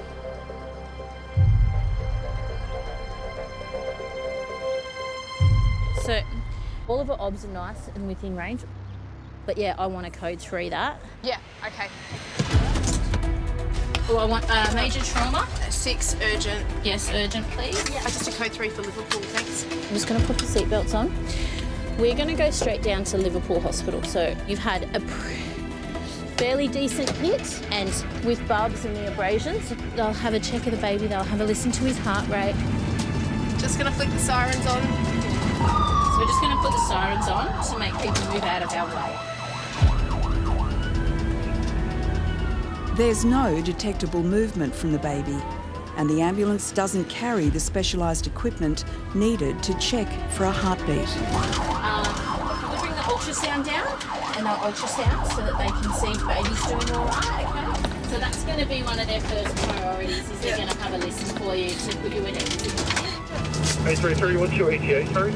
ETA is 13 minutes, 1-3. Thanks, 833, we'll see you shortly. When you go to a job involving a pregnancy, it's not one patient, it's 2. There's that extra sense of pressure that you have an unborn life that you need to take care of. I feel a bit more nervous when I go to jobs like that. I have a 4-year-old and I have a 15-month-old baby. I think every mother, as soon as they become pregnant, their sole job is to make sure that their baby is going to be okay. I could only imagine the fear that that mother must be going through at that time. I'm not going to lie to them and tell them that everything's going to be okay.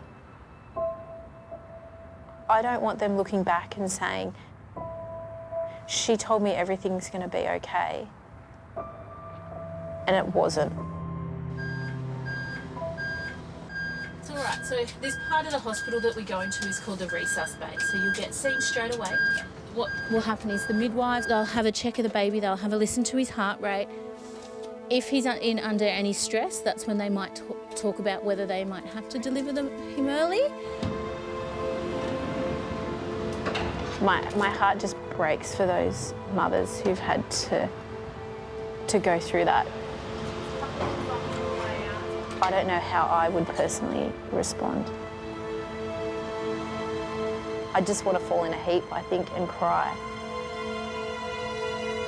She must be so scared at that moment that she's going to lose her child.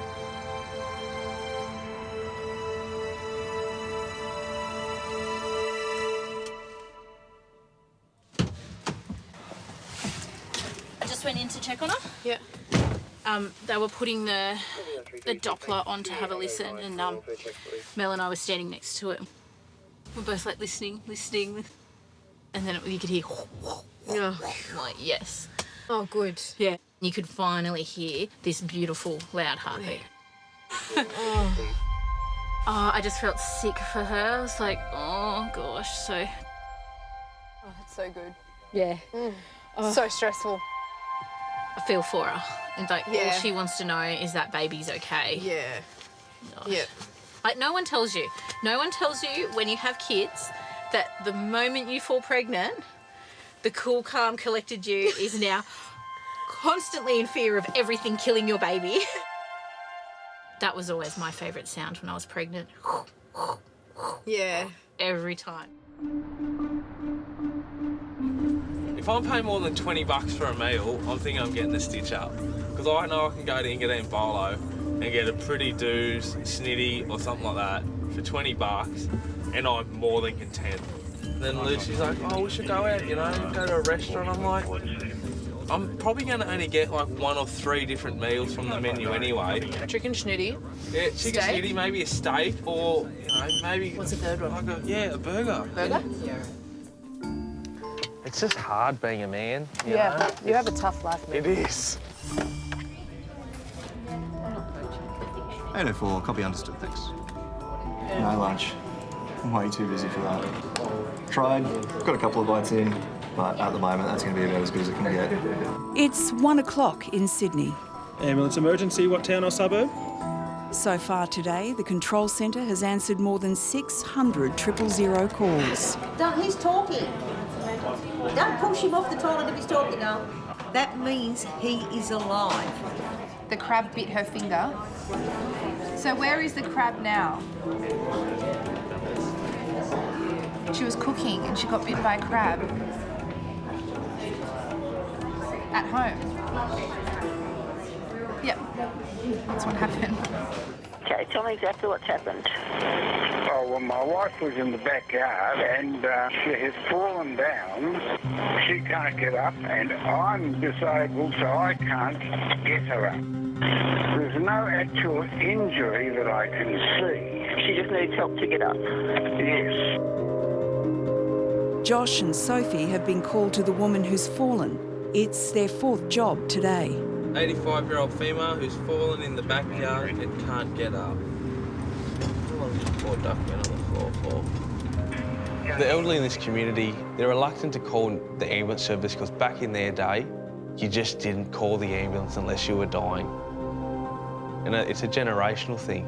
They're more stoic and they're just a tougher breed of human. Hello, ambulance. G'day, guys. What's your name? Doreen. Doreen, what have you gone and done? Oh, I've fallen over and my husband can't get me up. I don't expect him to. Have you injured yourself? No. No? Oh, you poor thing. We're going to get you to lay on your back, all right? Then we'll slowly sit you up, and then we'll slowly put you on the chair. How does all that sound? Very good. Sounds good? Yes. Okay, my darling. Doreen's husband, John, has suffered a stroke, which has affected his ability to help her. Right, have a seat. There's a chair behind you. Sit down.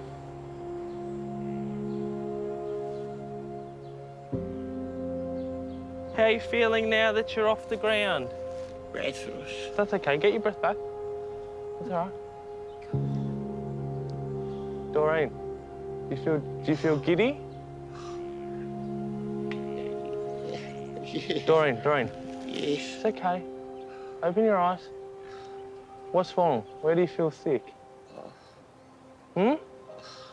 So you were out the back here, you started feeling a bit giddy, and then you've had the fall. Is that right? Yes. I was thinking about getting the yellow bin out front. So that's why you're out the back. You're going to put the bin out on the street, were you? Well, I can do that before we go, so don't worry about that. Do you not feel too right in yourself at the moment, though? I did a silly thing about a week ago. I helped my husband carry a dryer out front. I had a fall. Do you take blood thinners? Yes. Okay. Darling, because you bumped your head and you're on blood thinners, we'd normally recommend you go up to hospital for a bit of a checkup. Okay? Just because you're no spring chicken anymore. Yes. You happy to come? Yes. All right. Is that a swimming pool in your backyard there? No. No? What is it? Lily pool. A lily pool? Yeah. Any fish in there? Yep, a few. All right, my darling. 1, 2, 3. We go to a lot of cases where the poor elderly person lives by themselves and their family's an hour away and they didn't want to bother anyone, and they should call us a lot more than they do. Breaks your heart, you know. These people, they're the reason we're here. Round we get. Well, at least you got no more binders in your yard. They're all on your back and pants, eh? Look, I think society today, everyone keeps to themselves. It's not like your neighbour's getting Mrs. Smith her bread and milk every 3rd day because it's the right thing to do. We'll go to a case where someone's actually, you know, possibly been deceased for a week. That's not how it should be. These people are frail. You've got to bloody look after them. All right, old mate, the bin's out for you. All right. We'll take your wife up to Bankstown Hospital for a checkup, okay, mate? Bankstown? Yeah, she's okay. We'll just give her heart a once over and then we'll just take her for maybe a quick scan of the head and she'll be home. Okay? All right, mate, you have a good weekend.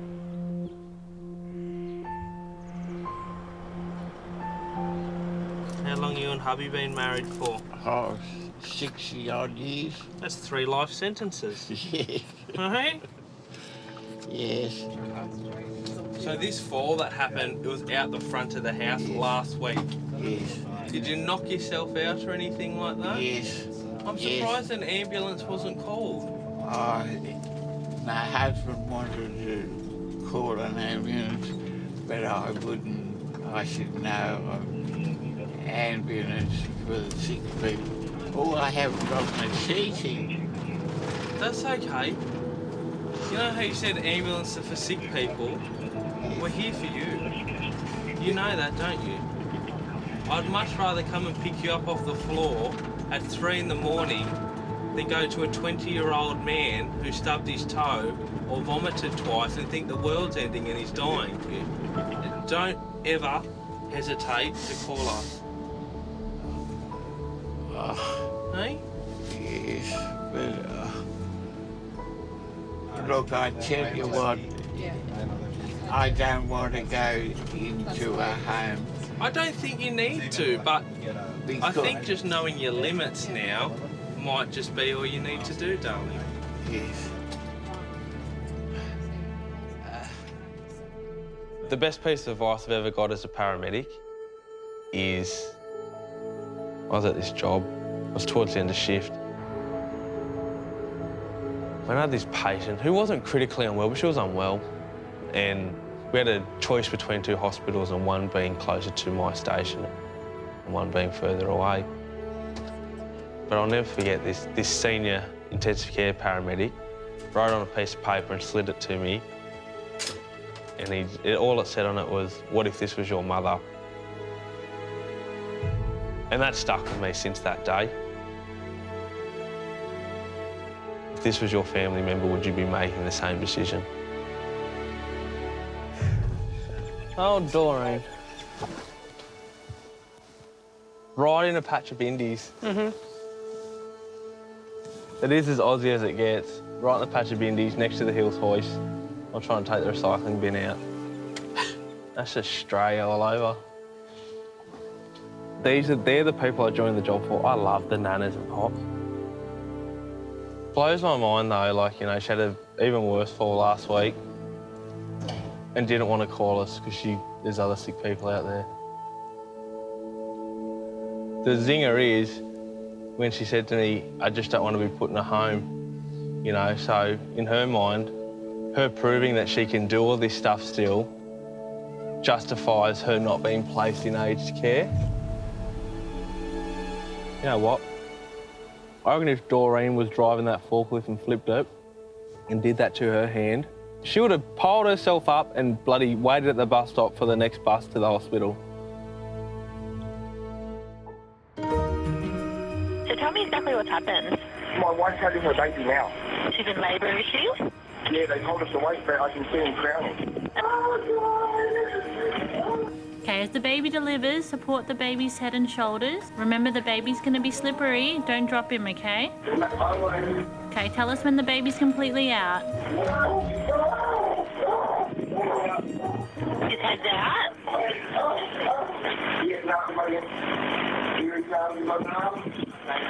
It's going to be slippery. Is he completely out? Okay, is he crying or breathing? Great. Okay, don't pull the cord tight, okay? Put the baby in mum's arms or on her belly. It's a really good, healthy cry. Are the paramedics are there? Okay, your son was born at 5:03. Congratulations, guys. We'll let you enjoy your family. Take care. Bye-bye. Bye-bye. Yay. Good job. Little baby boy. Oh, thank you. baby number 6. Yeah, baby number 6. Oh, sweating. I don't know if that was worse than having my own. Yeah, good. Yay! That's so good. They're the best calls, man. They're the best ones. It's now 5 o'clock, and already today there have been 870 000 calls at the Sydney Control Centre. Take a deep breath for me, sir. So he's got bleeding from the head. Okay, now is she completely alert? Yeah, I can hear that she's wrong. It doesn't sound good. The first crew is nearly there, but you keep those compressions going. 1, 2, 3, 4. But the shift is far from over. Ambulance emergency, what town or suburb? Edmonton Park, New South Wales. Tell me exactly what's happened. He's swallowed some steel cleaner, he's vomiting everywhere, and he's coughing like, well, Yep. not coughing. Okay, so window cleaner, is that right? No, stainless steel cleaner. Okay, how old's your boy? He's 1.5. Okay, so we're organising help. Stay with me on the line, okay? Sydney to 8:33. 8:33 in reply. 833, any chance you're in position to help out? With a 1C paediatric chemical inhalation in Edmondson Park.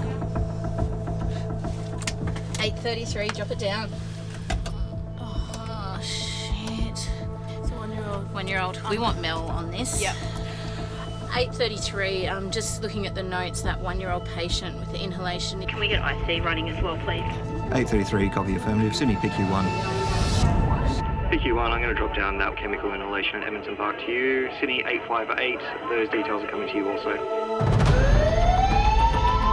Okay, tell me where I'm going. Left. Okay, we've got a 1-year-old male who's swallowed stainless steel cleaner, coughing and frothing at the mouth, patient's vomiting, face is pink. Okay, this kid is going to be sick. 3 ambulances have been dispatched to the sick boy. Sam and Tammy are leaving from Liverpool, 7 kilometres away. Car 858 is closer and already en route. While a third car, specialist intensive care paramedic Mel, is further away. Is your son still awake, Shani? No, he's not. Okay, is he breathing? That's good. Just listen to me. I'm going to tell you exactly what to do, okay? We're going to do some checks on him right now, okay? Put your ear next to his mouth. Check his breath. Say the word now every time he takes a breath in. Okay? Okay. No. Next breath. No. Next breath. No.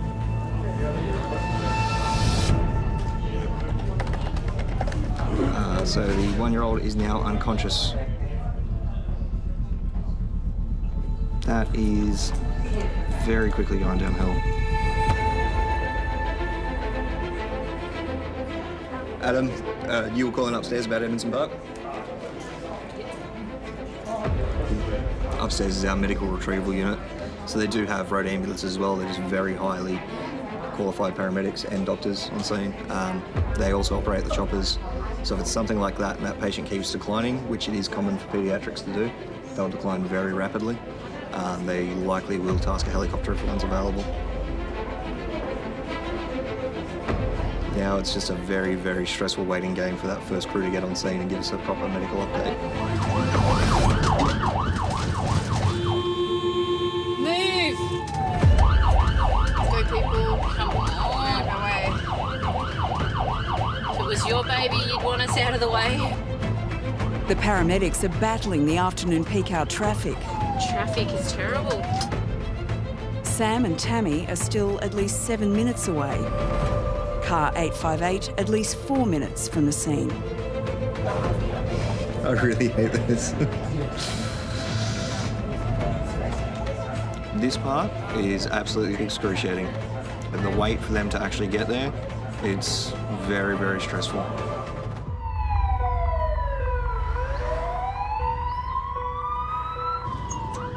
Your baby is the most precious thing to you in this world. And as a mother, you feel like it's your job to protect them at all costs. The worst call out is a sick child. A job like that is so confronting when you walk in the door. I sometimes think it could be my child. Then you tend to find your training kicks in. So our main concern is airway. He's going to be unconscious, so we need PD, resus, everything. Yeah, everything. It's paramedics Tammy and Sam's first day working together. They're travelling to an emergency in Sydney's southwest. A 1-year-old boy has swallowed stainless steel cleaner and has fallen unconscious. Okay, so we've got Mel coming and another crew. It's going to curve around. Is that there? Yeah. Car 858 has just arrived on scene. Specialist intensive care paramedic Mel is still at least 4 minutes away. What's his name? Jackson? Saxon. Saxon. Sorry. So he swallowed an unknown amount of steel clean today. Okay. Apparently in and out of consciousness. He was all frothing at the mouth and vomiting before he stood up stopped. Do you want me to call poisons on this? Yes. Mm-hmm. All right, I'll be back.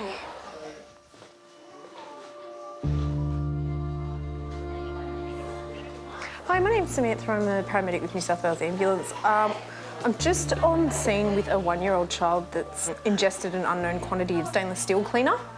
The container is 250 mils, but it still feels like it's got a fair amount of liquid left in it.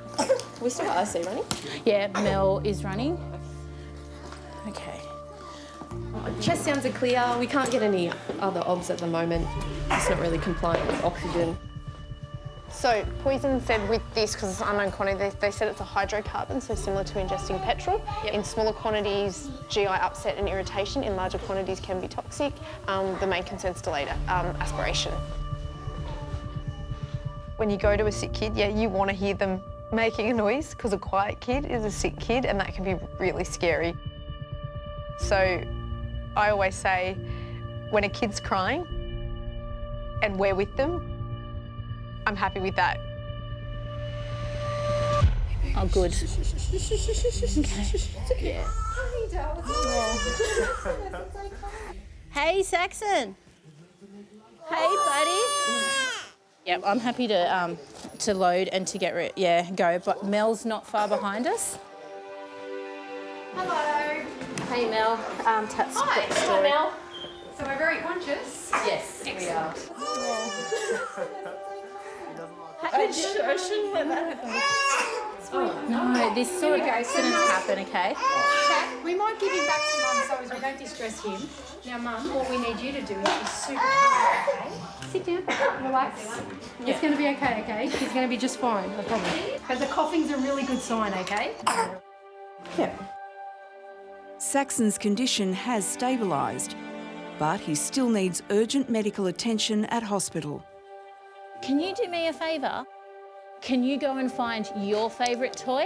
And can you find Saxon's favourite toy for me, okay? And we can take them in the ambulance if you want. That's okay. The first job that I went to after having my first child, he looked exactly like my child. Are you right, Tam? Yeah, I'm getting a car seat. It hits me a little bit harder now that I'm a mother. We're gonna go put it in my friend's car so we can go to the hospital. Okay? Yeah, you carry my special bag. That's the important one. Sometimes I've found myself a little bit emotional on a job with a child. I've caught myself holding back the tears. I then remember I've got a job to do. So you're going to come with me, okay? And we're going to go drive up to the hospital with your mummy, okay? Here we go. I'll see you up there. Okay, see you there. I like Evelyn. You do? We'll have fun, okay? Copy that, 858, understood. 858 is going to be transporting the patient. The ICP is going to be travelling in the back with them. And 833 is going to be assisting and following up, making sure all vehicles are brought up.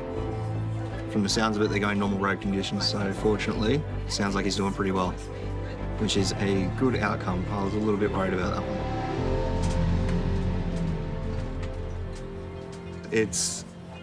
There's nothing quite more rewarding when you actually do get very good outcomes from this.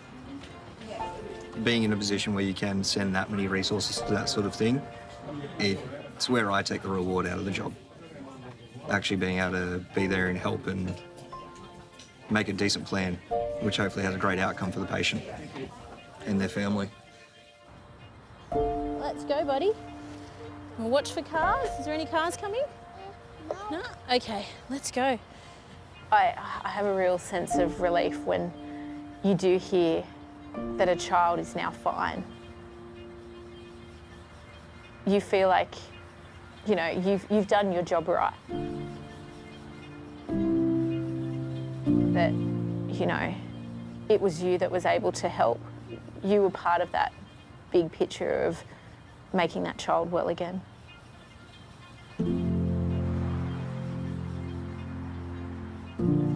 I'll go home and cuddle my babies. I might FaceTime them. Do you mind? No. If I call them? I think they'll be having dinner at the moment. What time do they go to bed? About 7. Hi. Hi. Hey, Mav.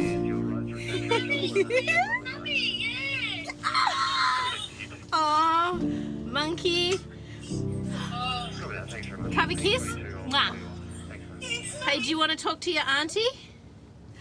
Hi. Hey, buddy. Oh, God, he's the cutest thing in the world. Hey, Mum, how are you?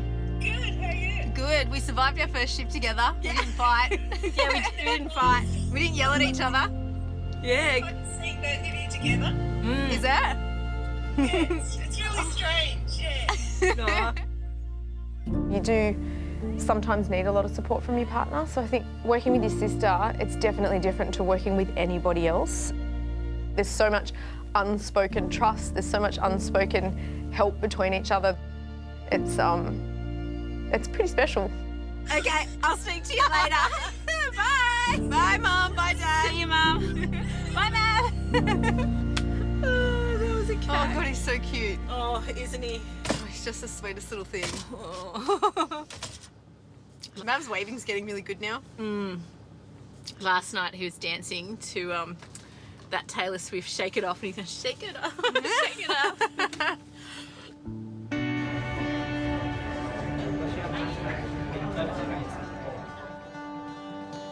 It's pretty easy handover. Nothing really is going on. 458's needing rescue plus another crew. Alright, man, have a good night. You guys get some sleep. Congrats on the baby. Thank you, I know.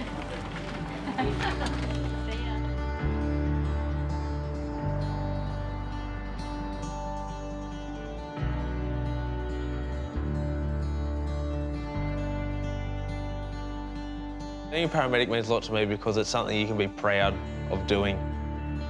Something your children can be proud to say that their parents do. And it's something that you walk home at the end of the day with a sense of accomplishment and knowing that you've made a difference out there to the community.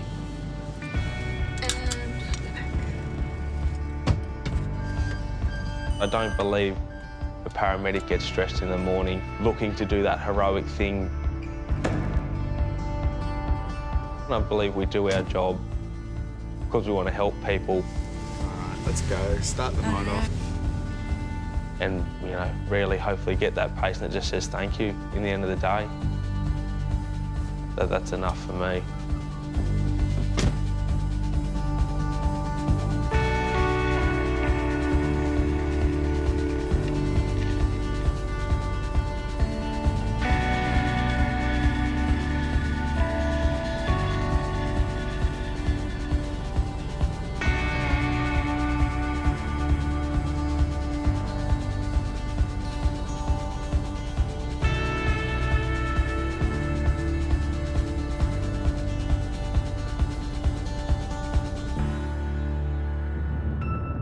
Next time. I would still prefer it to be quiet, I think.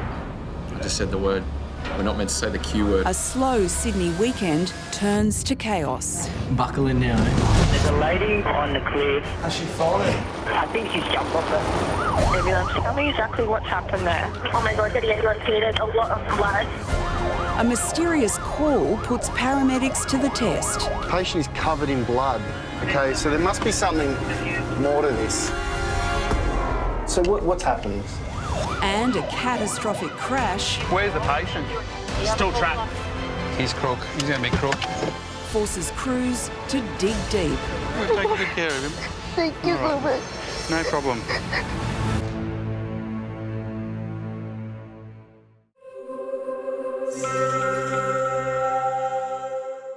Is he hanging at the moment? No, he's on the ground.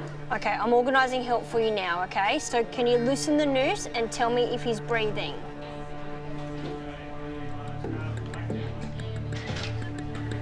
Okay, is he awake? No, he's dead. Gone. All right, is he breathing? No. I'm going to tell you how to give mouth to mouth, okay? No, I'm going to the ambulance with me try because he's gone. Okay, so listen, if you want to give him the best chance, you need to do it now, okay? The ambulance is already on its way. You can understand, like, it's a very stressful situation and they're scared and panicking. It's hard to know what to do. There's a fine line between trying to encourage them and being too pushy. Okay, so listen to me, okay? This is going to help him, all right? But you need to listen to the instructions. Place the heel of your hand on the breastbone in the centre of the chest. Right between the nipples and put your other hand on top of that, okay? Yeah. So 2 breaths and then 30 pumps, okay? 1, 2, 3, 4. 1, 2, 3, 4. 1, 2, 3, 4. Are you coming? Yes, they're nearly there. Oh, wow.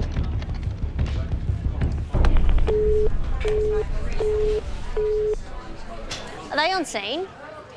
The hanging, are they on scene? Because the line disconnected, so... They just pressed our scene just 50 seconds ago. So they transported him. And he was breathing on his own with a heartbeat. So lucky I did push for them to do CPR.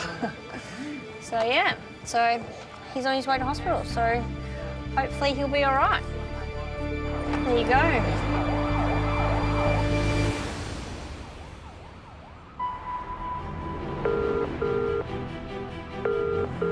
Tonight. Ambulance emergency, tell me exactly what's happened. I've been stabbed. It's a race against time. So how many stab wounds he got? Rescue helicopter 206, are you on there? When a violent attack... Let's just get this guy out first. ...throws crews into overdrive. Then... 8:33, it's just patient's violent. A call fraught with danger... We actually don't know what we're walking into. ...puts paramedics in the firing line.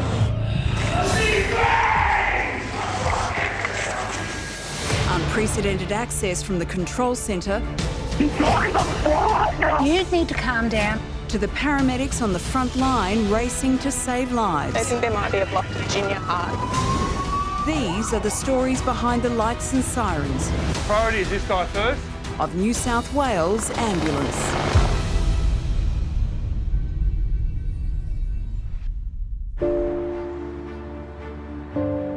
...8 a.m. Can you tell me exactly what's happened? A new shift is starting at the control centre. My husband, Vicky, hasn't weakened up this morning. So you've had 2 seizures this morning. You're having breathing problems. She's feeling pain in her chest, is that correct? No, it isn't. Look, don't cry. Look, you're doing a really good job there. It's nearly 40. Jane, would you like a coffee? No, thank you. Coffee makes me sick. I only drink it when I'm really struggling. So I'm really struggling. Can you ask them for froth on the top? Froth on top. I've been up since 3:30. You have? And Jamie went to work at 11:30 last night, was home at 3:30 this morning, and I wanted to kill him. He was noisy before he went to work, and then he got home, and I swear he was trying to be quiet, and it was so loud. Someone's gonna die when I get home. Die. As the city warms up, ambulance crews all over the metropolitan area are also gearing up for their shifts. Hey guys, how are you? Copy, thanks. Morning, mate. Copy, thanks, Kel. Good morning. Checker 34. Good morning. Good morning from Liverpool. In car 833 today, you've got the sisters Marshall and Marshall. Yeah, at least it's not raining because that wrecks my hair way more than the wind. Yeah, true. Paramedics Rick and Amy are waiting for their first call out of the day. That's a bit fancy. What do you think? Too much? I love them. They look great. The wind blowing in your hair at the moment, you know? Yeah. Let's go down to the beach. Yeah. It'd be nice to get down to the harbour today. Go down and... I don't like our chances, though. I first met Rick about 3 years ago. He had a ponytail back then, little man bun. Have you ever been to Ibiza? No. Not only is he a paramedic, but yeah, he's a yoga instructor. Douche. You know, a patient might be in a lot of distress, and Rick's just cool as a cucumber. I love that.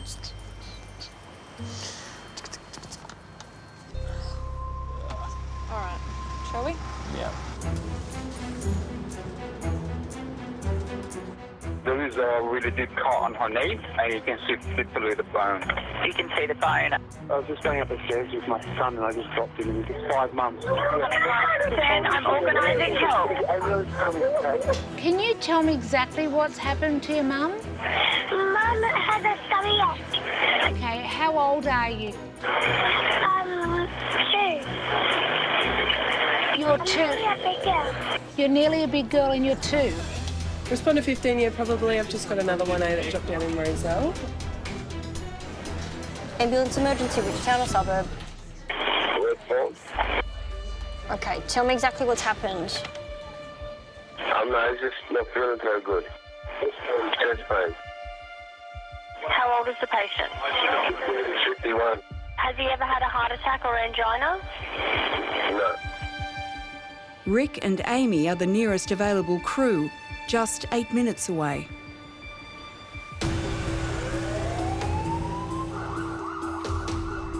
Heart disease is a single leading cause of death in Australia. New South Wales Ambulance received almost 77,000 calls for chest pain in the past year.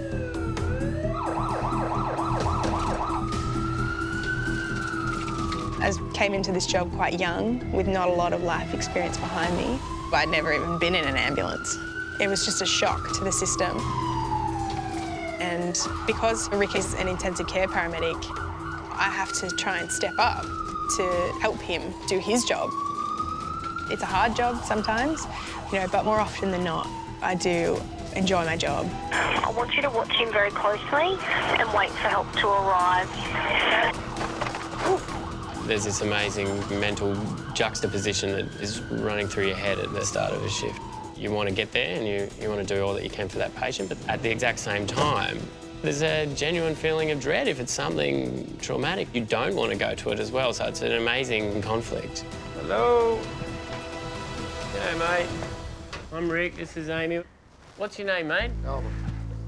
What's going on today, Albert? I just fell off with it. Yeah?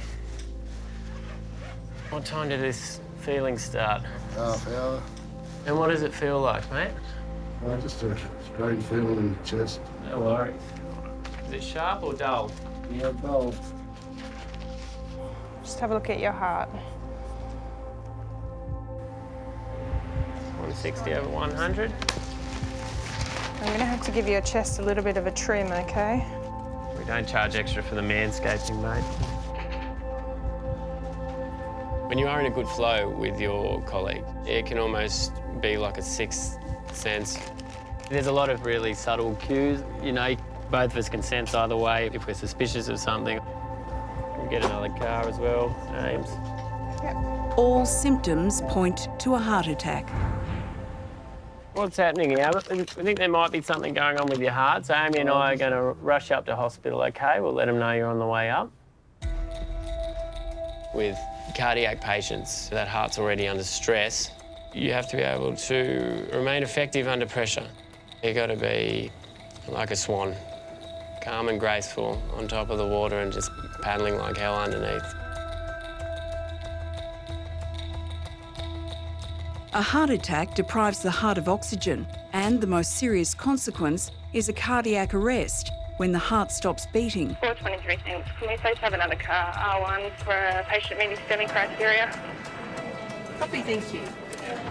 They need immediate surgery, heart surgery. Can I have 640? Can I have 640 for 1A? Rick and Amy will need another crew to transport Albert down the stairs. The nearest support crew is 10 minutes away. Well, just sit down for us. You got to stand up.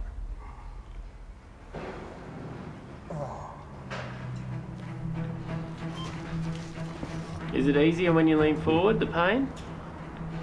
Try and sit down for us, Albert, so we can do our tests and then we can... Rick and Amy need to prevent Albert's heart from stopping. That pain as well. I might just get a line, Amy. Yeah, sure. With no heartbeat, it takes only 3 minutes for brain damage to set in. Within 10 minutes, the patient usually dies. You need to be emotionless. Things need to happen efficiently and accurately. You don't have time for emotions at that point. Where was that other car, Ames?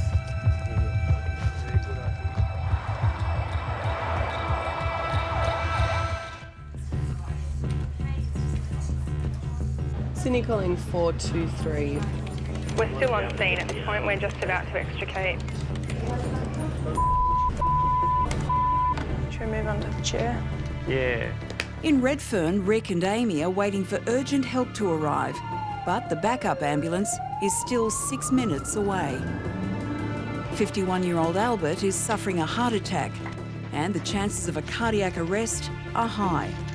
They thin his blood to reduce the risk. Here's an aspirin, mate. So this is supposed to have a lemony flavour, I'm told. ETA, please. Less than 3 minutes. They need immediate help to transport Albert down the stairs. Where's the other car? We've got to go Just 3 downstairs minutes anyway. away.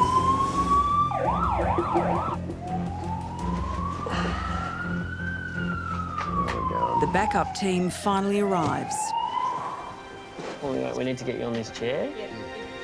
We're going to get you down to the car. So ETA is probably 10 to 15. One of the hardest things about the job, for me, is that you're not experiencing the trauma to their level, but you take some sort of ownership of their trauma. How you going, Albert? You all right, mate? You've never met these people before, but all of a sudden you're feeling their pain and their distress, and you're trying to manage it. You guys right? All right. All right. Paramedics, you know, we're like a funnel. We take chaos and we funnel it down into order, you know. So, Al, we've let the hospital know that you're on your way, OK, mate? The hospital is 10 minutes away, and Albert's condition is critical. 30 over 100. Yeah, so Albert, they think there might be a blockage in your heart. So when we get to the hospital, we're going straight up there and they're going to try and have a look and clear it out if they can. They attach defibrillator pads in case his heart does fail. We employ various tactics to keep them distracted. How much do you love this shirt, Albert? Very much. Is that the old footy club, mate? Yeah? Because you want to keep them calm. Where is it? Out at Burke, did I see? Is that right? Oh, good on you, mate. What position do you play? Fullback. Yeah? How long you played footy for? Since you were a young fella? Yeah. You know, if their body's struggling, yeah, you need them calm. One more of these. That's 1,200 of GTN, 2.5 for more. Okay, we're just pulling up at RPA now, mate, all right? Get this ticker of yours fixed up. How's that sound? Hi, Albert, I'm Alex Soder. I'm one of the cardiologists. I'm going to get you straight up to the cath lab. You get to hospital, you hand over, and then you walk out.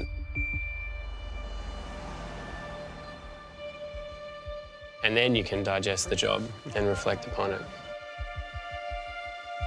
At the hospital, Albert's condition quickly deteriorates. His heart stops and he suffers a cardiac arrest.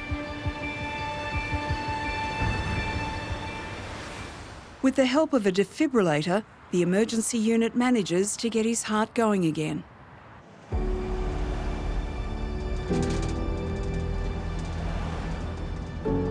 I feel very, very privileged to be able to do this job. You can save a life, and that is an amazing feeling, Everything was timed just right. I mean, he could have arrested a lot earlier before we had the pads on him.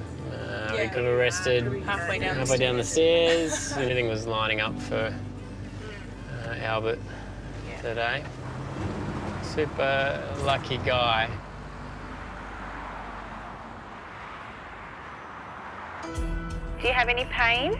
Are you with the patient right now? How far did you fall? Okay, so the baby was born just now? Yeah. All right, is he breathing? Not on his own. The ambulance has been organised. At the control centre, 000 calls are ramping up. One of these cyclists has been struck by a horse at the back of the head. The ambulance is on its way, sir. To locate where you are, though. Right next to the railway station. Okay, so next to the railway station. I'm just near the Big Mac sign. You've never even heard of your suburb, mate. Every day, though, I get new suburbs that I've never even heard of. I'm telling you, I feel like some people are just making suburbs up each day. It's been a busy morning, really. I need to go to the toilet so bad. Ambulance emergency, tell me exactly what's happened. I've been stabbed. You've been stabbed? Yeah, multiple times. Okay. I think my lungs have been punctured. I can't breathe.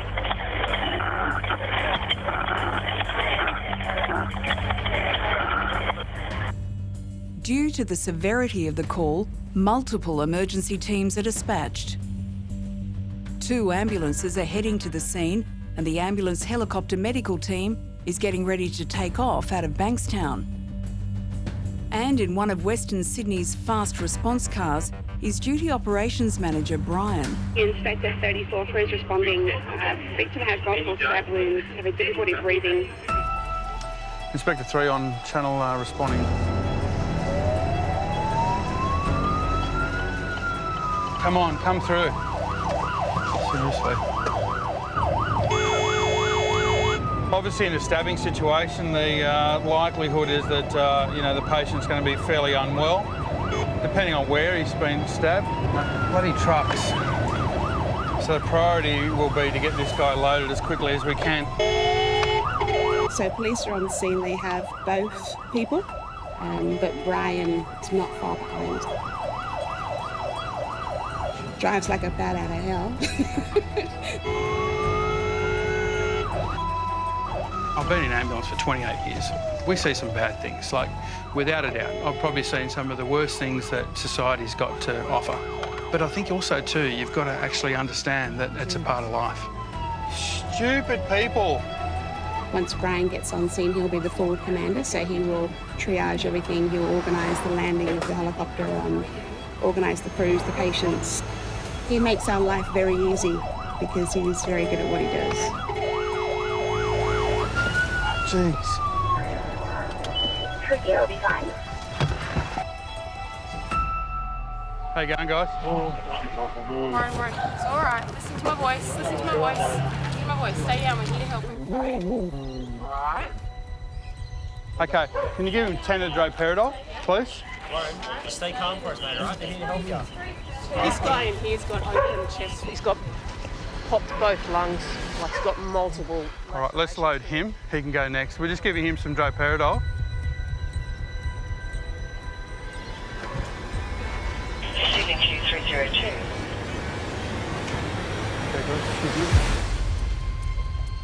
All right, so how many stab wounds have you got? 1, 2, 3, 4, 5. 5 to the chest, 1 to the neck, and 1 long run around his kidney area. OK, guys, just listen up. Priority is this guy first. Can we get the carry chair out of the IC car, please? Just take that straight in, please. Apparently they've both been stabbed. Before it was just one of them's been stabbed, now they've both been stabbed. The patient is critically injured, and it's feared he won't make it to the hospital in time. So here's the priority. So he'll be going in the IC car, and I'll get another car started, OK? Well, there's 2 patients, both with stab wounds. One patient has stab wounds to the chest, and one patient has stab wounds to the abdomen. So we've got 2 cars responding, and an inspector and a helicopter. He's not going to be able to move. Okay. I need to actually seal the wounds because at the moment it's blowing out. Okay, can I get a first aid kit here, please? Where things get very hectic and very frantic, my role when I arrive is to try and bring some calm to the scene and create some order. Still got a good radial pulse. Again. Yeah, you know, we're going to get the guy that's been stabbed in the chest first. One of the patients is critically injured and it's feared he won't make it to the hospital in time. The ambulance helicopter medical team are coming by air to assist the paramedics. Their task is to bring the emergency room to the patient. Haven't heard from the helicopter yet. Helo's coming by road, Oh, so it's going to take considerably longer than I first thought. why? What's wrong with the helicopter at Bankstown? Brian's going to ask. Oh, it's mechanical. City Inspector 34, you on this channel?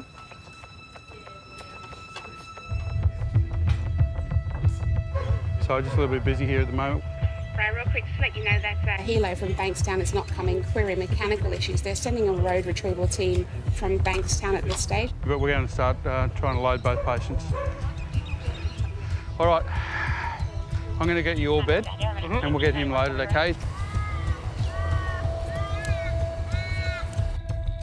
Now that the specialist emergency doctors are coming on road, they'll be facing peak hour traffic. It'll take them at least 25 minutes to reach the patient. Can we get the police tape taken down so I can get stretchers out? The new plan is to have both patients transported by road to hospital. If possible, the ambulance will meet the specialists en route. 1, 2,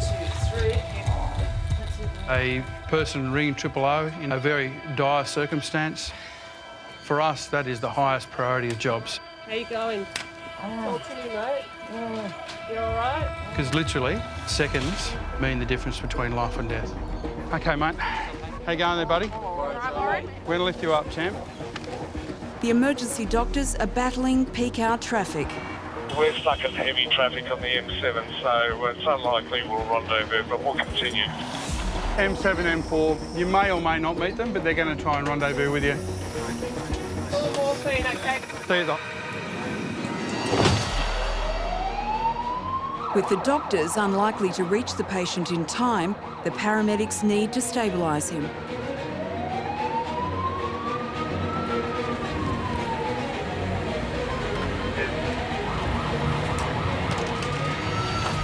So is Rescue 209 going as well, Tomo? It says that a road retrieval team and a helo's going. A replacement helicopter is dispatched. Airborne appropriately after the first aircraft broke. We have an ETA overhead for 5 minutes.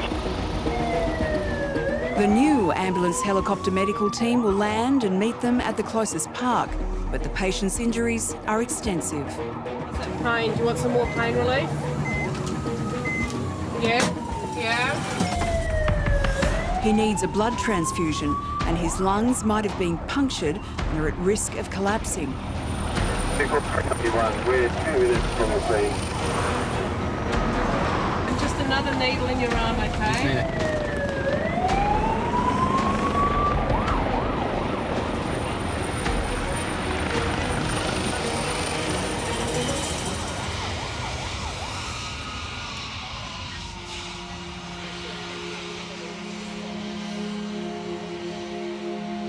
I think he's got quite a straightforward airway. So he's got sucking chest wounds, so they'll ventilate fine when he's tubed.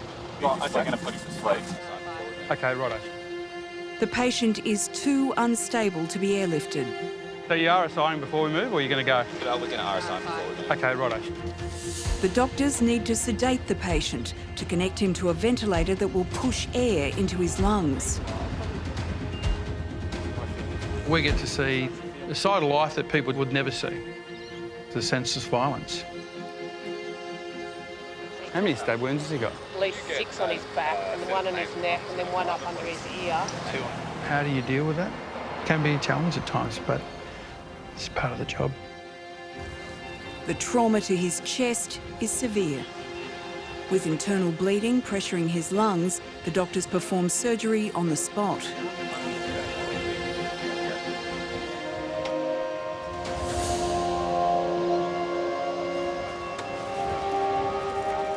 All right, let's get him later. You good, JP? Yeah, I'm good, thank you. Thanks All right. for your help. No problem. Awesome. Pleasure. The doctors manage to stabilise the patient and he's ready to be transported to hospital. Yeah, so they did good. They did good.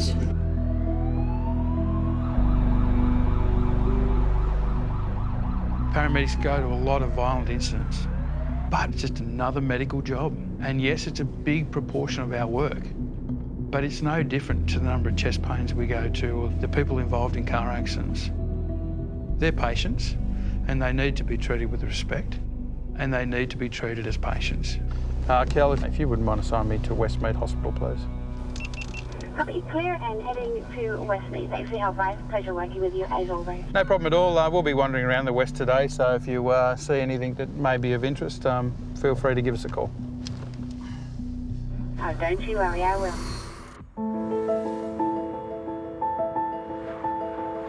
Friday evening, one of the busiest nights of the week.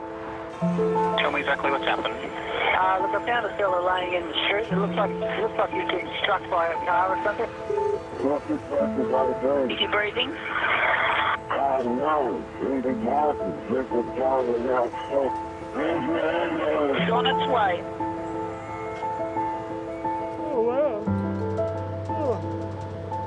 There's less than an hour left on Rick and Amy's shift.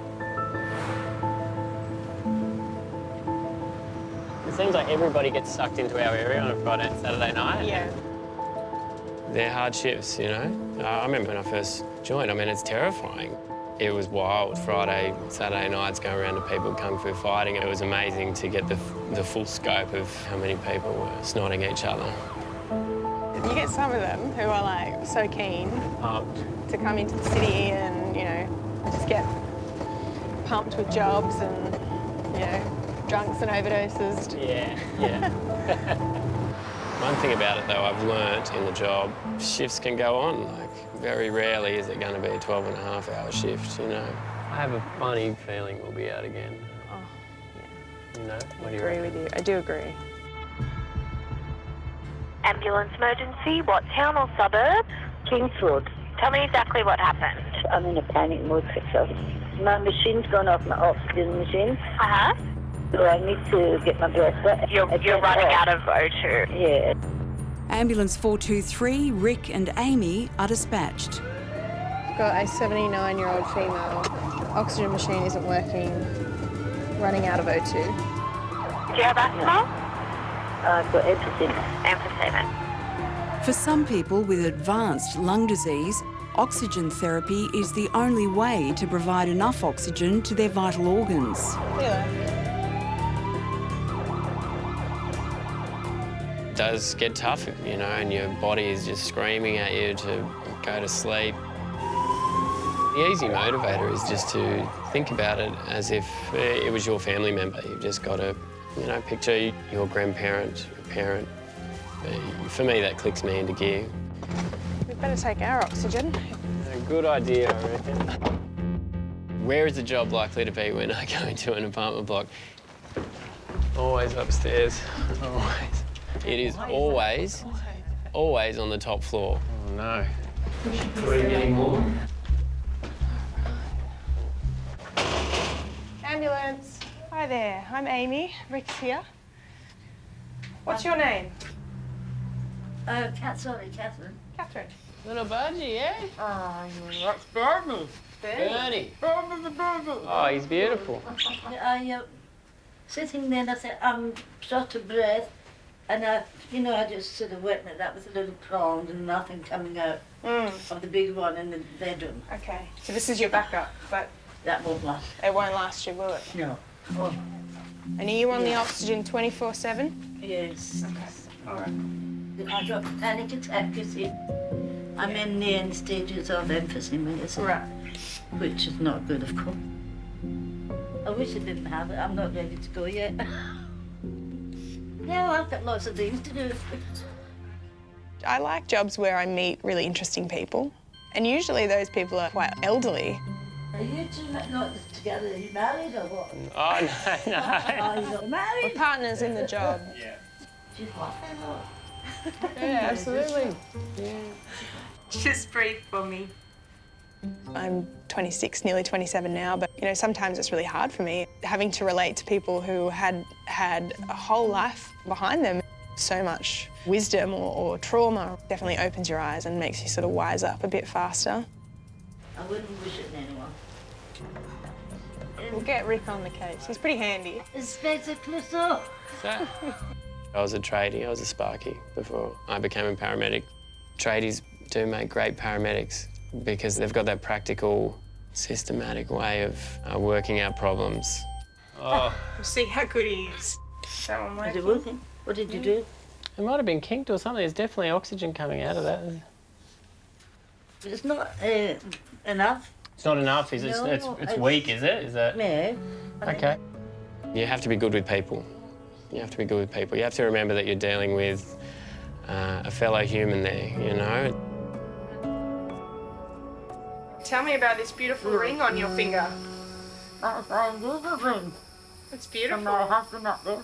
Is he? Oh, Which it part has he? was his birthday on Sunday. Oh, was it? And how old would he have been? 80. 80 years. And I'm young. 79 years young. Just a spring chicken. Oh, of course. Look at me, I mean, oh, there I am there, look. Look. This is you. Oh, you can put that in telly. I used to look like Liz Taylor. Wow. I had jet black hair. And how did you guys meet? Oh, you and your we husband. started in the dancing. Was he a good dancer? Oh, yeah. No. 2 left feet. 2 left feet. He stood in my toes. They always said you have to be a film star. You have to be a model. Mm-hmm. But I didn't. I got married and had 2 beautiful children. A doctor and a lawyer. All right. I changed everything. It's all brand new, okay? That might be the trick. Catherine's oxygen machine is working well enough to keep her out of hospital, but it will need to be serviced. So they're 91. That's pretty good. Nothing wrong with my mind, but my body's not well. Right, okay.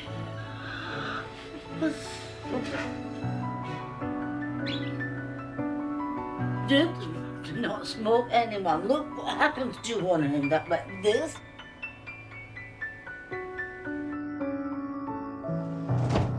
Passed as a sparky came in handy then. Yeah. Yeah, we've helped her, you know, got her out of a bind. I love people like that, though. You need characters. 423. We're all good here. Got that, guys. Thank you.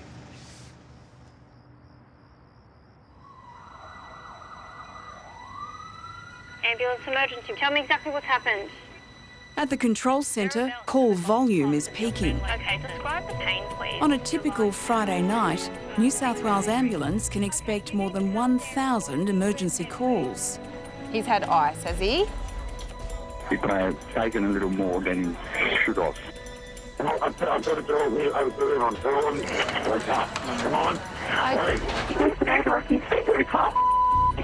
Listen to me. I have organised...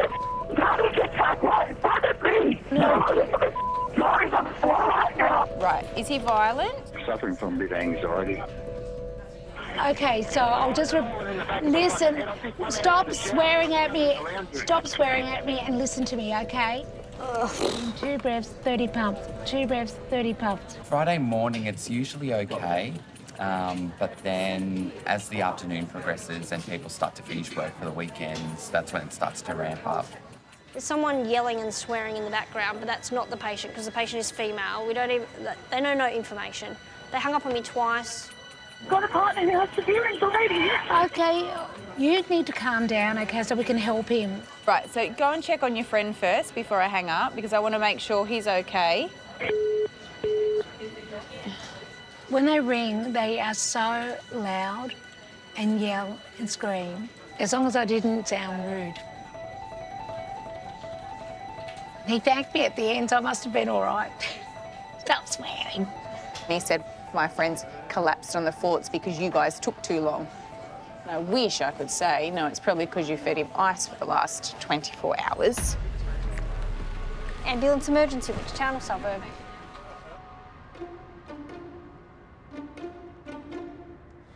.8:33, we're clear and available at Liverpool. Near the Liverpool superstation, sisters Sam and Tammy are waiting for their last call-out of the day. Well, we've got an hour and a half to go. Yep. Probably one more in us. Yep. I like being awake on night shift in Liverpool. So many weirdos come out. What? Oh, it always makes for an interesting shift. Ambulance emergency, what town or suburb? Hello? Hello, it's the ambulance. Are you there? Okay, tell me exactly what happened. Neither just you're feeling low and go over and need some ambulance and it's getting bad thoughts. So are you calling me because he's had a fall, or are you calling me because he's having bad thoughts? Mainly I'd say bad thoughts, to be honest. 28-year-old male fell over and bad thoughts. Okay. Is he violent? Okay. In any given night, the Sydney Control Centre can receive more than 60 mental health-related calls. Out of those, approximately 1/4 are classified as violent. Just looking through the script there, it says the patient's violent. I'll send police now. Right, so we've got to be super careful with this job. Since the start of the year in New South Wales alone, 142 paramedics have reported an assault. That's 3 assaults a week. Night shifts can be super scary. You've always got to be thinking on your feet. I remember one job. I turned around and saw all these knives hanging on the inside of the door. A relative came in and started punching the fridge. Yeah, and when things go pear-shaped, we don't have any way of protecting ourselves, do we? No. Let's head into the unknown.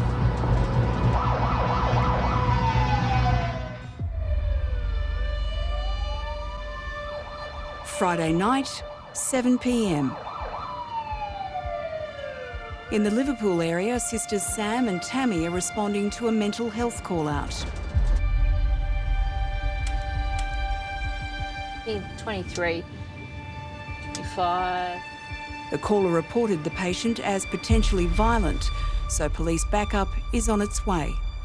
There's so many things you're worried about on those volatile jobs. You're worried about your safety, you're worried about how far away your colleagues are to help give you a hand. You're on high alert. Let's drive past and we'll go up around the corner.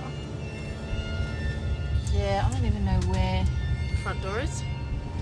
Yeah, no, we're not going in there. 8:33, go ahead. 8:33, we've just driven past the address. There's no one waiting out the front. All right, stand by. Just give the call back a try. Copy, thank you. The control centre tries to get hold of the neighbour who called in the job. That patient probably has no idea that we're coming. We actually don't know what we're walking into. You don't know, could that be a setup? That's right. Doesn't feel right, does it? Doesn't sit right. It's a dodgy part of town. Absolutely. I'm not walking into that not knowing what I'm going for. And if that's the neighbour that is called, how do we know the patient knows we're coming or we're not coming? That's right. Oh, Oh, shit. Looking for a dress or something? Oh, we are, but we're just waiting for police to attend as well. Thank you. Right, Thanks, mate. It came from nowhere. Oh, and my on God. that note, door locked. Yeah, can you... Yeah. Oh, gosh. Wait for the cops. They're at changeover, so they might be a little while. Just calling 8:33. 8:33 in reply. Yeah, thanks. I'll speak to the caller and confirming that he still requires the ambulance and that he hasn't seen the ambulance, paramedics or police at this stage. Gosh. The sisters decide to try and find the patient before police arrive. We can still drive past if the patient wants to come out to the front. Yeah, okay, that'd be great. I'll get a call and come straight to you. Copy, thank you.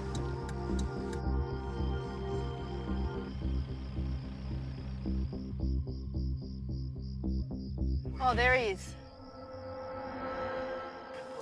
Oh. Okay, all right.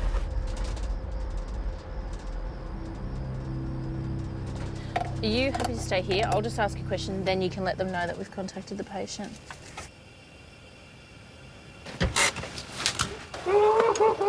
Yeah. Hello.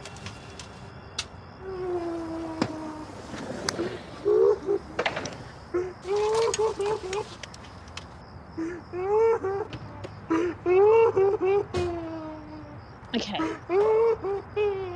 Hey mate, you need to speak to me, okay? I'm from the ambulance. Do you want us to help you? Do you want us to help you or do you want us to go? What would you like? Calm down, take a deep breath, okay? I'm here to help you, all right? What's happened tonight? What's happened? Can you tell me what's happened? There's something wrong with football. Okay, what's wrong? Sit up and we'll have a chat, okay? There we go.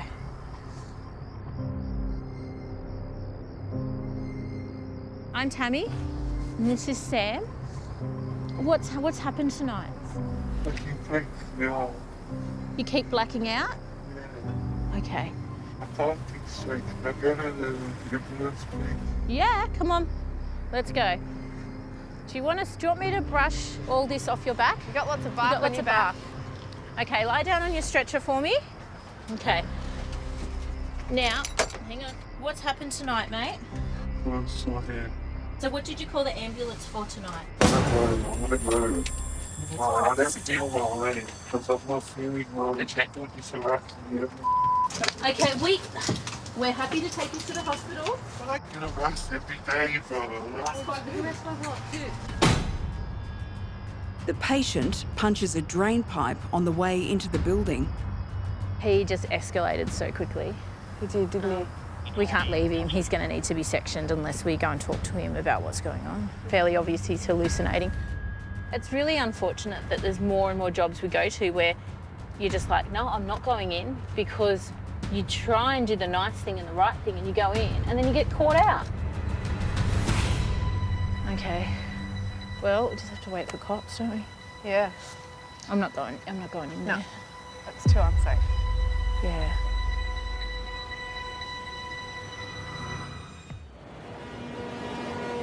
Friday evening, Western Sydney. Sam and Tammy need to get their mental health patient back into the ambulance. So did you see him up in the window? Agent 03, go ahead. I saw him looking out that window.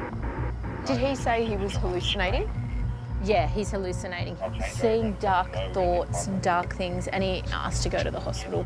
Then when we got him in the car, he then all of a sudden decided he arced up and said everyone's out to get him, and that's when he ran off that way. But I didn't get any chance to get any type of mental health history. According to the neighbour who placed the call, the patient has a history of violence, so police backup is on its way. I'm glad we just didn't go and knock on that door. When he got in the car and he started to push up as he left, I thought, shit, he's going to try and clobber us. There's someone else in that window. Here come the cops now. What really surprised me about being a paramedic was that I do really enjoy helping a mental health patient who is really in crisis. So if we can come up and have a chat, I think I might be sectioning him. Yeah, great, thank you. I'm the person that somebody calls when they don't know what to do or when they can't handle it anymore. That's him. We just want to have a chat to you before we leave. Okay, that's their job. We're just here to keep the peace. Don't want to give you a hard time, but you have to listen to them, okay? We're happy to take you. Come on, let's go. Okay, jump in there for me. They might not see what's going on in my mind. The fear on that trip to hospital, it's, oh shit. Then you tend to find your training kicks in. Okay, and what's been happening today? My head's twitching in the back of my head. Your head's what? Your head's what? Twitching? Yeah. I'm even happy if you guys just want to follow us up in the car. Sure. Yeah. All right. Yeah. Hit the brakes, open up. Yeah, if something happens, yeah. I'll chuck the beacons on. Yeah. Do you want a blanket? Yes, please.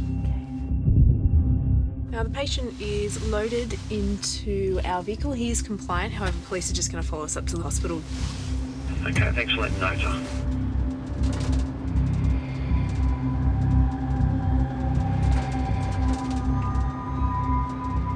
What mental health history do you have? Can you remember?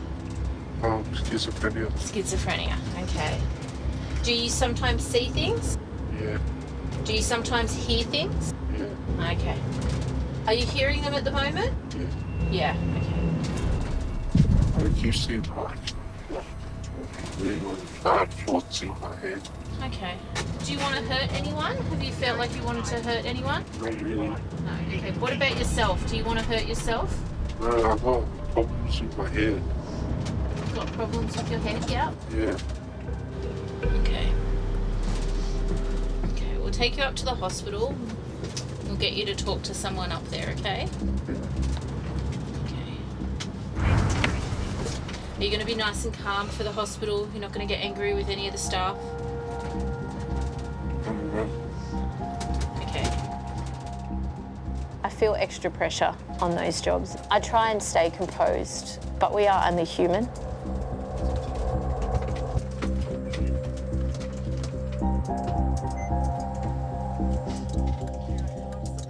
I am a strong believer in mental health shouldn't be an excuse for violent crimes.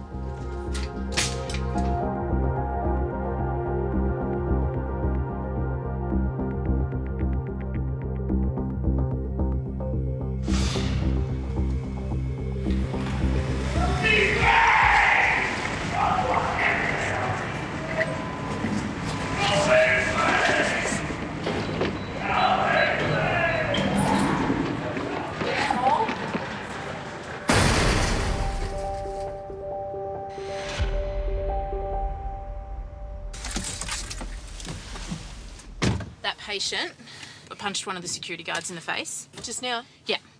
Wow. That's just, it makes my skin crawl, like. Yeah, that's draining.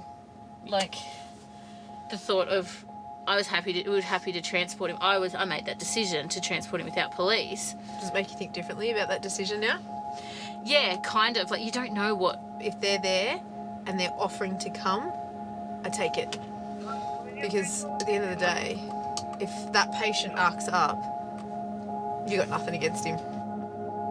And you get yourself an injury that'll last you the rest of your life, if not put you out of your job. Yeah. Wow. Some of the big jobs will stay with you and you think about them and you try not to let it affect you. We survived. Yeah. You kind of go, well, we did the best that we could do. And you realise how lucky you are.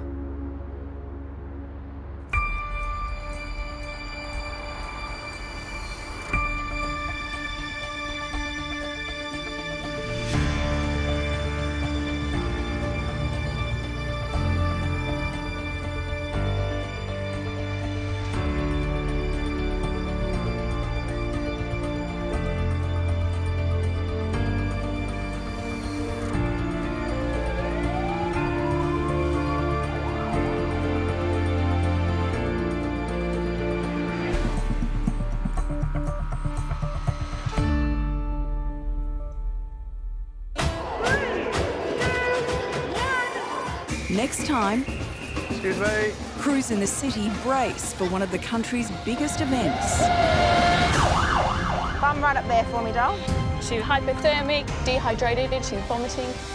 Did you have any chest pain or breathing problems? While out in the suburbs, Ambulance, what's the town or suburb of the... Paramedics face the war on drugs. Have you done that to yourself?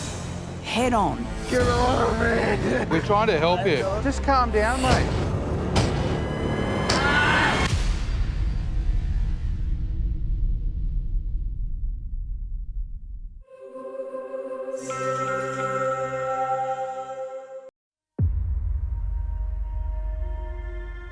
Ambulance emergency, what town or suburb? Yeah, I've rang you like several times. Blue yesterday, special government. You had a blue with them? Yeah, back MUIS. So what's happening today, sir? Why do you need help today? My personality, disorder, my PTSD, Okay, so do you need an ambulance today? Well, I think I might. Okay, what's your reason for needing an ambulance today, sir? Talk to somebody.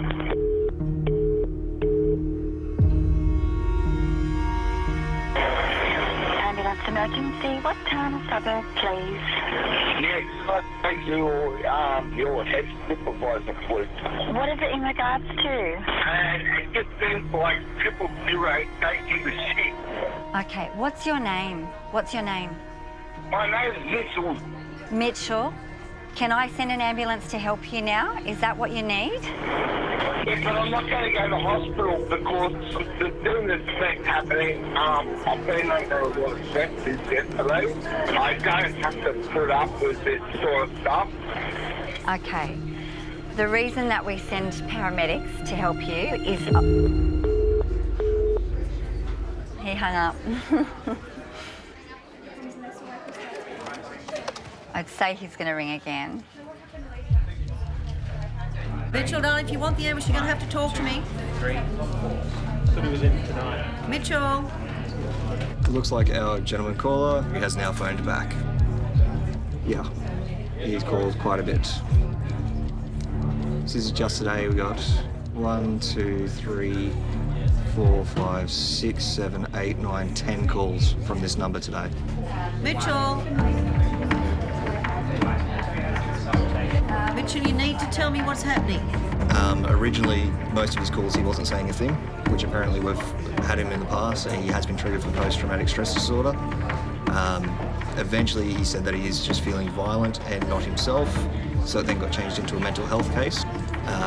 But these last ones, it's just got unknown reason in it, so he's just calling back and saying nothing again now. Mitchell, we don't know what's happening, so we're going to send the ambulance. You need to talk to me now, so you can tell me exactly what's happening.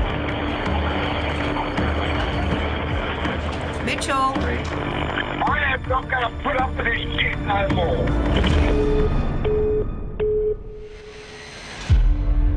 Ambulance emergency, tell me exactly what happened. Tonight, We checked a drug overdose out the front of our venue. a bad batch of drugs Is she having an overdose?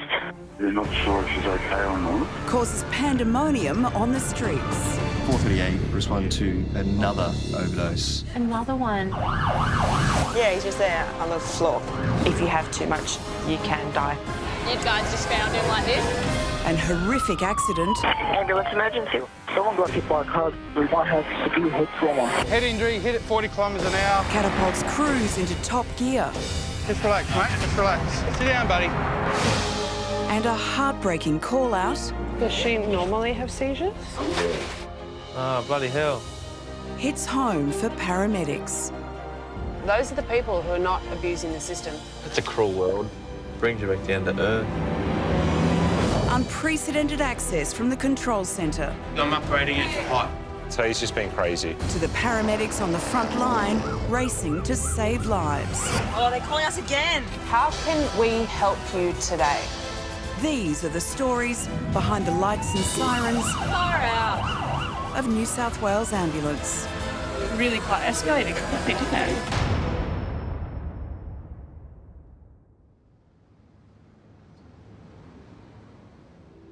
What I was saying is that I've got multiple disabilities. Okay, do you have any pain? No. Since early this morning, a caller named Mitchell has been repeatedly phoning 000. And if they don't understand what I'm saying, well, what's my life? We're going to... We don't know. An unknown problem. Good. So... I love myself a job there. You don't know what you're walking into sometimes. He says he doesn't want an ambulance, but paramedics Josh and Sophie are dispatched to check on Mitchell's welfare. Patient has had an argument with the federal government yesterday and wants to speak with someone. Here we go. And mentioned a history of mental health issues. I don't think that anyone understands how much of our workload is mental health related. We could do an entire shift worth of mental health patients. Treatment for mental health is quite broad.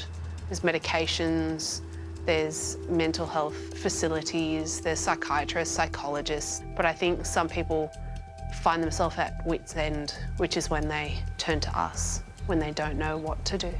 Mitchell, calm down for a minute. When you call on 000, we have a process that we need to follow, okay? No, you listen to me.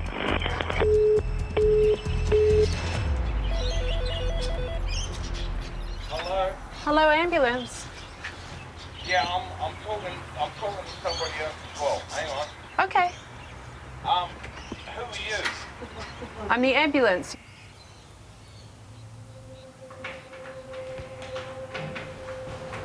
Hello? Hello. Come in and you got to sign the book, please. Sign the book, not a problem. What's your name? I've got the supervisor for triples. Come in. Okay, sweetheart. Do you know how the ambulance is here? Yeah, the ambulance is there. I want you to speak to them, Mitchell. All right, Mitchell, pass me it here. I'm here. How about you sit on... That's my medical... Sit on the lounge and speak to Sophie for me, please, mate. Hello, my love. Yeah, mate, we got this. Thank you. Who do I speak to? Mitchell, I'm sitting over here. So what's happened today? I have been mistreated. I have been under sort of situations. I actually suffer with PTSD. I suffer with anxiety. Yeah. Personality disorders. I'm 100% legally blind, and I'm going to show you something. Don't stick your finger in your eye, mate. Look at that. Okay. Okay. It's on your chest, sweetheart. Up top. Up. There you go. See? Okay, you pulled your eyes out. You can pop them back in. I might be able to see better. Mental health cases. The only thing we can really do for them is use our verbal and communication skills. Oh, excuse me, sir. Yep. Do you want to see what's in my room as well? What's in your room, mate? You just chat with these people. Just talk with them, try and find something to connect with them. You know, a lot of these people want to unload their whole life on you. Aren't we going this way? Yep. See, I've got all this up here. That's very helpful. Another big TV, got a pussycat on the bed. Yeah, that's 310. 310, we just woke 310 up. That's okay. That's a bit of a fold-out couch, mate. Yeah, it's a futon. Okay. I think the public would be amazed at the amount of mental health there is out there in the community, that their neighbour next door is suffering massively from depression and anxiety, but when they come take their bin out in the morning, they got a big smile on their face. I think people would be amazed. So, Mitchell, how can we help you today? I mean, we are here for emergency health care. Yeah, but what I'm saying is I only get, like, support 8 hours once a week. Man, that's not enough, is it? No. And I am just totally pissed off of the way people are treating us. Why did disabled people go through all this shit when they're traumatised, you know what I mean? And that's why, if you come up to hospital, they might be able to connect you with people. If you've done this already before and it hasn't worked, then I understand why you don't want to come up to hospital, and that's all you have to say, okay? But unfortunately, as an ambulance service, that's as much as we can offer you right now, mate, okay? We'll just leave the premises. Are you sure? I understand you're unhappy and we want to help. That's what we're here for. But how can you help, mate, when I'm... Do not, listen, do not swear at me and raise your voice. It's not appropriate, okay? You speak to me properly. Well, how am I supposed to speak to people properly when I'm 100% legally blind? I wear bloody hearing aids and I'm on the willy walker and I fall over. I understand that. I need you to calm down because you get yourself I need more help upset. than what I'm getting. Okay. And I know I need it, but I just don't know what to do anymore because I've been right through the whole system and I'm sick of it.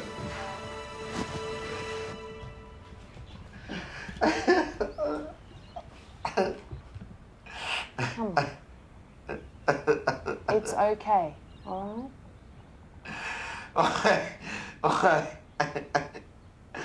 Why do I have to get through this shit? Can we take you up to hospital? No, you can't. So that you can talk to someone about this? No, it's not gonna happen. No? Just please leave me alone. Can you tell me one more thing, Mitchell? Do you have thoughts of wanting to hurt yourself? No. No. Do you want to hurt anyone else? No, unless I'm being left alone, I'm okay. Okay. Just let me play some music, mate, and I'll settle down. Okay. It is frustrating, Push, you know, when you go to a mental health case and you're not as effective as you want to be, you know that you're walking out of there getting on with life. Yet that person is still sitting there with that mental disease. That person is still sitting there with 10,000 shitty thoughts running through their head. And that sucks as an ambo. This is my stress relief. Okay. Okay. Let's turn it on and then we'll head off, okay?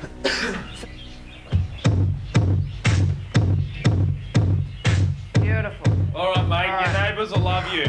No, listen to this for a second.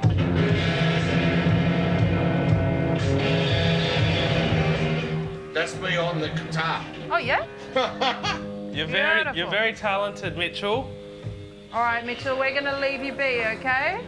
Okay, mate. Oh, sweetheart. All the best. Have a sit down and relax, okay? Goodbye.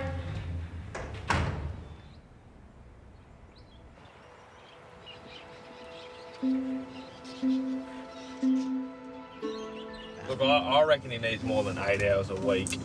There's definitely a problem, maybe get that 8 hours and spread it over 5 days or something, you know? Because Just have someone visit him every day just to... He just needs someone. He needs company.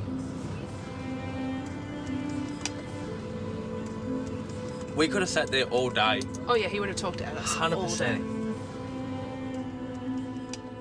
I think a person who deems this as time wasting has no understanding of mental health, and I think it would take one day for them coming along with us on an ambulance and attending people who are mentally unwell to realise that these people don't have a choice in this. They didn't choose to be mentally unwell. Unfortunately, that is the card they have been dealt. And I would never say the mental health people are the time wasters, because the one that we think's the time waster that we don't get to is the one that we might not be able to save. 825, go ahead. Thank you. Just advising, we've left this patient at home with no acute health issue. I can almost guarantee you that he's going to call us back. 825, copy, understood. Okay, tell me exactly what happened. I can't, like, in the middle of the night, I've just been itching so bad. And is your breathing normal for you? It is normal, I'm really itching. It's late afternoon at the Sydney Control Centre. Is that blender, is it unplugged at the moment? She can yell like that, she's breathing quite well, right? So don't you get upset. Now, is she changing colour?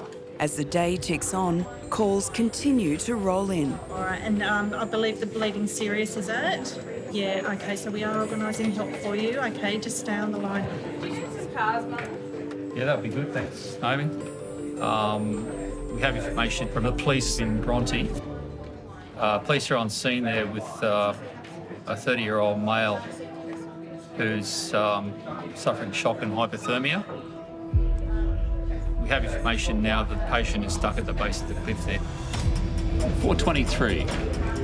43. Thanks, 23. When you're clear, it'll be 2 immediates from police, Bronte, Calgary Reserve, hypothermia. Thank you. Copy that. Drop it down. To winch the hypothermic patient to safety from the bottom of the cliff, a rescue helicopter is almost on scene.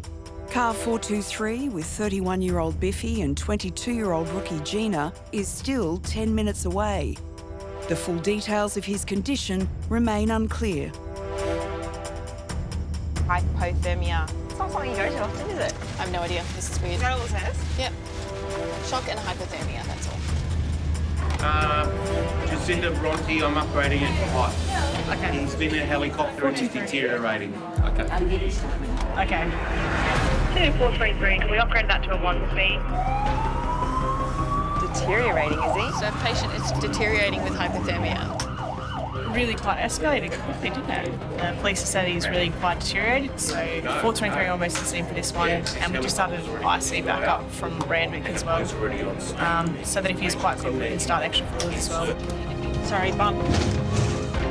On the way to those bigger jobs, when someone's going to be quite critical and needs your help urgently, we'll always think of it as the worst case scenario. And our adrenaline is pumping, thinking what we're going to do, you know, preparing drug doses, thinking if we're going to call backup. Sometimes you're a bit frazzled, but you have to walk in with a clear mind because you don't know what you're going to turn up to. Hello. Where's best for us to park? Hi. Ian's just a bit cold, so I don't know what the job came through as. They like he's deteriorating, can you hurry up? Like what's ETA, ETA, ETA? Ian's just cold because he walked along the rocks and got stuck by the rising tide. He got pinched out by a lifesaver. That's as good as the job gets, I'm afraid. Sorry about that. No, it's all right. All good. He's just over there. We'll just, thank you so much. Awesome. All good. Hello, how are you? I am a bit dizzy Yeah. because of the cold. Yeah. You want to come hop into our ambulance? Yes, that would be great. Yeah. Okay, no worries, mate. Come along. What's your name? Ian. Ian. This way, sir. This way. This way, Ian. One of the traits I always say that paramedics have to have is adaptability. Say goodbye to the helicopter.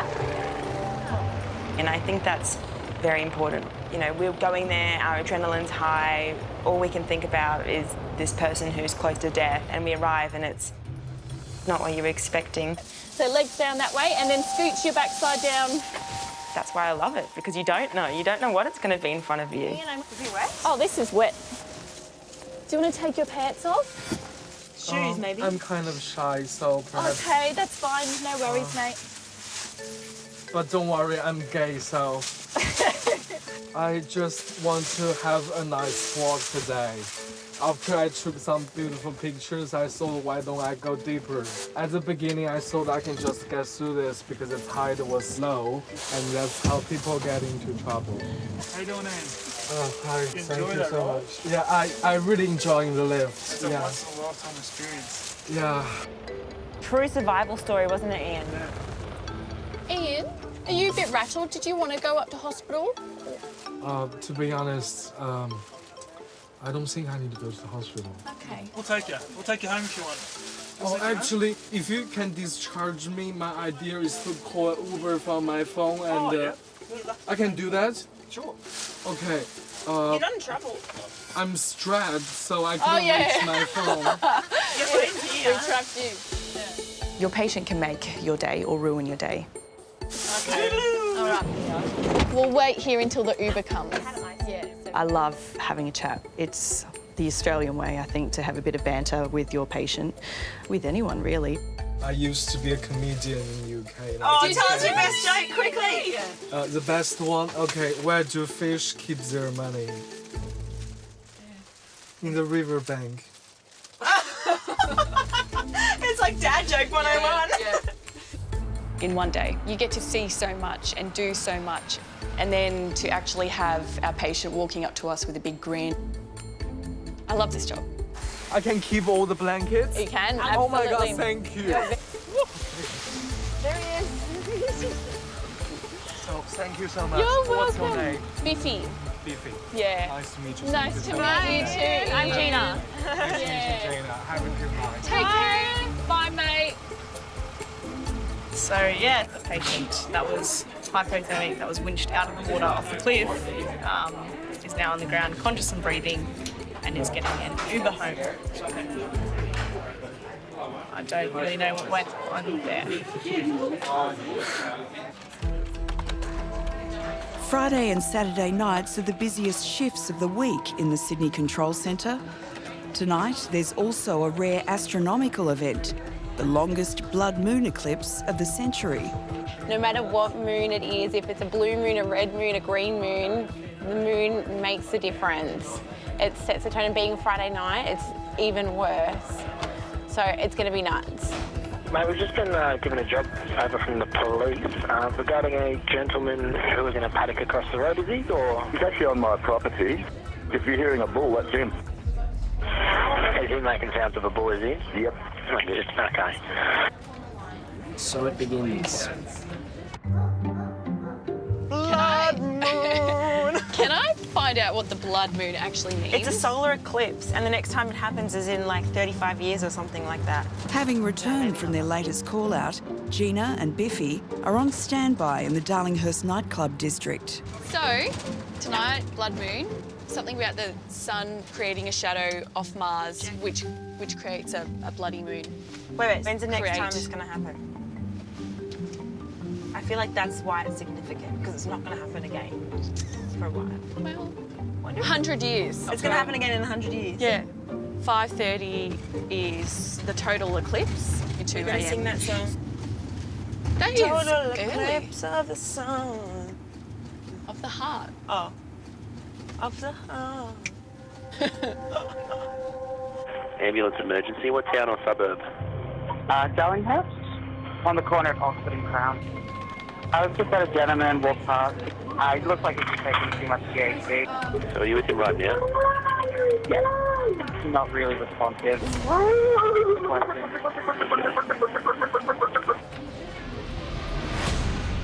Approaching midnight, an alarming trend starts to emerge around the pubs and clubs on Oxford Street. You think she's taken something? What kind of stuff's coming out of her nose and mouth? There's a massive spike in drug overdoses, most involving the party drug G. So we understand he's taken G, is that correct? All right, as I mentioned, I'm organising help for you now. 423, I'll get you to 1 Charlie 17 in Darlinghurst, please. Copy that, drop it down. Yeah, it's going to be up by Oxford Street, I reckon. 423, fortunately I'm nice and close for it. It's one of the many overdoses, drug affected, that we have running at the moment. Is she having an overdose? Oh, she's asleep at the moment, they said, but they're not sure if she's okay or not.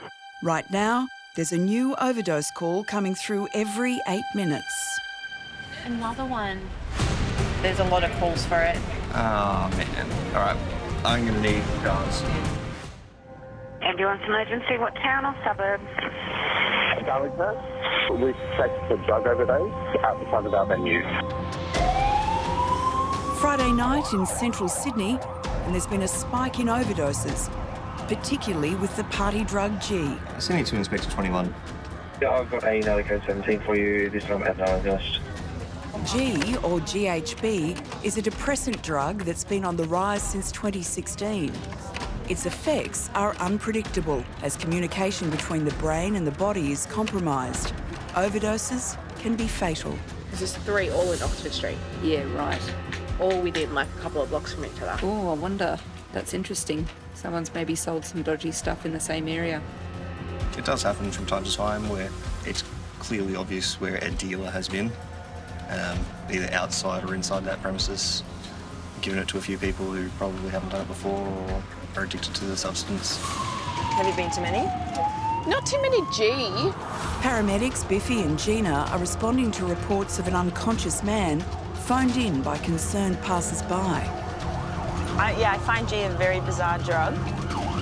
Quite the party drug of choice. I hear that they come in those little soy sauce fish capsules. Yes. It's like a... G, up or downer. GHB has a unique effect where it has waves. So the patient can be unconscious for several minutes and then wake up and be ready to go and party, and then a couple minutes later can be unconscious again. So that is very unique. Just here. Yeah, he's just there on the floor. So usually if someone completely overdoses with G and is unconscious, then they are still breathing for themselves. You guys just found him like this? But because they're still breathing, they can vomit, they can choke on their vomit. They might be laying in a dangerous position, whether it be on the road or by themselves in a corridor, and other issues can happen with them. Hello? If you have too much G, it is like any polypharmacy overdose. You can die from it. Hello? Hello, darling. Hi. Good. It's all good. Right. Your hat's behind you. I think your friend's got your hat there. Can we just check out your heart really quickly in the ambulance? Hello. How you going? You all right? Yeah? Oh, good. Just watch where you're going. There's something in front of you, okay? Let's just take you somewhere where it's a bit more quiet, okay? Oh, darling, just take a seat there for me. Thanks so much. Last thing you expected to have someone in your face waking you up like that. Had a million coppers around you. Beg your pardon? You had a million coppers around you. I did. Yeah. Sorry. That's all right. No, Don't you're worry. fine. That's good. Blood pressure's good. So no medical conditions? No. Don't take any medicine for any reason?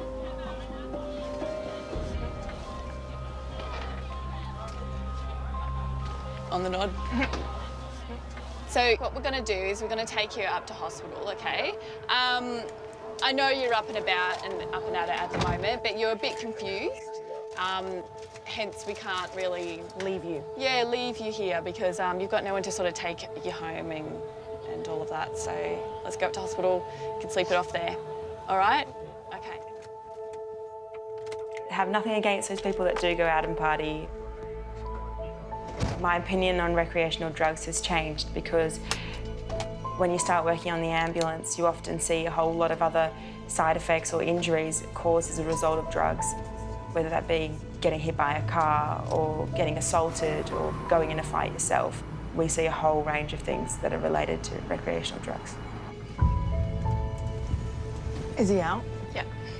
He's quite calm and just needs a bed for the night.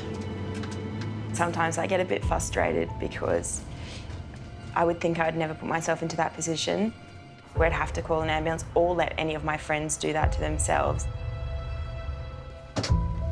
So I guess it is a job well done. At the same time, it is frustrating because they have done it to themselves. But we've saved their life. Is the moon out yet? No, but is it like changing colour yet? Saturday, 2 a.m. in the Sydney Control Centre. As the busy night wears on, call takers are convinced there's something else going on. Pardon? 3 cans? How did you accidentally inhale 3 cans of spray? Blood moon. Do you require an ambulance there? No. Does anybody there require an ambulance there? No. Hello.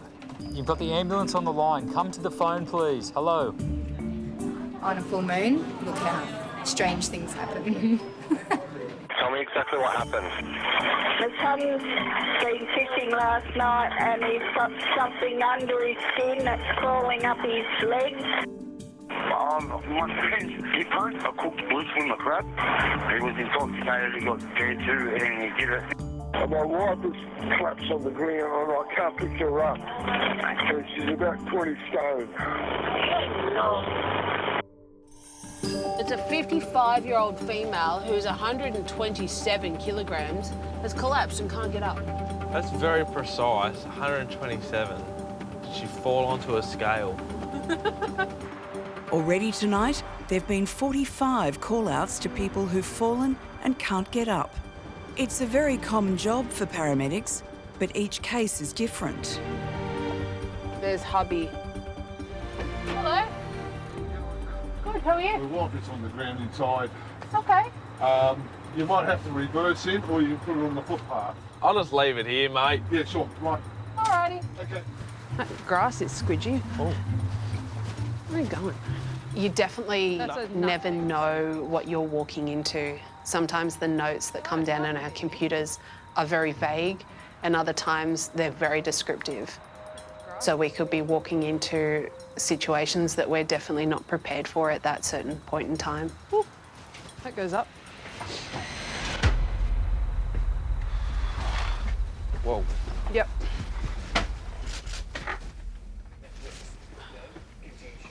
Alrighty. Where is she? Hello. How are you?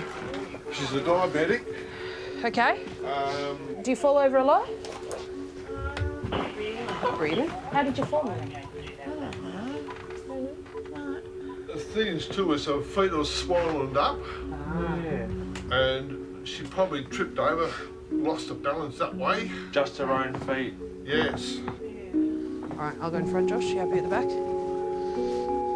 Where's your bedroom, my darling? Down That's their bed. You sleep on this lounge? Sleeps. Jolly good. Let me just clean your bed up so Do we you have want a to give place me to a place little you. bit of room, sweetheart? Yeah, sure. Beautiful. All right, Ingrid, do you reckon you can roll on your back for me, my love? Yeah? Alrighty. I think Brian's just having a panic attack. Who's Brian? That's me. Why is he having a What do panic you mean? He attack? can't get you up, my love. Well, did you want to sleep on the floor tonight? Was this your choice? No. No? No.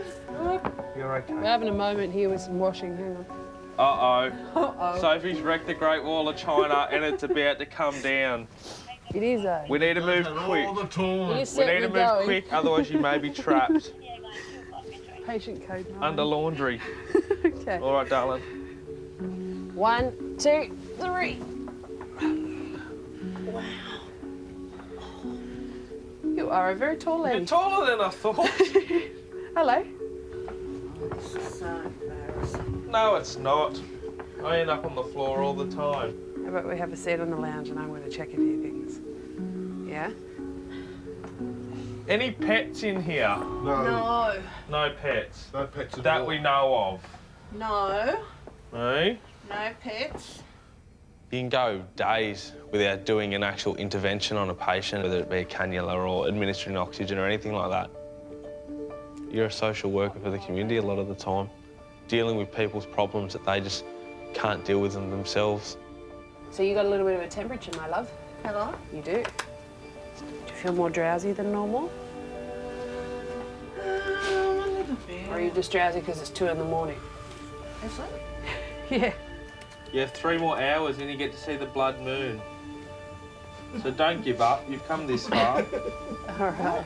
You know, it's all good to, know anatomy and physiology and all the drugs and all the real cool stuff, but it comes down to a good paramedic who's just someone who has a broad life experience and knows a little about a lot. I can't believe this. Oh, Bronny had a panic attack. He rings the ambulance. I can't lift you up, the size of you. Oi. You're going to get in trouble. Yeah, that's a death sentence, mate. Are you happy to sign on her behalf saying we've come out, we've popped her back on the lounge and you guys are happy? Yeah. Alrighty. All the best, guys. Thank you. You're all right, mate. Ambulance emergency. Tell me exactly what happened. My tenant downstairs has come down with what looks like this net flight and holding it with blood gushing out. Get a clean, dry cloth or towel and place it right on the wound and do not lift it up to look, okay? Today's just been crazy. Does she have a weapon? If you're not safe, you need to get out and call us from a different location. The pace of calls, the type of calls, a lot of people just very argumentative. Listen, I've organised help for you. It's so we can make sure that we're coming to the right place. That's why we're asking. I didn't speak to you before, so I need to make sure that the information is correct, okay? It's like as the day just gets on, everyone's just getting a little more anxious and a little bit more worked up. Keep going, no breaths yet. Compression still.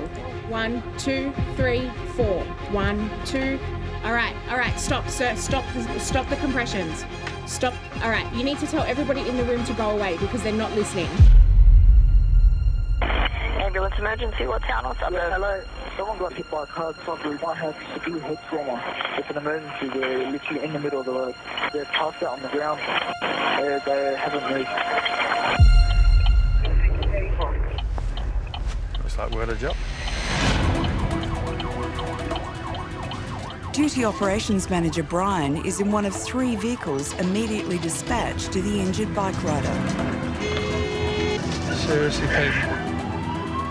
A transport ambulance is coming from Northmead, while Inspector 38 is first to arrive and reports in. Inspector 38, go ahead.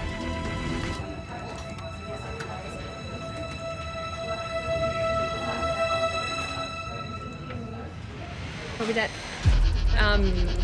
They've just confirmed one male was struck by a car, combative head injury. Combative head injury, care flight is required.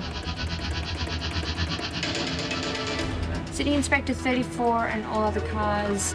Care flight 3 has been tasked with my head. Inspector 34 received. Copy, thanks. All right, care flight's on the way. We've got 2 transport cars and Inspector 34 and a yellow. The cyclist collided head-on with a car at 40 kilometres an hour, and his head injuries are critical. The specialist ambulance helicopter medical team is scrambling from nearby Westmead Hospital. And another intensive care paramedic team is also dispatched. There's the helicopter. Not many spots to land here, dudes. Here we go.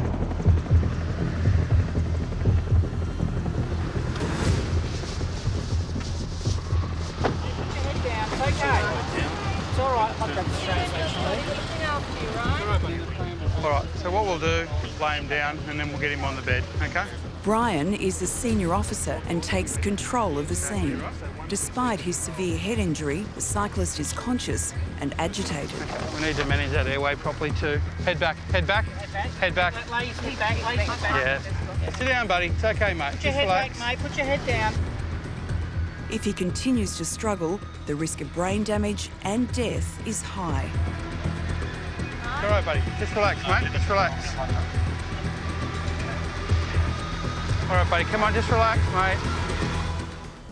Sit down, buddy. It's okay, mate. Put your head back, mate. Put your head down. It's okay.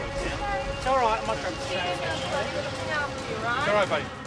In Sydney's West, Duty Operations Manager Brian is leading a team working to save a cyclist's life. Just relax, mate. Just relax. He has a fractured skull and possible brain damage, a leading reason patients die before reaching hospital. I'll just get the ketamine organised and I see. Might grab the straps. He's still up some K. He's quite agitated. He's got a head injury. He's GCS 13 at the moment, but he's non-compliant. So what we'll do, we'll give him some ketamine IM. The medical team will only be a few minutes off. And then the plan will be, once we get him under control, we'll lay him down and then we'll get him on the bed, okay? Now, he'll probably get a tube for his trouble. So we'll probably intubate him here. All right, let's give some K. Mate, just hold nice and still. Sharp out. Every second counts. This type of injury can interfere with the patient's breathing. Carbon dioxide builds up, leading to secondary brain injury or death. All right, prepare to lift? Lift. Okay. They're waiting for the helicopter medical team to put him into an induced coma, so a tube can be inserted down his airway as quickly as possible. But the chopper is still trying to safely land in a nearby park. What's the ETA of the medical team? The quicker that we can place that patient in induced coma, the better their outcome. The longer we wait, the longer that patient is exposed to that sort of potential for a secondary brain injury, the chances are the difference between walking out of hospital and potentially ending up in a brain injury unit, or even worse. dying.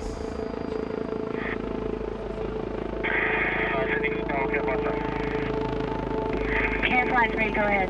This is pilot. The paramedic and medical crew has departed to the patient.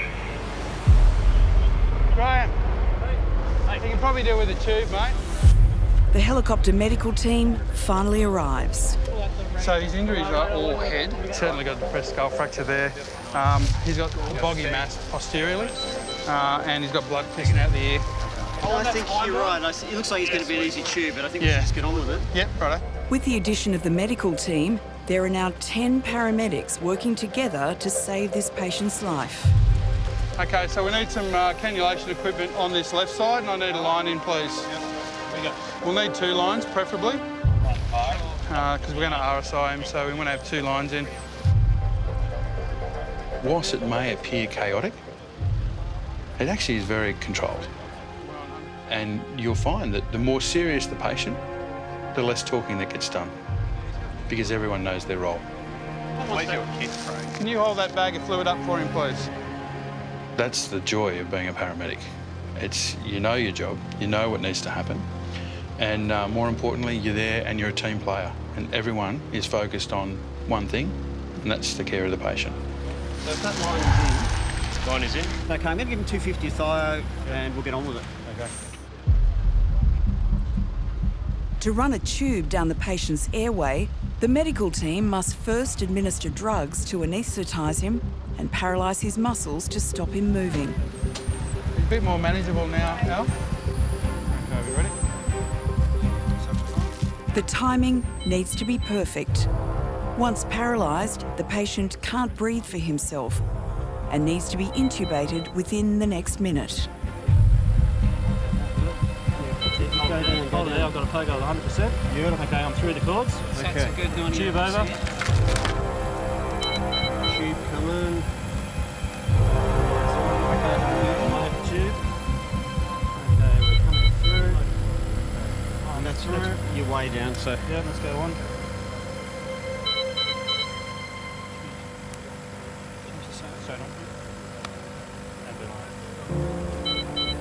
The tube is in place and the patient's airways secure. Paramedics will breathe for him on the way to hospital. Okay, we clear. We're going to get out of the way. We can load them. I take a lot of pride in my colleagues and the way they do their job.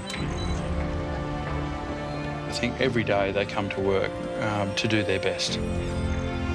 You know, to be working in such a highly focused team, to be working as part of that team is very rewarding. And that level of commitment that they come to work every day to provide the best care they can for patients, like, you cannot get that. If you could bottle that, you could sell it for millions. Lower back sore. This chair ain't doing it for me.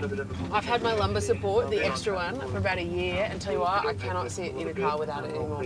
I'm surprised I don't get one of those wooden bead things. Remember the taxi drivers used to have? I haven't seen them in years. Remember those seat covers? Can we get them and kit this ambulance out? Do you remember them? Yeah, they're still around in the cabs. We should get them. We should deck this thing out like a full taxi cab. As long as we can have fluffy dust hanging from the rearview mirror, I'll be happy. Hello? Hello, is this Cam? Hello? Hello, this is the ambulance service here. We just received a phone call from the alarm company about Maria. Yes. Is she having a seizure at the moment? Yes, please. The control centre has received an alarm activation alert from a recurring patient. The young woman is having a seizure, which she's suffered numerous times in the past. Paramedics have often been called for help at this particular home, but it's Josh and Sophie's first time. Alrighty. What happened tonight? She just got started seizures. Does she normally have seizures? Yes. She does. What's her name? Maria. So, how long did the seizure go for? I think a couple of minutes. A couple of minutes. And is that normal for her? Is that a couple of minutes long? Yes. Hello? She deaf. Is she profoundly deaf? 100% deaf for a long time. She can't hear anything. Does she have hearing aids? No. What about cochlear implant? He got a cochlear implant in there, but can't have. Oh, it doesn't work? Doesn't work for a long time. Oh, bloody hell. Does she sign? Yeah, they live in sign language. She knows sign language? A little bit, and lip reading too. What condition does she suffer from? She got an NF2 disease. Yeah. So it's just like have tumors everywhere over her body. So they eat on the ear, the nerve, so she can't hear anything, no? Okay. Yeah. All right. Maria has a rare genetic disorder called neurofibromatosis, or NF2. From the age of 18, tumours have grown in the nerves between her ears and brain, affecting her balance, and she's completely deaf. How often will she have a seizure? Like once a week, once a month? Maybe sometimes 6 months or something like this. Okay, so not very often. The NF2 is causing Maria's seizures. The tumours have spread and are pressing on other parts of her brain. Honestly, yeah, she's very, like, she's in incontinence pad. She's very unwell, eh? Yeah.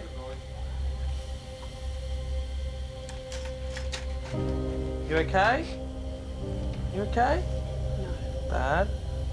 Pain? Bad? Good. Yeah. Seriously? Yeah, my brother's profoundly deaf. Oh, really? Well, half my family's deaf. It's genetic in my family. Sometimes in this job, we can see people who've been dealt a poor card in life. Young kids, you know, it affects us the most, I'd say, because these kids have a whole life ahead of them and it's just going to be an uphill struggle. Look at all these paper origami. They're cool. And I think that's sometimes very sad to see, especially as a parent. Your jacket. We can get you a jacket. You admire the parents and carers for these people that are dealt poor cards in life because they don't want our, you know, sympathy. They just might need a hand and they just get on with life, which I think a lot of people could take a leaf out of their book. You come in the ambulance? You want me on the front with you? No, I want you to drive. No, you sit in the back with your daughter, is that okay?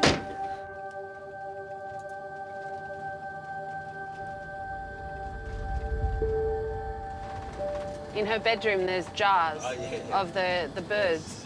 She makes them. Has she done all the jars? Yeah. They're beautiful. She's got 4 jars so far. Yeah, she makes a lot of. Yeah, she's getting there. When she was little, could she do things for herself? Oh, she go to the school very well until year 12. Yeah. They found out she got a big tumor in between the ear, inside that. Okay. And then 1 month later, they operation, and after that, all the time hospital. Never the same since then. The surgery she had a month ago, was that to take a tumour out? Yeah. A lot of tumor growing up along the spinal cord and the head all the time. Really? Yes. How many surgeries do you think she's had? More than 10 times already. More than 10. And she's 30-something, isn't she? 35? 34 now. 30, yeah, almost 35.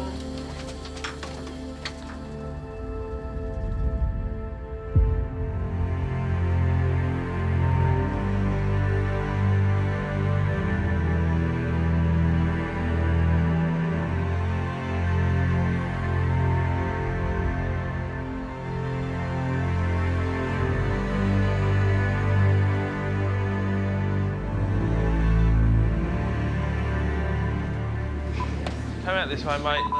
You're welcome.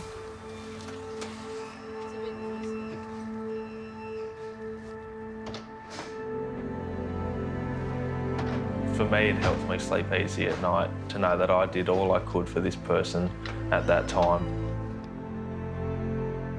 You know, because this person lives this, you know. I've only got to see a glimpse of it for 20 minutes, half an hour as a paramedic.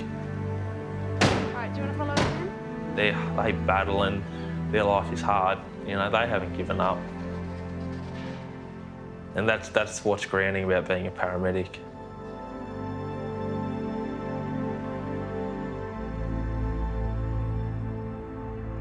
It is sobering. Brings you back down to earth. Yeah, we don't have a million tumours in our body. Like, that is one of the shittest things about being a parent, is that as if that was your kid, you know, for that to happen. You know, if that was you, you'd be like, yeah, that's shit, but... Did you hear the story? Apparently she was absolutely fine up until year 12. Yeah. And then they found like a ginormous tumour apparently between her ears, straight smack bang in the middle. That's why I was looking at that school photo and it was just... Normal. Didn't even look like her. No. I will do job after job after job of those any day of the week. Those are the people who are not abusing the system. They've been dealt the shittiest hands of cards possible and they're dealing with it. That's it. They didn't ask for that. No. They did not ask for that. It's a cruel world.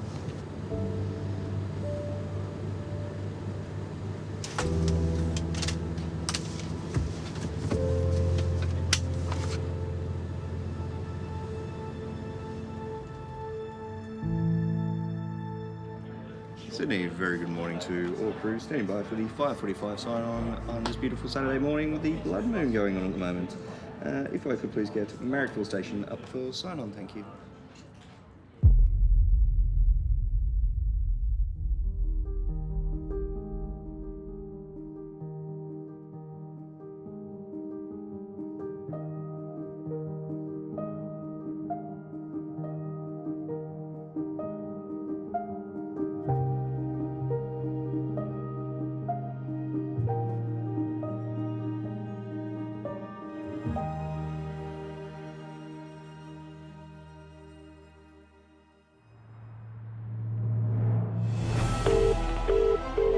Next time... Ambulance emergency. Tell me exactly what happened.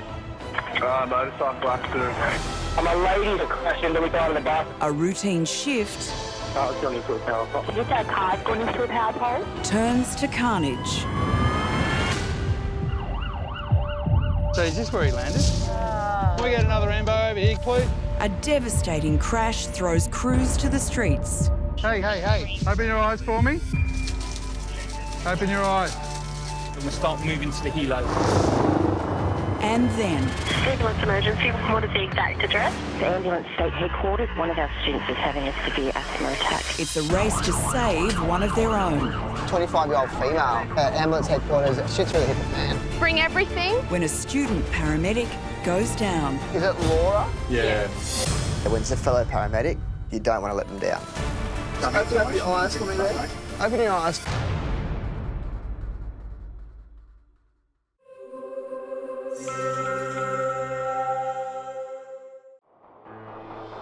Ambulance emergency. Tell me exactly what's happened. He's vomiting everywhere. From call taker... He's not even moving, he's just on the floor. You're doing really, really well. We've got lots of help on the way. ...to paramedic. I'm just thinking, is this happening? Like, is this actually happening? Can't wait. Tonight. It's a 63-year-old male experiencing chest pain. Sydney Airport at the domestic terminal. It's Laura's first shift. What else do you do for a chest pain? It absolutely could be a life and death situation. What language are we speaking? Mandarin? Walking into a real job with a real patient is a whole different ballgame. How bad is the pain now? We're not getting anywhere. Then... So she's had a fall. She's bled into the mouth. Now it's not breathing. Cardiac arrest, not breathing, found on the floor, blood coming from the mouth. A paramedic veteran faces the ultimate challenge. What heart rate are we getting? Continue CPR, everyone clear. Quickly check for a pulse. You getting anything? Unprecedented access from the control centre. I'm just having a baby. Critical life. I wasn't expecting that. To the paramedics on the front line. So he's fallen from that height there. Racing to save lives. These are the stories behind the lights and sirens. That's what we live for, eh? Of New South Wales Ambulance. This is going to be fun.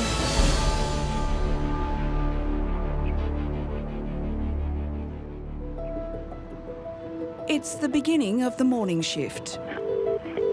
Ambulance emergency, what town or suburb? And what's your exact address there? What caused the fall? So what I want you to do is just to squeeze her shoulder and call her name and tell me what she does. Okay, are you with him now? Just had a little bit of gloom. So do you want an ambulance? So where have you come from?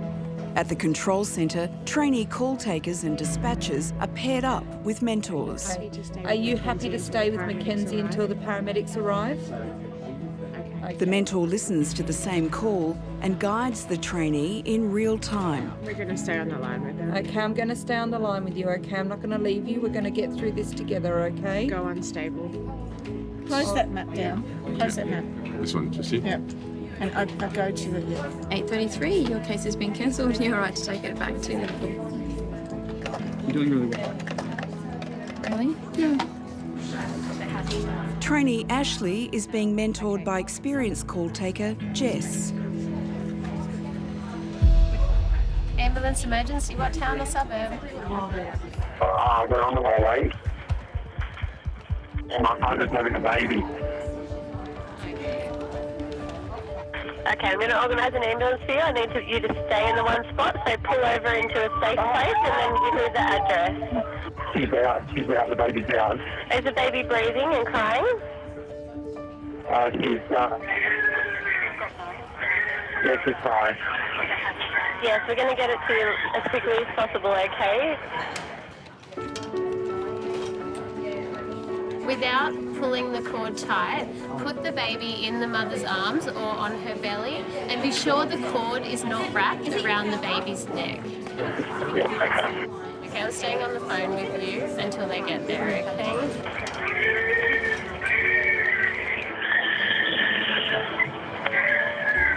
Did you have a boy or a girl? It's a little girl. Oh, fantastic. Congratulations. That's a good sign. Congratulations again. That's all a bit exciting to be involved in the birth of your baby. How far away is the ambulance?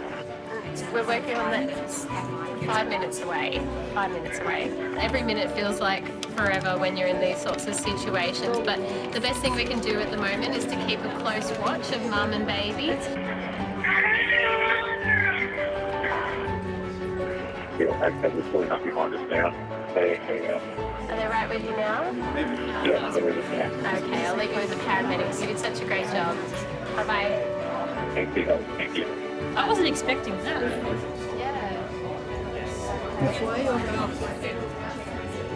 Isn't that funny? I spent 12 years out there, never delivered one. I got here my first week I had a baby. Every single time you just always get goosebumps. It is my first baby. Yes, very exciting. You did good. You did really good. Really, I'm impressed.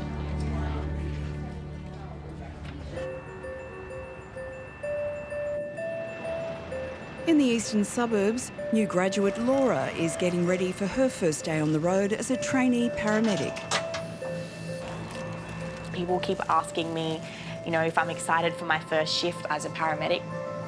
I don't even know what the emotion is, what the right thing to say is.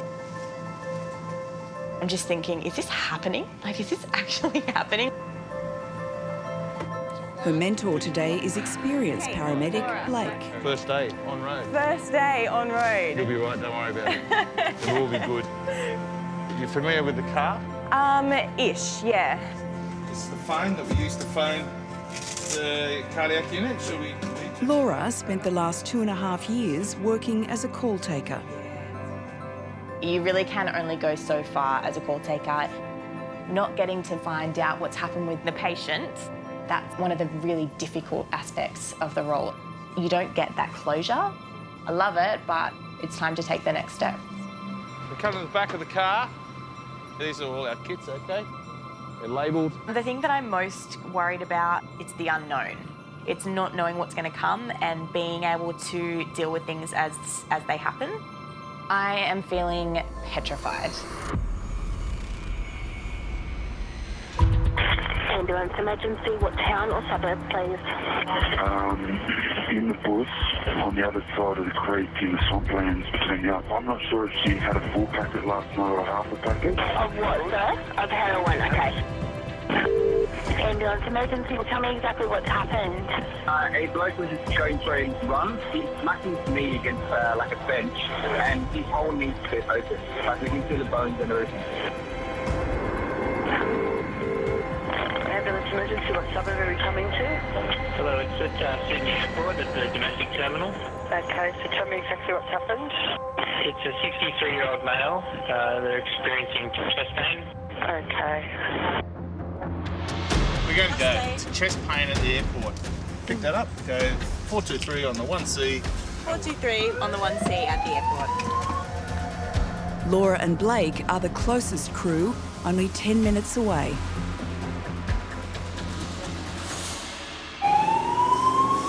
Chest pain is one of the most urgent call-outs a paramedic can get. A significant number of life-threatening conditions can cause chest pain. A fast response and diagnosis could save the patient's life. When you're driving, especially licensed drivers, that door is your responsibility. Okay. You're going to say clear left or no. Okay. Strong and loud, do you know what I mean? I use this analogy with driving. You're the sheepdog, and they're the sheep, and you've got to push them where you're going. Yep. You know? So clear left. Yep, clear left. And we'll head out the airport. My first job being lights and siren to a chest pain, it's very scary. It could be anything from cardiac-related chest pain. It could have a pulmonary embolism. Obviously within my scope, I'm only allowed to give aspirin. What else do you do for a chest pain? Doing a 12-lead GTN. So I'm imagining the person on the other end of the phone and being asked all of those protocol questions, which I've asked 5,000 times before. Is she completely alert? I'm unsure. Okay. And all of a sudden, I'm going to a job that I've spoken to people on the phone about, but this is completely different. Yeah, we are. We're going to need the life pack, the fibre, and the green kit. Okay. Chest pain, it absolutely could be a life and death situation. He could go into cardiac arrest. It's petrifying. But something that is so important in this job is having good communication skills. And as a call taker, that's something that I feel like I'm very, very good at. Hello. Do you know his name? His name? No? Okay, that's okay. Hi, my name's Laura. On a scale of 1 to 10, if 10 is the worst pain you've ever had, what number?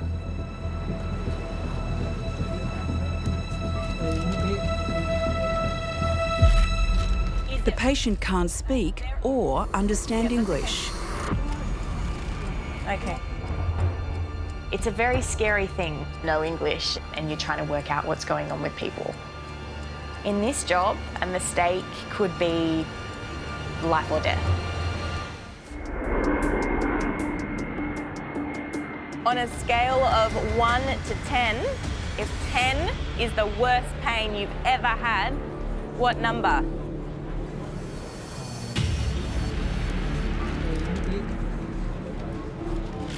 It's Laura's very first call-out as a trainee paramedic. Okay. The patient has chest pain and can't speak or understand English. What language are we speaking? Mandarin? To go from call taking to a very new level 1 paramedic, it's super, super overwhelming. You've got that big responsibility of treating their pain, and the stakes are so much higher in this job. Okay? With no interpreter available, Laura decides to try a translation app. Yes, I do. Yeah. You're Okay. speaking. When did the pain start?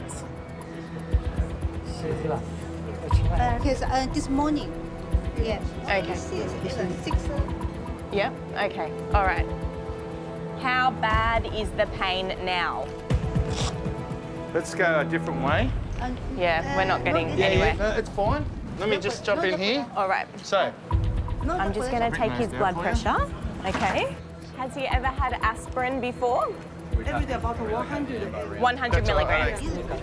Blake, I'm going to give him 300 milligrams of aspirin. You happy with that? There are no dumb questions. Because you're having the chest pain, I'm going to give you 300 milligrams. With anything clinical, you can't get tied up in, should I, shouldn't I ask this? So put it in your mouth. Because if you don't, that could be the difference between someone getting better or making someone really sick. Good job. Can you sit forward for me? Sit forward for me. Are you flying in or are they? They're flying to Melbourne just for holiday. Okay, that's all right. I'm just But trying they said they already missed about 2 flights. to. I'll do the 12 while you set up the 4. Sure. Just stay still. Just relax. Time is critical, so they use an ECG to see if there's something wrong with his heart. Sinus rhythm, possible right ventricular. So at his age, it's quite possible that he has a pre-existing cardiac condition. The result shows the patient is at risk of a heart attack and needs to be taken to hospital immediately. English. Are you coming to hospital with us? Yeah? See?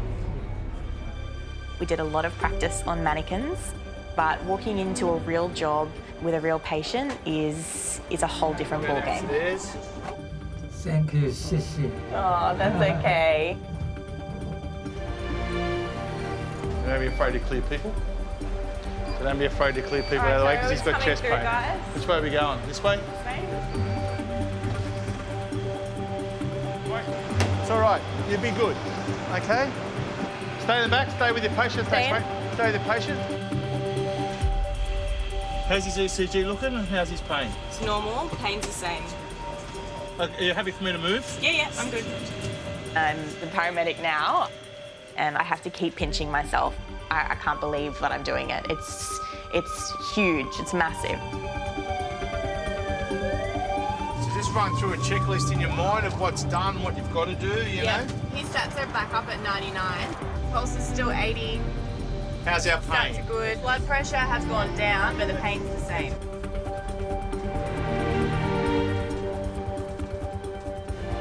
Go out the sideway. That's all good.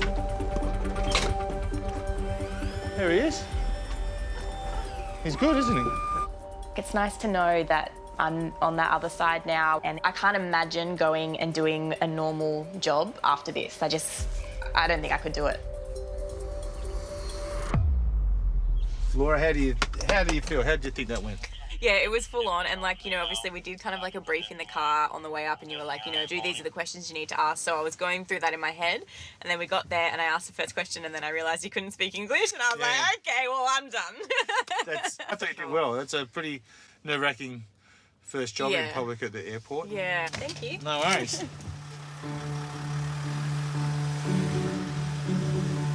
It's close to noon at the control centre, and call takers are answering an emergency call every 27 seconds. Ambulance emergency, tell me exactly what's happened. I don't know, he swallowed it and he stuck on his throat. What did he swallow? His teeth. It's like fake teeth. Yeah, full.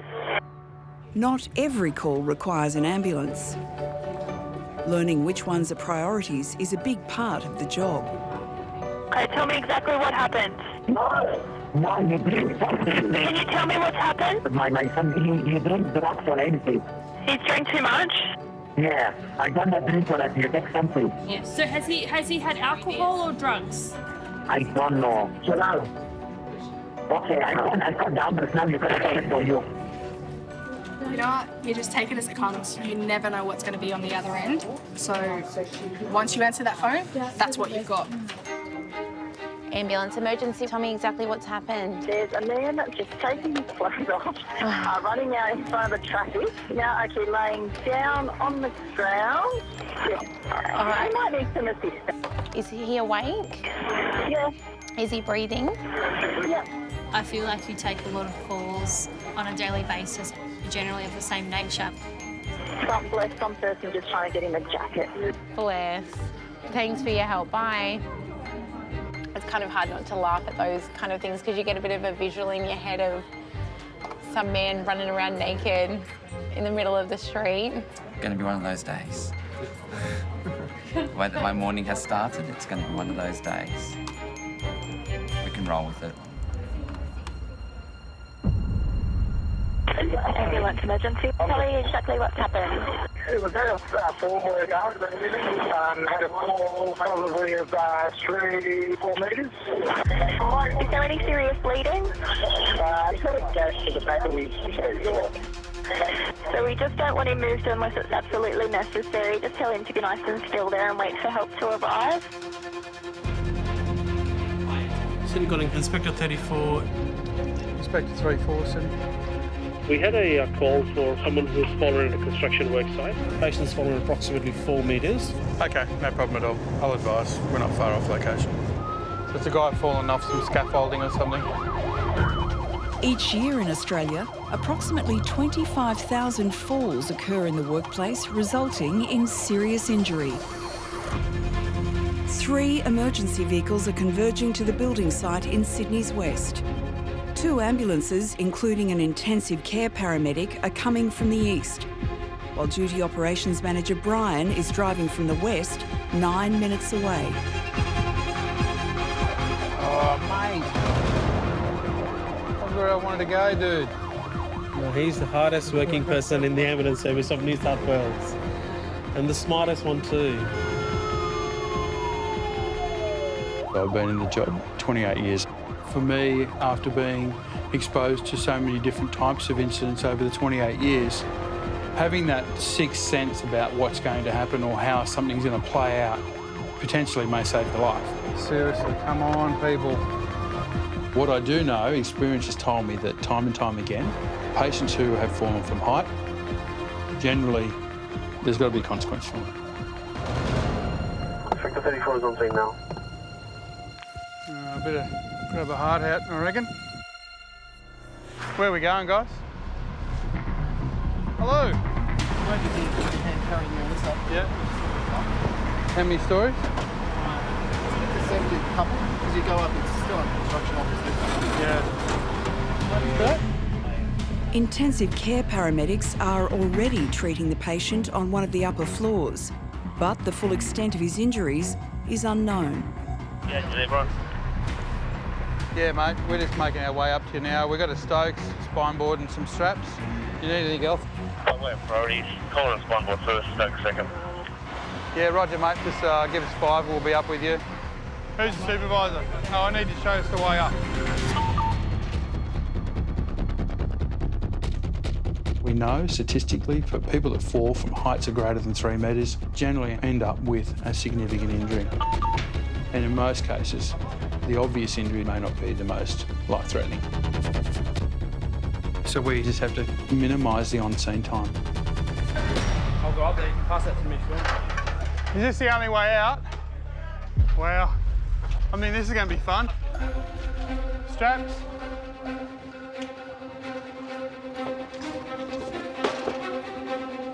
All right. What we're going to do, we've got this big plastic board that we're going to pick up. So if the pain gets too much, we can let the So he's fallen from that height there, Andrew? Yeah, just through that hole here. Is his pelvic symmetry normal? It is normal. The main issue is obviously he's hit his head. The patient has sustained an injury to the back of his head. The risk of spinal trauma is also high. They need to get him to hospital as quickly as possible. Okay, whenever you're ready. Everyone ready? Some injuries you can't detect. Do they have brain swelling? Have they got an intracerebral bleed? We can't see. They're the things that we can't, as paramedics, detect. How you going, mate? We're going to get you out of here shortly, okay? What's the best way out? Same way we come in, or...? We find people in some of the weirdest places to get them out. And depending on the level of trauma, every second that ticks by can literally mean the difference between life and death. Can we come out there? Nah. Mate, are you serious? Getting the patient out on a stretcher the same way they came in is impossible. Brian needs to work out how to get him down to the ambulance. Let's looking pretty nasty, isn't it? Look how narrow it is. What's the best way out? Same way we come in, or? At a construction site, Duty Operations Manager Brian is treating a patient who's fallen from a height and injured the back of his head. There's risk of brain damage, so they have to get him to hospital. But carrying the patient down to the ambulance is proving to be impossible. Can we come out there? Nah. Look how narrow it is. I guess one of the things about being a paramedic, sometimes you've got to just be inventive, work for that solution. And when you find the solution, it does work. So what I was thinking, we'll put the stakes here, and then we'll lift him up and then load him in there, put him in the pillbox on the crane. Yeah, I think it's probably going to be the best way to extricate him. Brian decides the safest way to get the patient down is with a crane cage. But there aren't enough paramedics to carry him out of the tight space he's fallen into. They'll need help to put him in the cage. What we do need, though, we just need some guys just to get us across from here to the cage. Yep. Guys, what we'll do is we'll pull him out and then we'll hand him to you. So rather than a lot of people moving, OK? So just, guys, everyone be aware. See where this guy's standing here? Don't knock him, because he'll fall down that hole. All right, you guys right? How about we just slide first? Elbows in. Yeah, that's all right. We're going to go to another beam. OK? So pass them up to these guys and just hand over hand, use our carry. Handles on the side, guys. Support the weight, guys, and we lower him down together.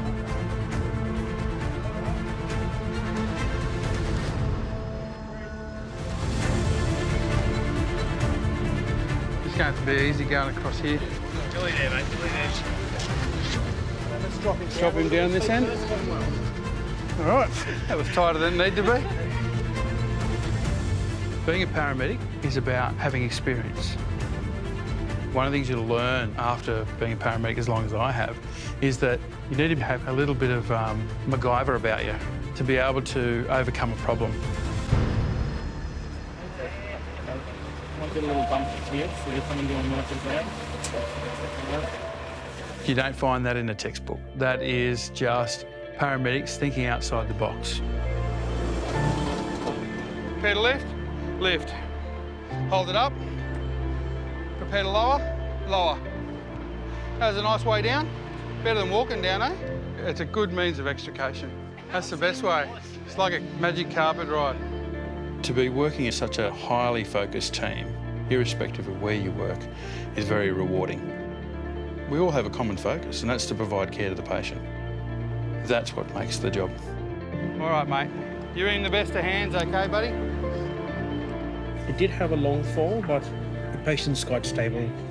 He's being loaded up into the ambulance and being transported as we speak. Our work here is done. All right.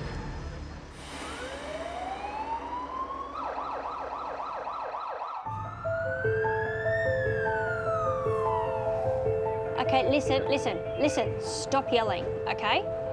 If she's having trouble breathing, yelling's not going to help, okay? So tell her to calm down. It's mid-afternoon and the control centre is dealing with a sudden influx of calls. Is there any serious bleeding? They're bleeding, but too much bleeding. Please help me. What can I do? Ma'am, you need to just keep the pressure on his head. That is what you need to do. You need to be calm. Ma'am, yelling. Ma'am, you need to remain calm. You yelling is going to make him more upset. Over a 12-hour shift, a single call taker can answer more than 70 calls. Victoria, don't worry about that. We're going to move past that. They are screamed at, verbally abused, or threatened by almost 10% of callers. Okay, don't swear at me. Listen to me. I'm organising help for you now. How many times you ask? How many times you ask? Don't get angry at me. I'm just making sure we're sending the ambulance to the right place. The last 3 people I've taken calls from have yelled at me, you know, we need an ambulance now. As the day just gets on, everyone's just getting a little more anxious and a little bit more worked up. Oh, gosh. I can't deal with it this afternoon. He just started yelling at me straight away. I was at Centrelink before I was here, so still a call centre. It's different. Like the ones at Centrelink, they're abusive because they're angry.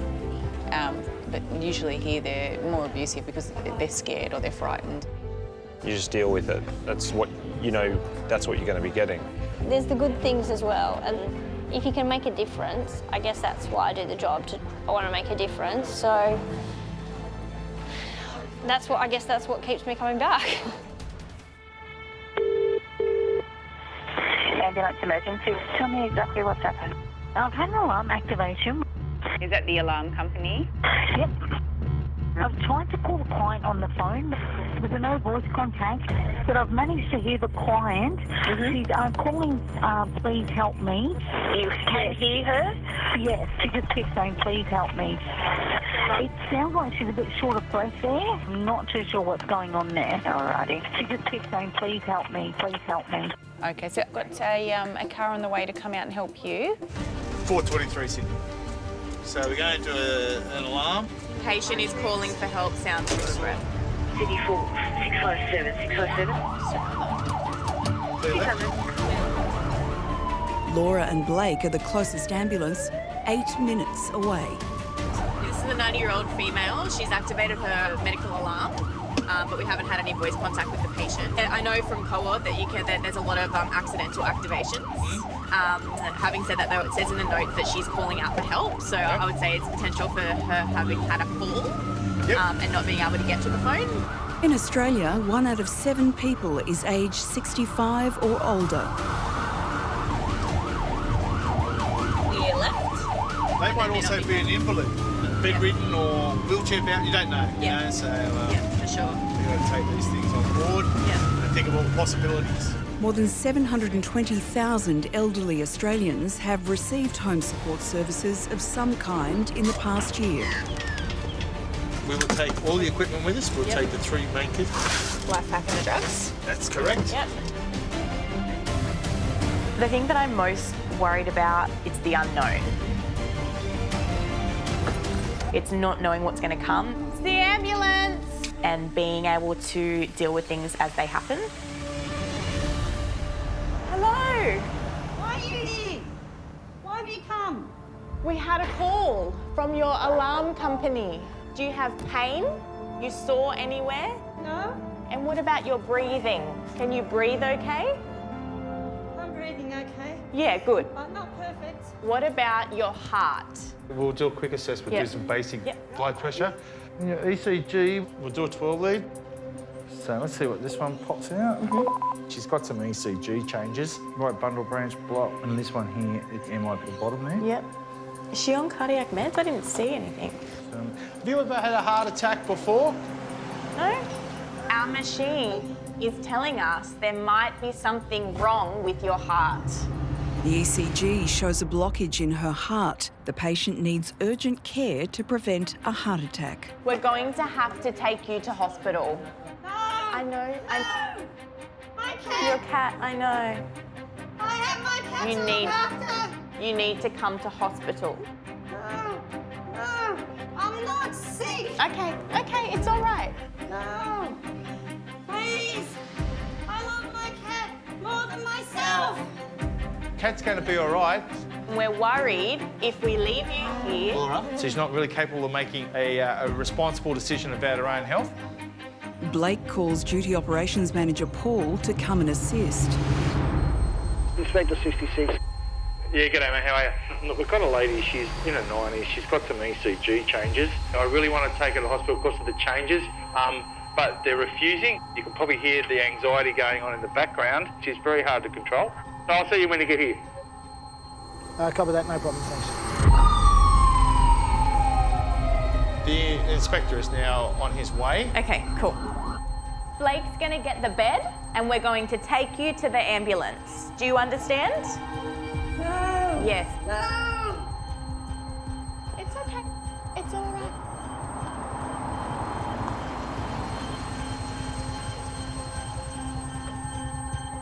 It's our responsibility to extract that patient.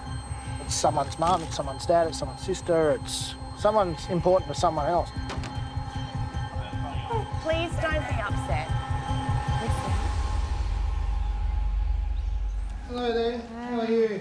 My name's Paul, and we're here to help. I have to take you to hospital. I know that you understand what I'm saying. Your oxygen levels are too low. I don't care if I don't. I care. The law actually says that we have to look after you. Let's put your bed in terror. And we're doing what here?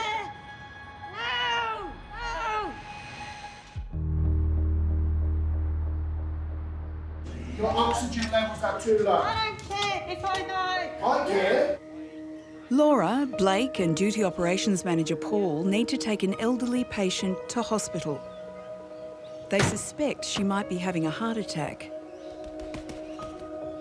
But she refuses to leave her house. Blake's going to bring your bed into here, and we're going to help you because we have to. Just try and relax.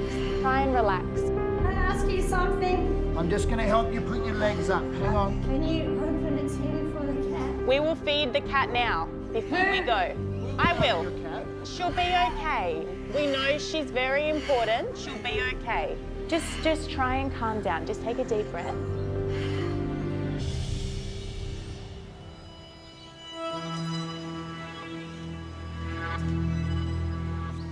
Now, Laura's in the back with you, okay? You're going to be fine.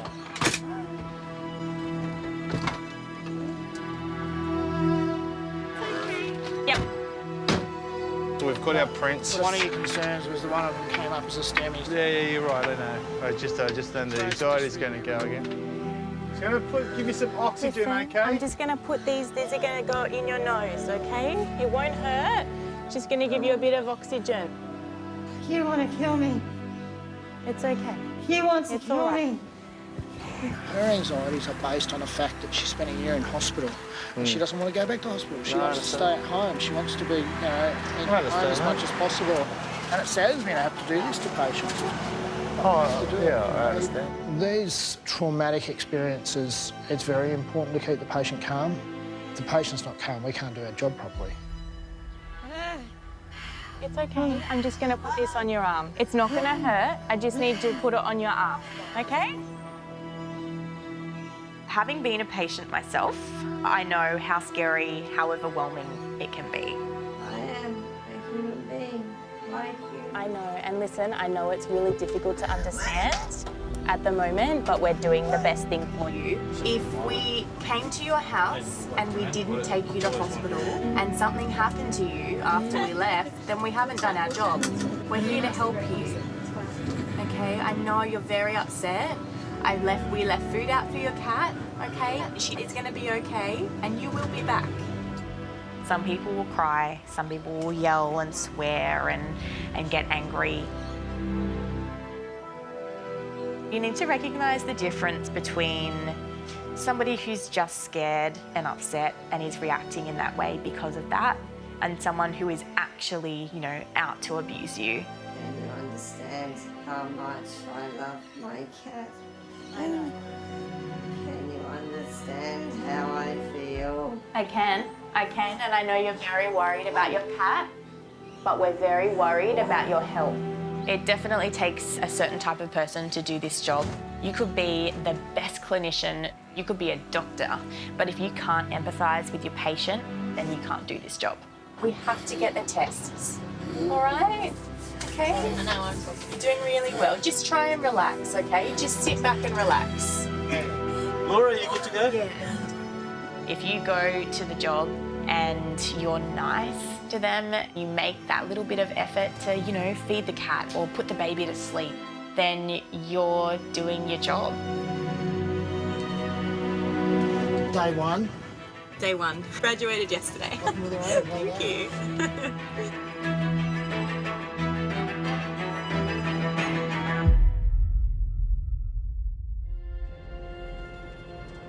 It was intense. It was really intense. I've never dealt with somebody who doesn't want us before. Normally, I'm hearing people that are like, hurry up, get here, we need you now. That's really new territory for me. How are you feeling mentally? Because that can be very mentally draining. Yeah, it was definitely tiring. But I thought you handled it very well. Thanks. Yeah, well, you did. at the end of the day, she got to where she needed to be, so... She definitely needed to go to hospital. Yeah. It's hard to know where the line is, like when you kind of just have to put your foot down. You'll get there. Yeah. We all do. If it wasn't for you, I'd still be there feeding a cat. Yeah, well, there you go. So, it really is overwhelming. You need to be able to take a step back and remember that, you know, you've done your job and everyone was a trainee once. That's something that you really need to remember. Look at that water out there. It is beautiful out there. Look at that. I like this time of the year. I like, you feel refreshed, you know what I mean? Yeah. I've been a paramedic for 32 years now. When I started in 1986, women weren't particularly welcomed. You're looking really professional right now. Mm-hmm. You certainly didn't go and do a man's job. People said I couldn't do it. So I have had to prove a lot of people wrong over the years. This shirt, I've grabbed the wrong shirt out. See, it's got a little buttonhole that's just a little bit too big for the button. Well, you have to be my mate and tell me if it comes undone. Yeah, sure, I'll tell you as soon as I know this. I did an entire code 9 with that button undone. You're trying to get a promotion or something? Shut up. You smart ass.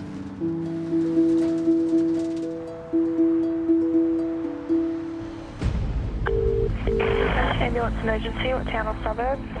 Darlinghurst. There's someone here that's dislocated their knee. He's in a lot of pain. Okay. So my father, he has MDMA and cocaine. Monster and Red Bull. He's going a different colour now. He's going pale. The ambulance is on the way, okay? Yep. Ambulance emergency, what town or suburb, please? Tell me exactly what happened. I come to notice. She's my client. When I come, she got the floor and she bled. So she's had a fall? She bled and she bled right in the mouth. Is she bleeding? No, it's not bleeding. Did ambulance come?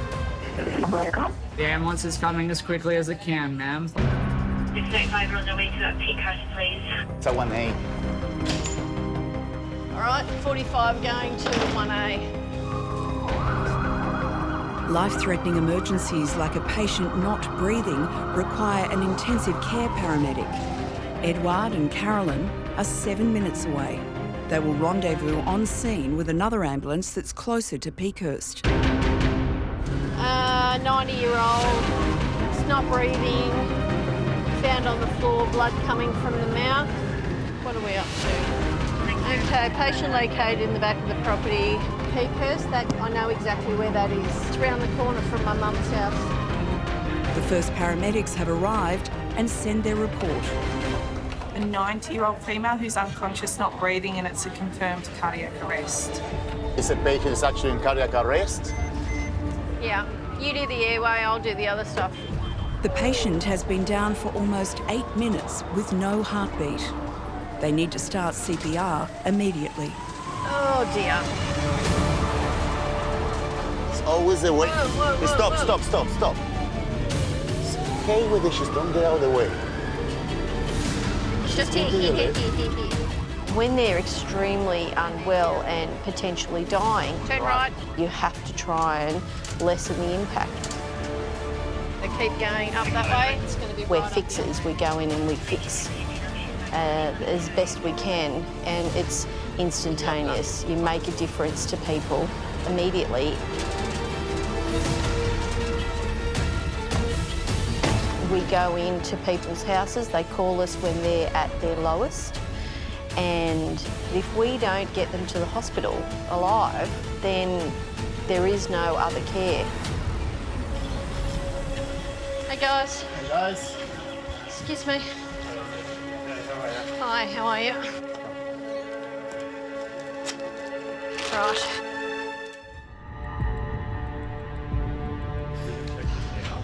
Yeah. Edward and Carolyn are on scene with a 90-year-old patient who suffered a cardiac arrest. Was apparently found collapsed just in the garden there by the cleaners. Apparently she was alert at that time But then apparently she's had about 10 minutes of downtime. No CPR? No CPR in progress before our arrival, no. So we've just done one cycle now with A6. What are we in? One sec, got systole. Yep. IV access? I've got it. Okay. She's had no heartbeat for approximately 10 minutes. We're running asystole protocol. With every minute, her chances of survival drop dramatically, so they need to get her heart beating again as soon as possible. Counting in for the ventilations. All right. 5, 4, 3, 2, 1. Okay, that was at 4:20. So Can you set me out with a 7? Do you need a bougie? No. If they can get a rhythm, they can use a defibrillator to shock her heart back into action. All right, everyone clear, oxygen away, stop CPR, check for the rhythm.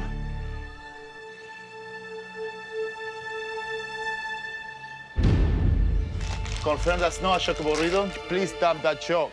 The flat line means there's no heart rhythm, so they can't shock the heart. Back to CPR. They start the CPR cycle again. So we run this for 20 minutes and we'll see how we go from there, okay? Good. There you go. Even after all of these years, a cardiac arrest, it's still the job that gives me sweaty palms. Are you good there? To save that person's life, it's a very big responsibility. Okay, adrenaline, 1 in 10,000, 219. Stop CPR. Oxygen away. That's a non-shockable rhythm. Can we please stop that shock? Back to CPR, please. Print. Right. Yeah, thank you.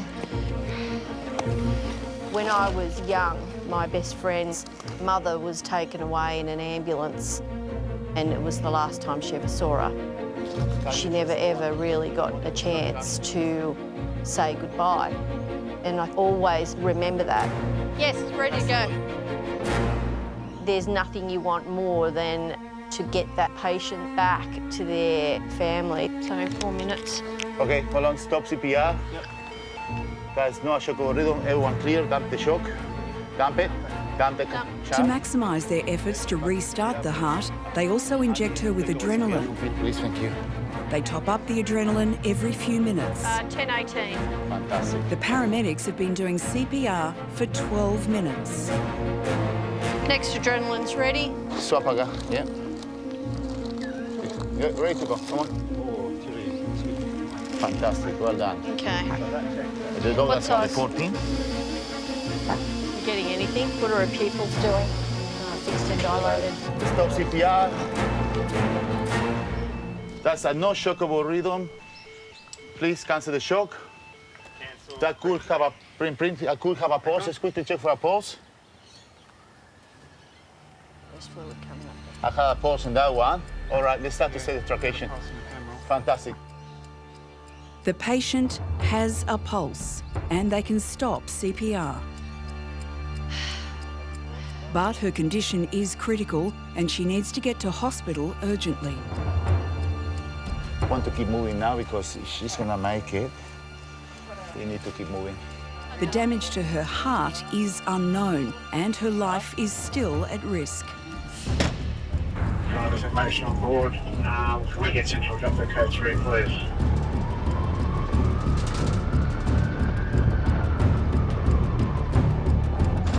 $145 on 80. Okay, she's sitting at 86. What heart rate are we getting on there? 60. Right, that's good. So it's all marrying up. 2.2 milligrams of adrenaline. We'll be there in 5 minutes. Yeah. What are those pupils doing? They are a bit better. They are reactive. They are about 5 mils now. Just cannulating, Pete. All right. You got a pulse? Front 2, front 1. Once we stop the car, we get a nice clear to our lead. All right. We stop now? Let me get this on. Yep. Okay. Excellent. All right.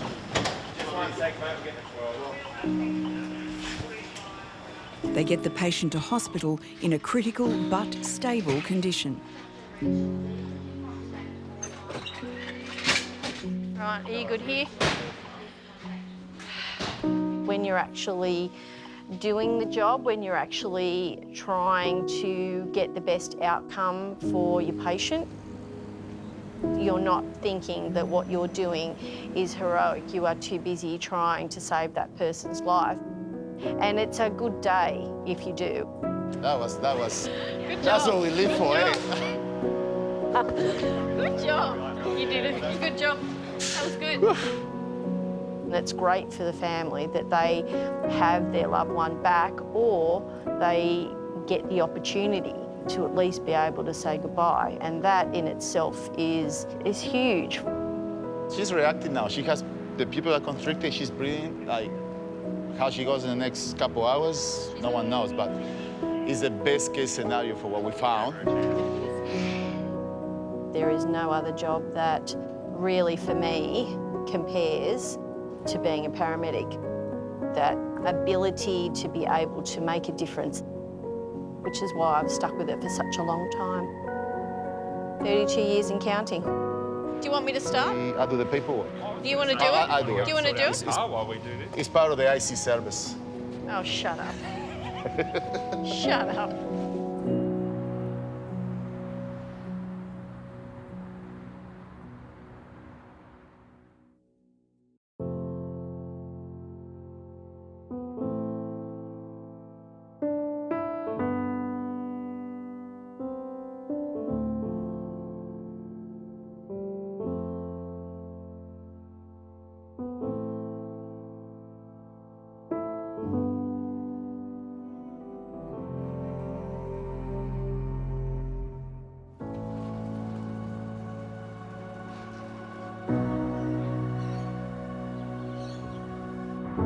Hi, just quickly, I just got a job, so don't think I'll be able to come to dinner. So it's come down? Yep. Where are we going? So vessel overturned, 4 people in the water, they're all now been retrieved. They've pulled the helicopter off and they're going to send patients by road. I have so much respect for everyone who works in any capacity in ambulance. I think it is one of the most important jobs that you could ever do. And it is a humbling thing to be part of that. Clear left. You're doing a really good job. I know it's a little bit stressful. Call takers, the dispatchers, the on-road guys, they all play such an important role. We've got Officers Marshall and Marshall in 833. I need you to remain calm so we can patch you up properly. Someone somewhere needs an ambulance every 30 seconds in the day. And that's unbelievable. We've got ambulances coming to you very quickly. Why you look? Jesus Christ. Let's just give him some pain relief before we do anything. 1, 2, 3. Oh, no. Are you ready for your siren, Betty? Here comes Betty. Oh, wow. I absolutely think this will be my job for life. Once you're part of the ambulance family, you really don't look back. I'm really lucky. They're coming. Lights and sirens for you, okay?